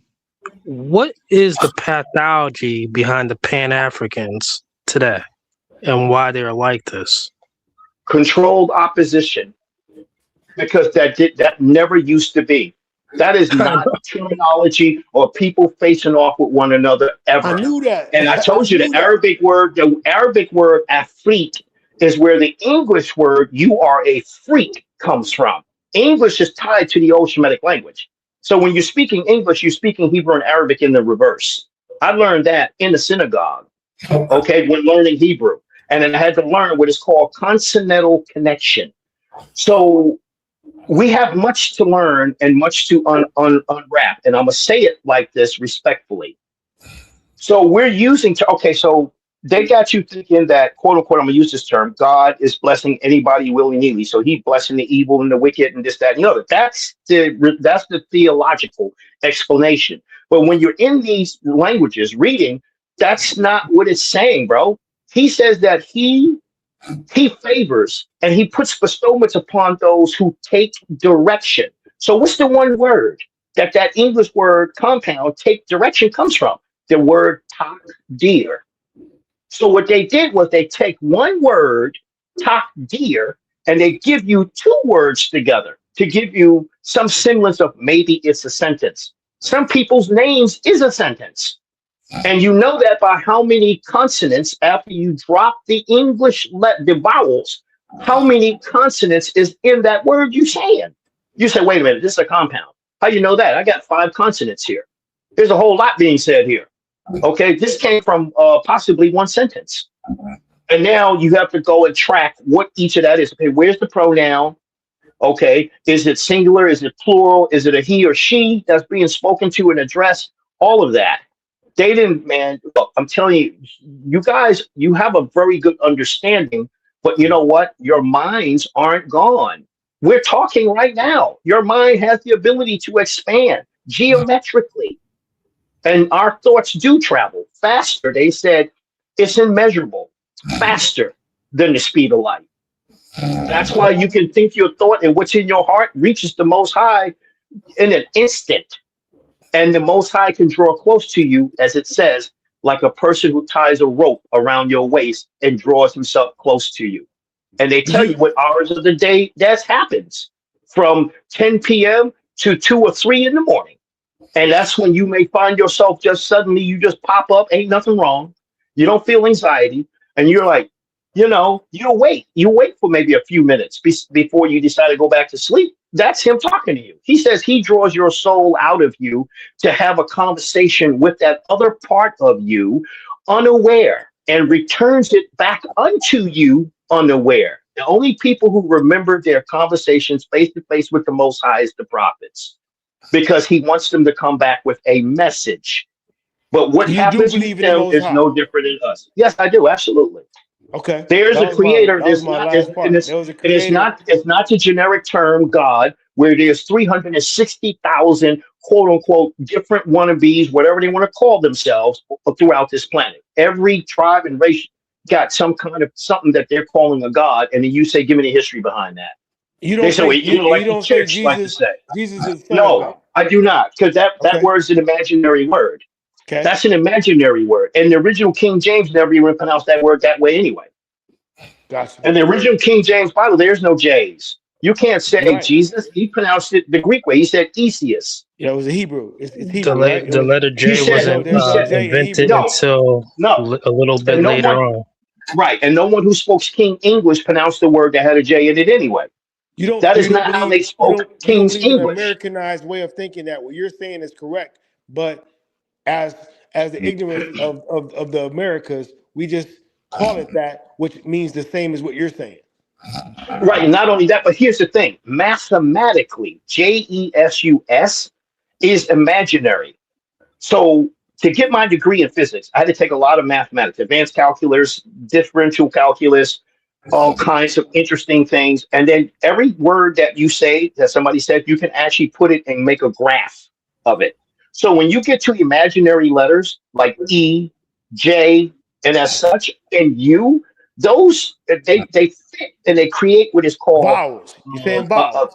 A 3-point imaginary, which is a realm of mathematics called imaginary math. And guess what the other new term for this imaginary math is called? Fuzzy math. You can get a degree. Okay. Yeah, I heard that. I hear that a lot. Yeah. Yep, this stuff ain't real, So bro. They're like telling the you it's E, not real. like the E in my name. My name is Blaine. Blaine. You don't hear the E. They say it's silent. Is that you saying that's what that is? It's an imaginary part of Yeah, the of my name. okay, hold on. Let me qualify something. Okay. Vowels coming out of your mouth are natural sounds that even babies make. I'm not saying that. Exactly. Exactly. Okay. I'm Okay. saying because vowels help you to differentiate different levels of the same root letters of your name. So Because the that's how I root learned to letters of read. your Okay. name, the root letters of your name that you said is B and this L. Okay. So they fit into what you call the two-letter construct. The N makes it irregular plural. So whatever we're talking about, it's whatever B and the L represent, because B represents a house, bait. Lamed represents teaching or to be taught. Noon represents fish, which a fish that goes into the water or some sort. Now, with the vowels, it all depends on if we're talking about intensive, passive, it's 7 layers to it. In Arabic, there's 15 levels to it. Okay. So your 3 root letters can show up in all kinds of sentences and adverbs and verbs and conjugated a certain way. It's singular, it's plural. Like right now, yours is it seems to be plural while seeming singular at the same time.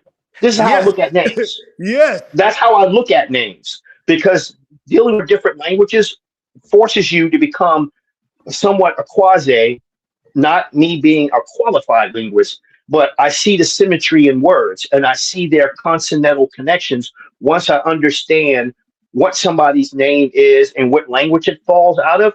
I got that. That's all I need. What language is that name out of? Oh, your name is LeBlanc. How many black folks do I know with the name LeBlanc? It means the white,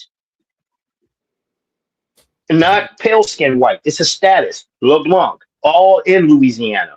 And then you have people Moorhead, Whitehead, uh, names like that. It's like, do they even understand what this used to be as it relates to them? Maybe they do, maybe they don't. Maybe I'll have that conversation with them, maybe I won't. And my thing is also talking to quote unquote people from the African continent. I see what their first names are. I'm like, no, what's your family name?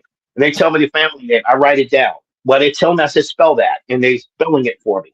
I look at it and I go, okay, let me move the N to the side because that's something to do with out of the whole of something.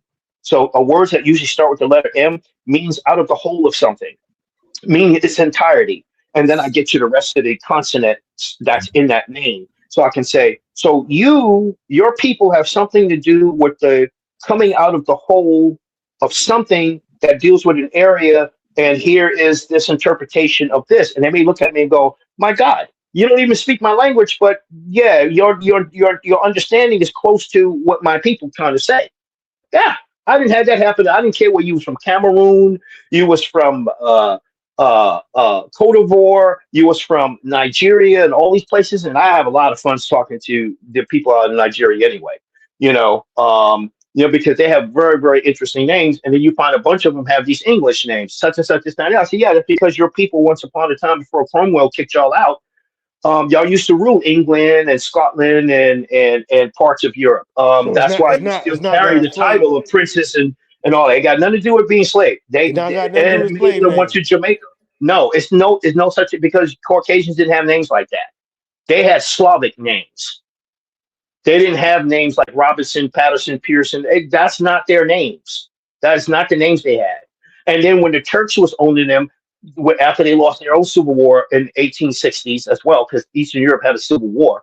After they lost their own civil war, then what happened next was if the Turks got their hands on them for a generation or two, then they ended up with Turkic names. Same thing. They ended up with Arabic names and all this other stuff. And then many of them ended up over here. Some of them even ended up over with Berber names. So you're looking at a person, you're like, well, I can tell this person has really got a heavy genetic mix because it's not your typical idea of what a Nordic white should look like. You know what I mean? So, and I've seen them too when I was stationed in Germany for 3 years. So you go up to northern Germany, it's like, my God, these white folks are like 6 feet something. The women are fantastic. Look at them big, wide blue eyes, and they got shape, hair so gold, looks like gold. so blonde it looks like gold that you can sell in the gold market, man. No joke. Okay, and I'm like, that's in Northern. I say, okay, and then I learned these are called Nordics. Oh, really? So now that's a whole nother genetic history for another day. But the point was being stationed there, and then learning that it was Afro people who ruled all of Bavaria, Austria, Germany, Holland, all of this, and they got the coins to prove it. Period.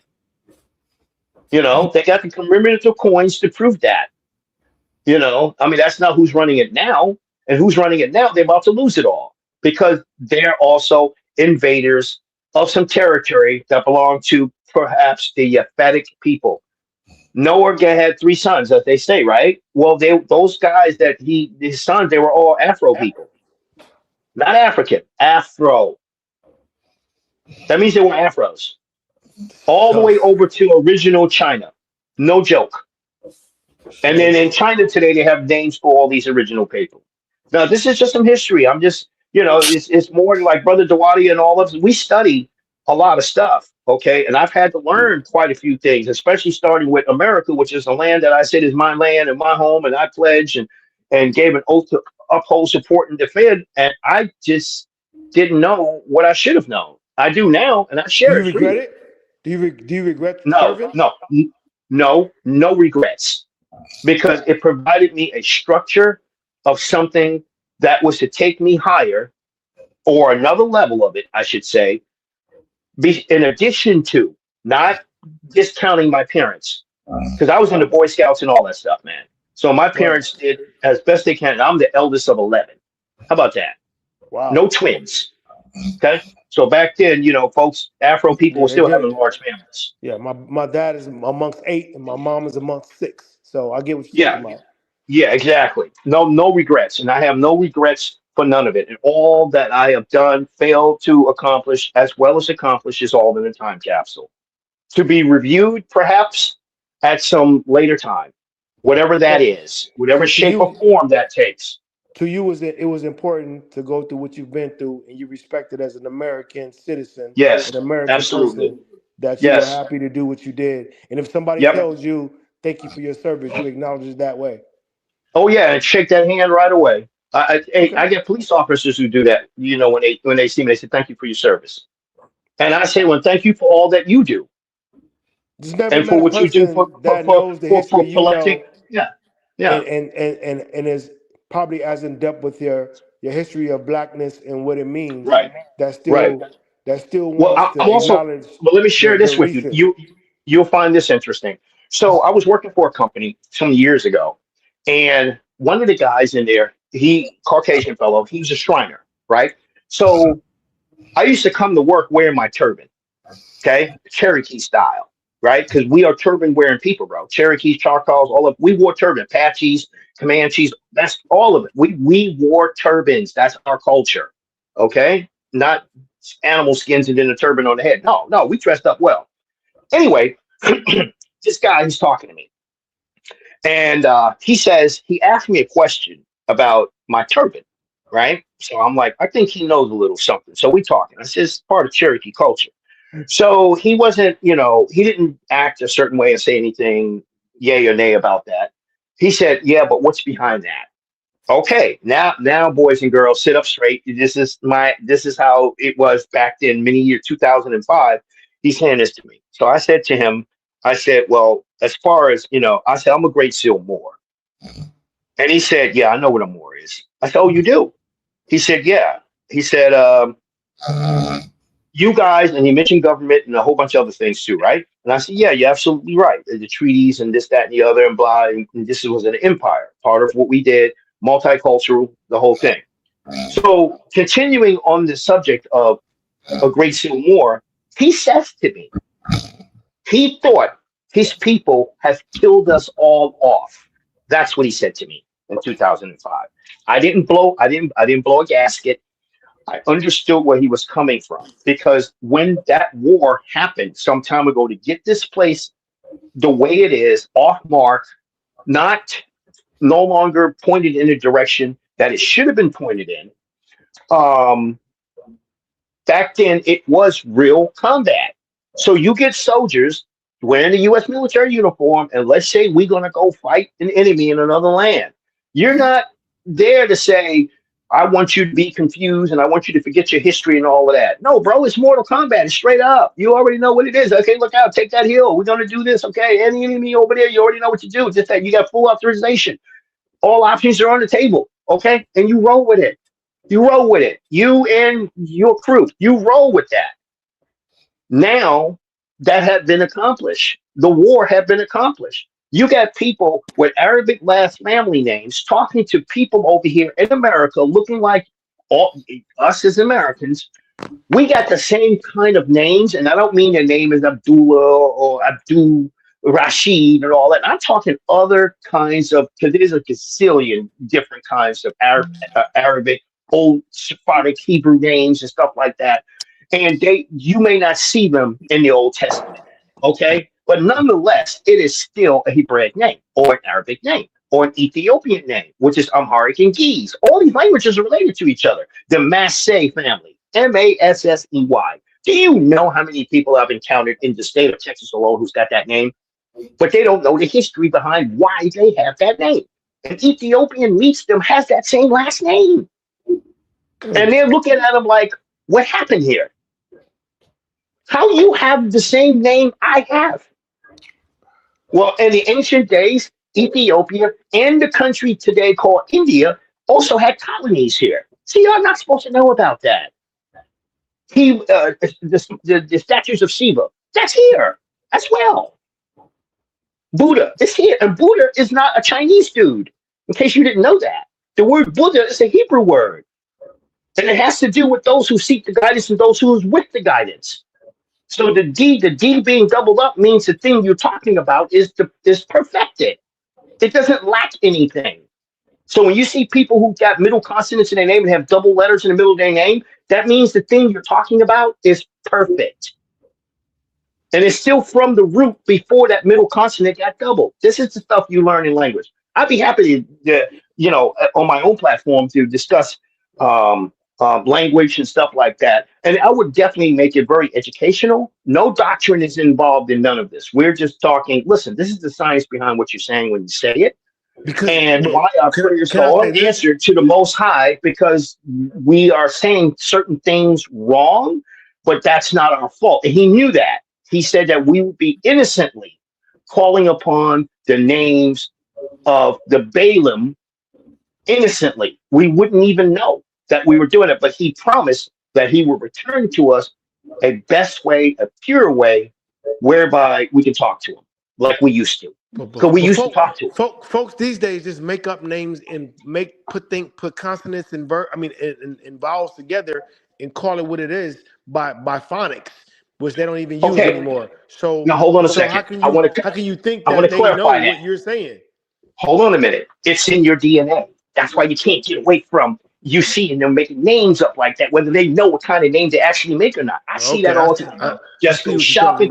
Her name is Shaniqua or some name like that, or Laquanda or whatever it might be. And I'm looking at it and I see it and I go, and I say to the young lady while she's ringing up my stuff in whatever store I may be in, and I say, "That's a very pretty name." And she looks at me. She goes, "Oh," I said, "Do you know what it means?" And she said, "No, I don't know what it means." "Who gave you this name?" "My mama gave me this name, this, that." I said, "Your name means," and I tell her what her name means. Right. And she didn't even know. Her mama probably didn't have a clue what she was doing when she gave her this name. Didn't know. I think it's in the DNA. That's why you can do that. Our people don't know. They just do it. No. Yeah. They just do it because it's in your DNA. I have a saying. If it's not in your DNA, then you can't do the thing that you're talking about. That's why I enjoy talking to both of you right now who's still listening here, because of the fact that what you're saying to me is already in your DNA. And all it's going to do is just help you to connect better and do what you're doing. I'm not no Messiah or nobody of that sort. I don't think so, and I'm not listening to you as such, but I do listen to people that have educated themselves and can speak without and take constructive criticism and be able to still articulate their point to get to a point, to make a point, if that makes any sense. Yes, perfect sense. That's what happens when you're led by the Spirit. That's exactly what happens when you do that. I live with a God-fearing wife that is a Christian to her heart. That's what she says. She believes. She's also conservative. Great woman, love her to death. Die for her, kill for her, right? But in the same token, sometimes I'm the isolated one that thinks outside of things, and I'm also sometimes called a devil's advocate, right?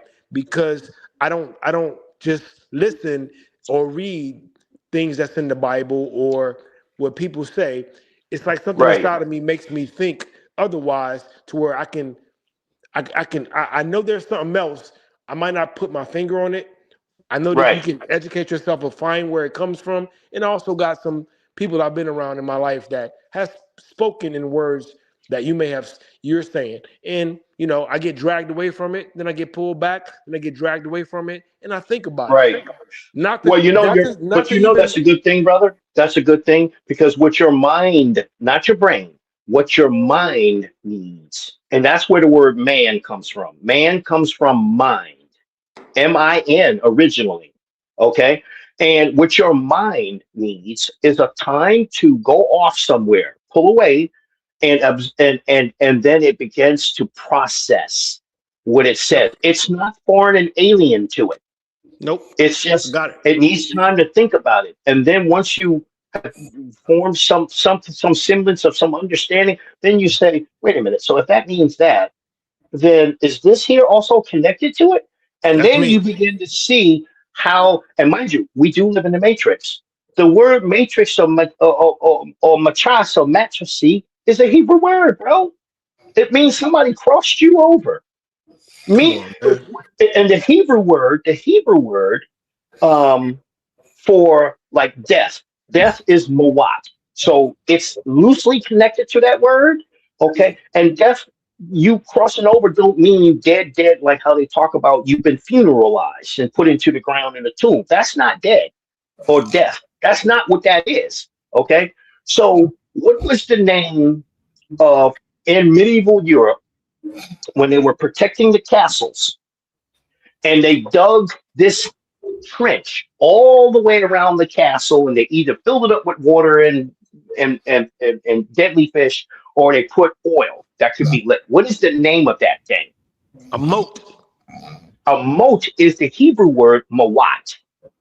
That means that you want to get over there to that castle, you need to cross over something. It means to cross over. Hmm. So Hey, man, you playing with my brains now, God. Jesus Christ. What? You got an answer for a lot of stuff in this. It's intriguing. It's crazy. yeah, It's foreign, and I'm not being disrespectful at all. Right? Feel no, me? but I but just crazy actually babying it. means setting things straight.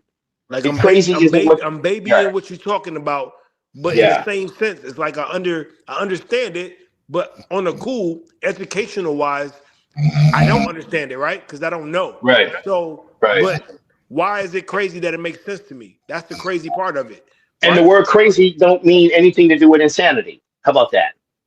It Okay. never did. It means setting it straight. And neither are you a bozo. All right. Because, see, they took our words and gave them new definitions in the here and now. Bozo is the Hebrew person who was notable in the Old Testament as boozy. How in the world does That that really mean? means something? What? Yeah, they actually do. So in Africa, you ain't gonna call somebody a bozo. And there's a tribe over there actually called the Bozo tribe. They were known for building ships. They're very competent. And they built ships and they had marines way back in the day, 1,200 men. And they were sailing all the ocean, coming here, going back and forth. They were doing all that, man. And they were also Hebrew. Period. Brother, what do you do in your pastime? Read another book? Jesus. No, I did that. I did that before. I just cruise YouTube, and I'm just seeing how many of you younger people are actually waking up, and I sit back and I smile because it's many different type of topics. I'm like, we're getting it. We're Wow. waking up out of this fog, and eventually we're going to break the matrix. Now, I want to say this to you. This is a little bit off slightly. Have you seen the first movie Avatar? The first one, I think I remember Yeah. it, 3 hour movie. Yeah, I remember that. Yeah. Okay. Do you remember the guy, the white guy who had the scar on his face, who was like a colonel or something, Yep. probably a Marine, and he was Yep. getting in that suit? He Yep. mentioned two countries he got his battle scar from.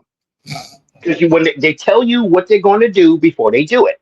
Yep. In real life, the two countries is what? Venezuela and Nigeria.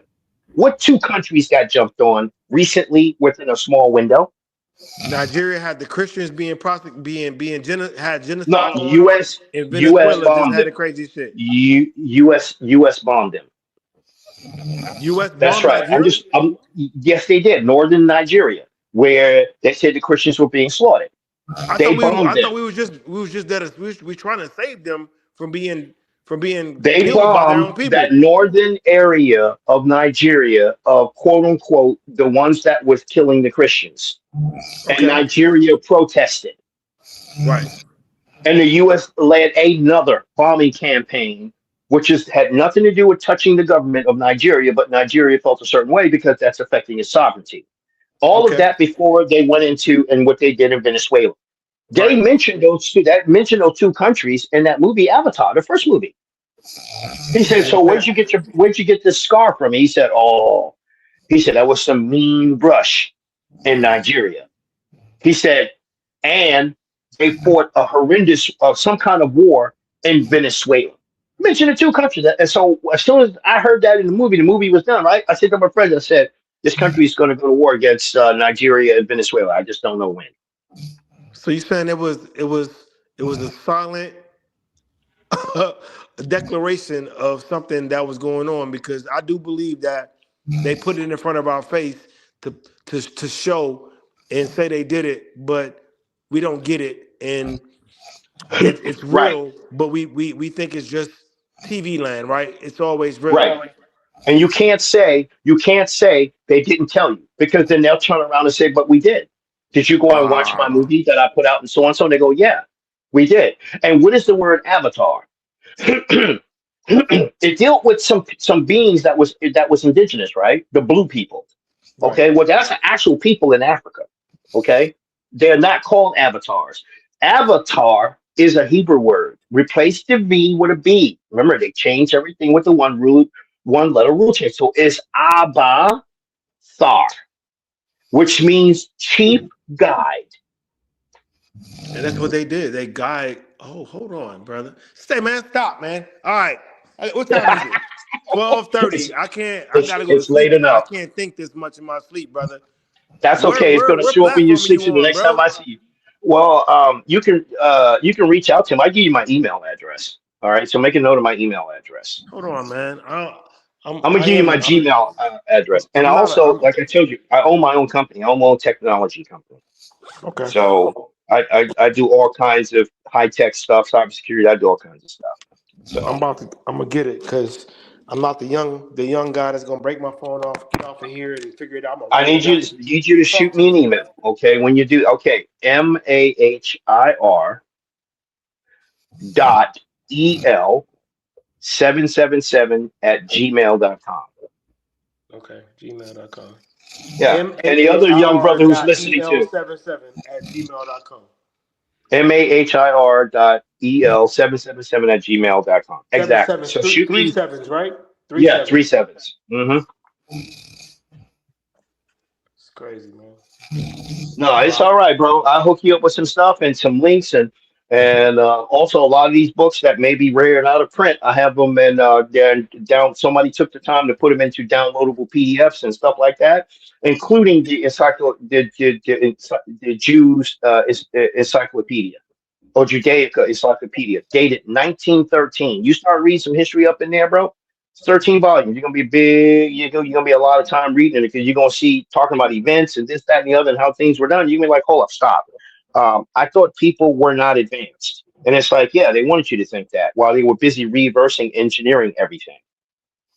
Right. Okay, which So is why they so didn't want us sitting in their colleges of School of Engineering and all that other stuff because we used to do that. They got that info from us, and they don't have it all, bro. They don't have it. It's not perfected like how we had it, and we know it. We watch what they're doing. We know it. all right. So in the end, right? Because I am a Hmm. man and I'm not a baby in this world, right? I Nope. got a little bit more time probably here, from the plains of the earth of my age, maybe more than you if we were both healthy. I don't want people on this, if they're still listening, to think I'm just sitting here listening to a man tell me something, right? But Well, what let me you're tell you telling something. me, I walk the talk and I live it. Okay. I there work you out in go. the gym in a regular. I've got a trainer, and let There me you tell you go. something. Okay.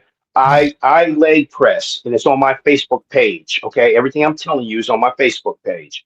I can leg press 855 pounds, 3 rounds, 10 reps, pulling it back properly. I'm 64 years old. I do Word. specialized push-ups. I can pull 400 pounds on the dual cable pull down. He's got me doing all kinds of push-ups, crunches. My body fat is beneath 15%. I wasn't always What? in this great a shape. I wasn't in this great a shape. So I've got great stamina and everything. And I'm also, not so long ago, recently remarried. So, Okay. so, bro, I mean, it is what it is, and it's good for your mind. It keeps you sharp and healthy. So I was at the gym 8 times a month, as per when I was working full time, what it allowed me to do. So now I got my wife in the gym too. So it's just kind of like, my God. So you do that. I'll give you my Facebook link once you email me, and then you go up and say, oh my God, this guy has got mucho videos up there. All the video clips. My trainer, he's holding the phone and he's recording and he's counting these reps off, and I'm getting it in. Okay. My, So the max I've oh, ever done on leg press is 925 pounds, and I've only done that twice. But I most of I got you. can do I'll get you to 855. send me clips because I got a Facebook, but I ain't been on that in forever because I don't believe in all that, man. I got a couple little Hmm. social media things because my son was a basketball player and I was selling his product as far as basketball on Twitter, and I might have a That's what's TikTok up. so my friends can send me some videos and sometimes some funny stuff. But in the Hmm. fact of what you're Hmm. telling me Yeah. right now, I'm I'm Hmm. I'm I'm willing to talk to you and understand what you're talking about because you sound like a righteous brother, and you also bring it back to where we live at right now. That was my ending part before I go. Like we're Right. here, right? We're living in this madness or whatever this is that we call the world right now, which is a blessing to me to still be here too. So I'm not gonna take it for Right. granted, right? I don't want to sound like one of No. those guys. Like I'm living, so I'm blessed in the sense Right. that I'm here for this life that I'm in right now. Whatever happens afterwards, it is what it is. But Right. I want to know.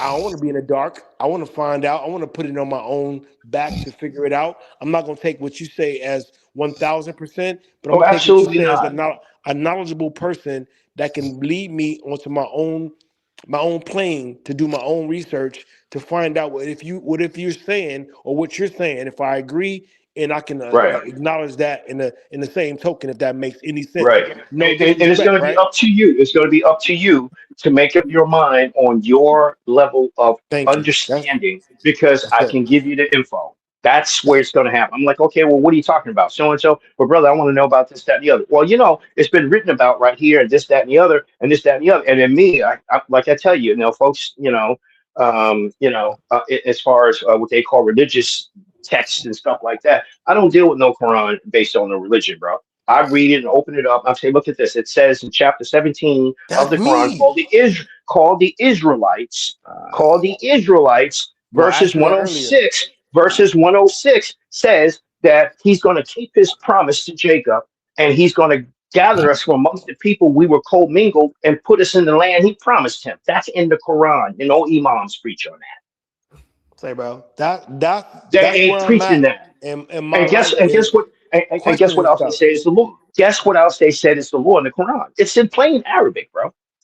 They tell you out of their mouths the law is Islamic law. There's no such thing as Islamic law, bro. Yeah, Sharia law. But they're liars. The Quran says 18 times the law is Torah, and he gave it to Moses, and that is the criteria for judging between good and bad. It's in the book, man. So It's in the so book. so so Period. all the others are just taking it for the literal sense of what somebody's telling them that it means, Right. not for what it actually They means. don't And know. they speak and No, they no, no. speak But the they have an language. explanation for it. They got an explanation They for it. I was gonna say that next. They all They got got an explanations explanation for it. and they So when I speak the asked language. them, I'm speaking to them in their language, and I'm asking them in their language, hey, look out. According to this Quran, it says the law is Torah, and he gave it to Moses, so you ain't gonna make no mistake. It's telling you 80% of the Quran is talking about Pharaoh, Moses, and the children of Israel. 80% of the book. Before Yeshua's I in there go, too. It's talking about him in there too. Before I go, how do you rebuttal that then? When they speak the language, that's their taught native religion, if you will, if you want to call it a religion. How do you rebuttal that to get an answer from them? And then once they give you your answer, what makes you think the side that you have studied is correct when that's what their Because form of documentation, religion let is me from answer that for you. ancestors and their elders? Documentation is the conversation. I just open up the Quran, go to the chapter, and show them the verse that says what I just said to them. And then that's when they clam up. Because they're going to say, I said, you say you're Muslim, right? Yes. So you're not going to argue with the Quran, right? You're arguing with me, right? Right. Okay, watch this. And I open up the book and I show it to them. See what that verse right there say? Right. I'm going to read it for you in Arabic. You understand Arabiya, right? Hal tatakalimi fil Arabiya? And they go, nah, that means yes. I said, okay. And then I'll go ahead and cite what it says in plain Arabic. And they just kind of look at me like, oh, damn. So I let them know I'm not going for your nonsense. Okay. So I say, sit tight, because we're going to be right over and we're going to work this out. I said, if it takes all night. Okay. I said, I will see you on the battlefield. That's how I tell them. Because you people are not who you claim that you are. I let them know y'all are not anything who you claim to be. Last thing. So New Year's Eve, there was like 1,000 Muslims in New York City, in Manhattan, praying and going into what they call, I can't think of the word right now, it's getting late. Do you believe in what they were doing at that point? If you know what No, I'm talking absolutely about? not. First of all, let me let you know this. They got what they call the Kaaba over there in Arabia, right? That whole area is set up as a lie. That is not any original areas that even the Bible talks about. And the original Arabians are Lakotis. They have Meccan Sioux and Medinan Sioux. Okay. And that phenomenon is in other Afro-Indigenous tribes in America. Some people over there have nothing to do with Arabic, but they tell you they're in Arab. That's a different word. In Arabic, that's a different word. It means you're mixed or genealogies unknown. See, it's knowledge is power. So them folks over there, the Quran doesn't tell nobody to go and mess with some place called the Kaaba, to go to some place called Mecca. They don't tell them to do none of that, bro. It says it is not righteousness that you turn your face east or west. It is righteousness that you help the wayfarer, those who ask of you and those who do not. And it gives a list of 17 things that you are responsible for doing if you're striving for righteousness. And again, it extols the Israelites to keep and fulfill their covenant with him. O ye children of Israel, keep, he says, no, he says, call to mind my special favor for you. Know that I favor you above all others for my special message. Keep and with me, and I will fulfill mine with you. And it says, and mix not truth with falsehood when you know what it is. That's in the book, bro. Plain English. Okay. The Arabic says the same thing. So the brothers, the 5% brothers out here, and then the Muslims, that's the black people that's teaching, the 5%, the 5-star Muslims and all that. They're still not speaking the whole truth of what the No, Quran is because actually talking. the 5%ers are calling themselves God. They say that they're Allah, and that's wrong. Because in the Arm, Quran it leg, says arm, that hand, it right? says I've heard that too. right. But in the Quran it says Pharaoh said he was Allah, and as soon as he said that, the plagues took effect. The word Allah means the deity. It's not a name. It's not a It's name. not a name of a god. It just It's means not the saying deity. God. Because we have the same word in the Old Testament 2,612 times in Hebrew. Same word? The same word, and only the pastors and preachers never told you about it. This has got nothing to do with me talking to you about theology and doctrine. I'm telling you what's in the book. Even the Vine's expository of Hebrew words in the Old Testament. I think I'm quoting that book, the title of the book correctly. So even in there, they Christians, and they're telling you the Arabic rendition of the word Allah is also in the Old Testament, and they begin to show you everywhere in the Old Testament the word Allah is. It's the only word Prophet Ezra uses. Jeremiah is using it sometime too. The word Bethel is Bethel is Hebrew for the Arabic word Beitullah. Same word, Bethel. bro. You saying Bethel, Bethel is what? Bethel means house of God. Okay. Bethel, just like Bethlehem, Right. God's house of bread. Well, in Arabic, the word is pronounced Beitullah. It's a dialect. It's the same word. It's a Jeez. dialect. Jeez. You ain't saying Jeez. nothing different, man. Nothing Jeez. different. You see what's going on, bro? Yeah, man. You about to make me have nightmares tonight and think too much. No, But you I won't have appreciate any it. nightmares because this type of information don't do that. This type of information gives you peace in your state of rest. That's how we're talking. I didn't detect not one time my clairvoyant movie clip never fired up and said you was fake or any of this kind of stuff. It didn't say you was hiding anything from me either. See, the Most High gives us this ability to do this, bro. And he promised that if you don't have it, you go and get it. Because look at the book of Joel, chapter 2 and chapter 3. He already told you what he's going to do to y'all, the young people. He's waking y'all up all the way. And the old men will see visions. The young will No. see visions and prophesy. Period. Prophesy means you say that which shall be. That's No doubt. all prophecy is. I definitely understand that. But for the audience that might still be hanging on with us, but it don't seem like there's many more of us. I think our host went to sleep a little while ago. I still, as a man, I am telling you, man to man, face to face, that your words are peace in my heart, right? But I'm still a man, and I don't listen to another man that just tells me something in a sense, and I ride with it. But And what you when what you said I is see real, I see real, biblical. and I What you research, right. right? What you said is biblical. It says he who puts his trust in man, that's a curse. Okay. The Most No High didn't doubt. ask us to That's do how I that. believe. He said that we should back each other up. I am my brother's keeper. And towards the same goal, we understand our time is short in this earth. There are certain way and codes that we must live by. Okay? And we must do this. And he said that his whole nation of the people of Israel in the Torah, he says that we are priests unto the world. That's why in the end, they're all going to come to us and say, we've inherited lies from our forefathers, for the truth is with you. Can we go up and worship the true power with you? And they will be allowed to. That's the people who's not even our people. And the Most High says, and in that day, the Gentile who swears an oath, okay, it will be heard and it will be accepted, and all will be well with them.